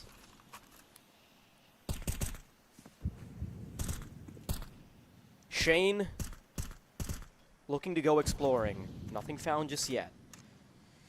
But as the smoke starts to obscure, the fights will reveal themselves. Bialani getting aggressive. He's got a support flash, and they're actually going to crunch from both sides here. This could be perfect. And it's, well, not quite perfect, but it's pretty decent. Trades 2 for 2. Nade into the corner. They know one resides there. McHugh somehow fights his way out. And they end up with a man advantage. Never been allowed that. Shine Jez walks the plank right into the crosshairs of Jaquinho. And then all is said and done. Copenhagen Wolves, they're having a hell of a lot of fun. Chimera. What do you even do with this margin? Probably just close out the game, to be honest. It's kind of bizarre to me, right, that Chimera, they're given such a lifeline. Like, Copenhagen Wolves get a little bit over-aggressive, and their plan doesn't quite work. I actually quite like the idea behind that aggressive crunch, but it doesn't really work. They end up with a man disadvantage. They whip a little bit there onto McHugh's, and that was the opportunity for Chimera, right? They had a man advantage. They need to build upon that, and they just don't. Once again, they fumble the bag. Vilby takes damage from the edge of the molly. It gives a radar alert for Tapeware, exactly where he is. He can swing and pre-fire it. And once again, it's the man advantage here for the Wolves. Over and over. Chimera unable to find anything but themselves on the end of a barrel. Time and time again. Uh-oh. Xander runs right into Shane. That's a man advantage once more. If they get this retake, Chimera running out of options. A 2-0 waiting for them. Andu's going to win his fight. And Shane, although he's going to drop, there is an insurance policy in the name of Tapeware coming right around the corner. Copenhagen Wolves, pretty damn good. And about to deal the same fate to Chimera as map number 1. Certainly feels that way, right? 13-3 on Mirage. We're teed up for a 13-4 here on Ancient. This just does not feel reminiscent at all of this former Aura Youngblood side that was such an exciting team to watch, right? Felt like every time we covered them, they were causing these upsets, putting up strong performances against good teams. Right here, dead in the water. Struggling to find anything out of this series, and Blue-White bombarded with the util.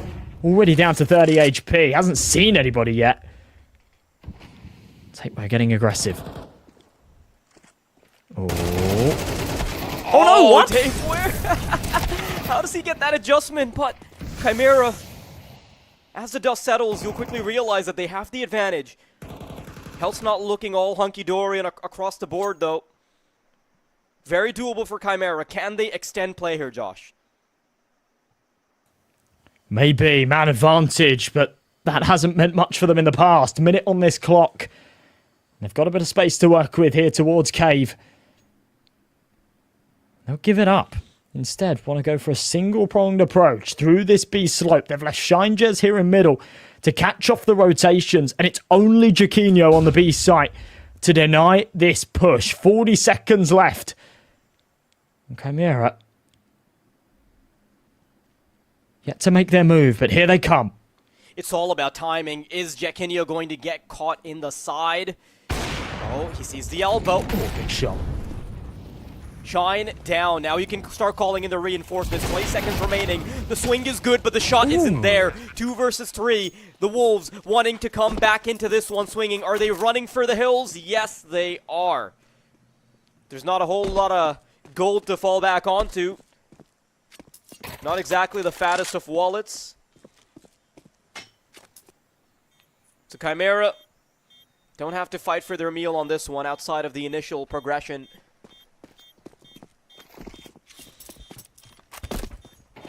Is this... I don't know how sustainable this is, though. This really just came down to the opening duels, right? And winning those, like, 7 more times in a row, I don't see that happening. Yeah, I can't help but agree. I'm not sure where Jaquinho's shot went. I'll be honest. Felt like his crosshair was bang on the money. Maybe took a step back as he pulled the trigger. Could have led to a little bit of inaccuracy, but... if he hits that shot, goes into the 3-on-2 in their favour, they'll play for the retake with that man advantage, that's for sure. Would have had a decent crack at it. Now, CT economy, always a little difficult to manage. Juggling those finances. 1 round lost. And it breaks that bank. Couple of rifles out, but down to 2 SMGs. Jaquinho just on that Deagle. Yeah. So they've got to change the setup. And so far, so good. Big early advantage and a lot of damage dealt onto Vilby. McHughes gets caught by 2 rushing his position. And now Chimera, in a desperate attempt, are quickly trying to gain control of the A bomb site while their teammate keeps a finger on the pulse all the way over towards B, but they've already lost the first member. Belani victimizes 1. Now, it's just down to the 2 remaining members, Shine and Zender. I put Zender on the spotlight because he has a lot of responsibility. He needs to do a lot more. But I think it might be a little too late. Shine, pot shots to go through, tape word down, and Sean's still trying to fight back. This is still doable. Play might be extended, but not if Jaquinho has something to say about it. Zender, away from the action, on the other bomb site. He's gotten the comfort. He can get the bomb down, and he'll have the 1v2 to play with the information completely masked. He can take any avenue he wants. The CTs starting to come through.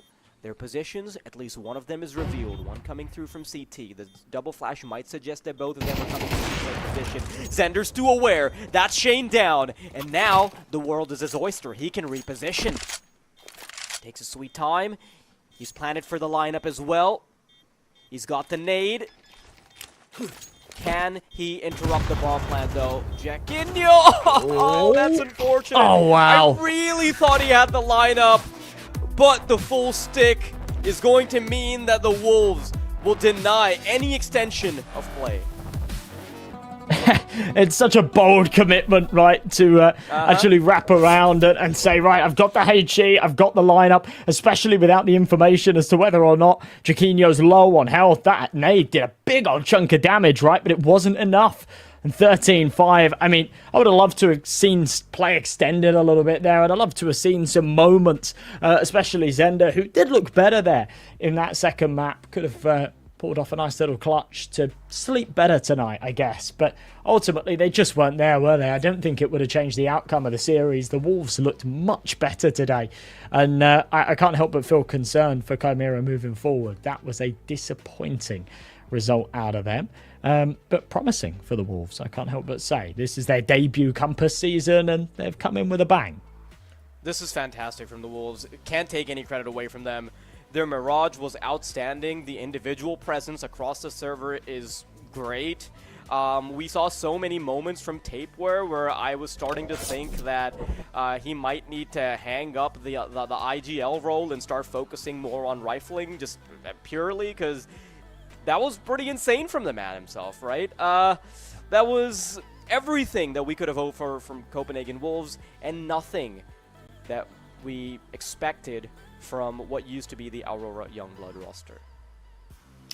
Yeah, I'm kind of with you there. I'm interested for some insights. We will have an interview. It'll be Tapeware coming and joining us. And I said to you earlier, this guy is a really great leader. And we've got him coming in to join us here. Hello, Tapeware. Thank you for joining us. Congratulations on the win, first and foremost. I'm not sure he can hear us. I think Tapeware might not be able to hear us. Are we good? Maybe we need to communicate in like sign language or something, but waving is pretty much the only sign language I know. I know I'm a bad person, sorry. But yeah, I think we'll quickly get that technical glitch sorted out. I believe Tapeware couldn't hear us, or he was disconnected, something along those lines. Well, whatever the case may be, right? It was just his presence that was good enough for the interview. No, I'm kidding. We actually will have him back for the interview. Can we roll the transition? There we go. Tapeware, welcome to the broadcast. Fantastic performance, man. Congratulations on your first win here in the main Swiss stages. How are you feeling right now? Hello. I didn't hear the first words you said, but thank you for that. And right now I'm feeling very good. We had a comfortable 2-0. We won their map pick, and then we played very confident on Mirage first map. Second map Ancient, we played very confident and together. We didn't really have any like specific game plan. We just went together, played together, and had fun basically. Okay. I need to sort of address the elephant of the broadcast first, right? Josh knows this, the audience knows this. I was kind of criticizing you a little bit. I was like, okay, you know, even as an IGL, he can have more firepower, but you had a great day today, right? So you made me eat my words. Yeah. So speaking of eating, what did you have for breakfast this morning that allowed this? I had a good pizza with some chicken on before this game. So chicken was the main factor. Esports nutritionist. It's pizza, it's chicken. That's the prime diet of an esports gamer. But no, for real though, great performance, man. That was awesome. Josh, you got any real questions? Yeah, sure, go for it. You guys obviously were on bootcamp last week, and with the two new pieces within the roster with Bialani and Jaquinho coming in. How did you guys gel within that sort of time on that bootcamp? Are you feeling confident about the future of this roster? Yeah, I'm feeling very confident about the future of this roster. We had a 8 days bootcamp together, and we got to know each other. We had some team building on the bootcamp. We figured out some problems we had before we arrived on the bootcamp. We figured out stuff we had to sort out, kinda. And then we got to know each other, as I said, and everything feels very good. We know a lot of weaknesses on each other. We know a lot of strength on each other. So we are just building up from that. On the subject of building up on this, right? Is there anything specifically that you're focusing on these days that you might be working on, or is that a secret? I mean, I can say something. The most important thing is just being on the same page. When you're building a team, you have to have all players on the same page and make it simple so all on the team can understand what you're doing. Because if you start overcomplicating, you're just going to make it so hard that people will, let's say one guy is fucking up on the round, it's going to make you lose the round, you know? So key factor is just to keep it simple and go together and be everyone on the same page, and then you have a great time and have some fun on the server, and then you will eventually end up winning so many games. Love to hear it. Love to hear it. All right, Tapeware. Well, thank you so much for joining us. Congratulations on your win. You can go and celebrate and await your next matchup. And yeah, have a nice evening. Thanks for joining us. Thank you. You too, guys. Goodbye. Well, fantastic. He's the MVP as well. Performance, yeah, just turns up. He's occupying the whole broadcast, okay? He's got the interview, got the performance, got the MVP screen. I mean, might as well start commentating the game too, huh? He probably could. He's got a smooth voice, right? But yeah, 39 and 19, a 1.89 rating. That is one hell of a performance for anybody, let alone your IGL. He's had a lights out game right there. And yeah, I hope to see more of it, to be honest. He was sort of pulling all the strings today, right? Yeah, he was. As an IGL, in terms of the fire output, everything seemed to be working out. And you look at the other side of the scoreboard, that is inaccurate for blue-white, but... yeah, there's no way he only got 4 kills, right? But, yeah, regardless. 6 ADR, 7 ADR, I'm not... yeah, I'm not sure. No shot that is real. I wasn't actually paying too much attention to the side of Chimera in terms of their actual total kills. Should we ask chat? Chat, is this real? Don't think chat can respond quickly enough. But regardless of what the case may be, this was just a lights out performance from the Wolves, and I feel like knowing that this team performed so well and everybody was playing to this caliber, even the pieces that you would generally not be expecting to fire off, right? Like, obviously, if you look at the totality of the roster, Andu is the one that jumps out at you, but he's at the bottom of the scoreboard today. Not to say that he had a bad performance, but the fact that everybody else can sort of match up to that level and they're able to exhibit this caliber of CS, I'm very happy for the progression of the Wolves roster, and I'm sure we're going to see even more of them as the tournament progresses. Yeah, absolutely. That's kind of the thing, right? Star players are really important. It's great to have that flair, and especially in some of those more difficult matches, having somebody that you can rely on in clutch situations and things like that is always a blessing. But as you say, yeah, just having that consistency and having that firepower across the board on the roster will always prevail. And that really, it feels like what we saw today out of the Wolves. I'm excited for their future moving into this tournament. I'm excited for the future of this roster with their new players and just this year as a whole. I think that they're a team with a lot of potential. For sure. Lots to find out about the Copenhagen Wolves, but also lots to cover in the future of this tournament. Of course, this is going to be the end of the broadcast as we have concluded all 3 matchups. Thank you all for tuning in, and there's going to be more action tomorrow. YaLLa Compass 2025 season. If anyone peeks through, they're both dead. They're both dead in the smoke! Bomb drops, coughed up behind it at the edge of...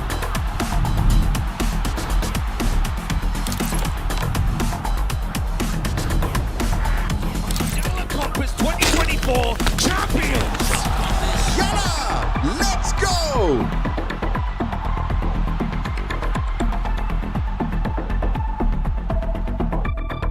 She said she loves you, but she can't love me. But I love you.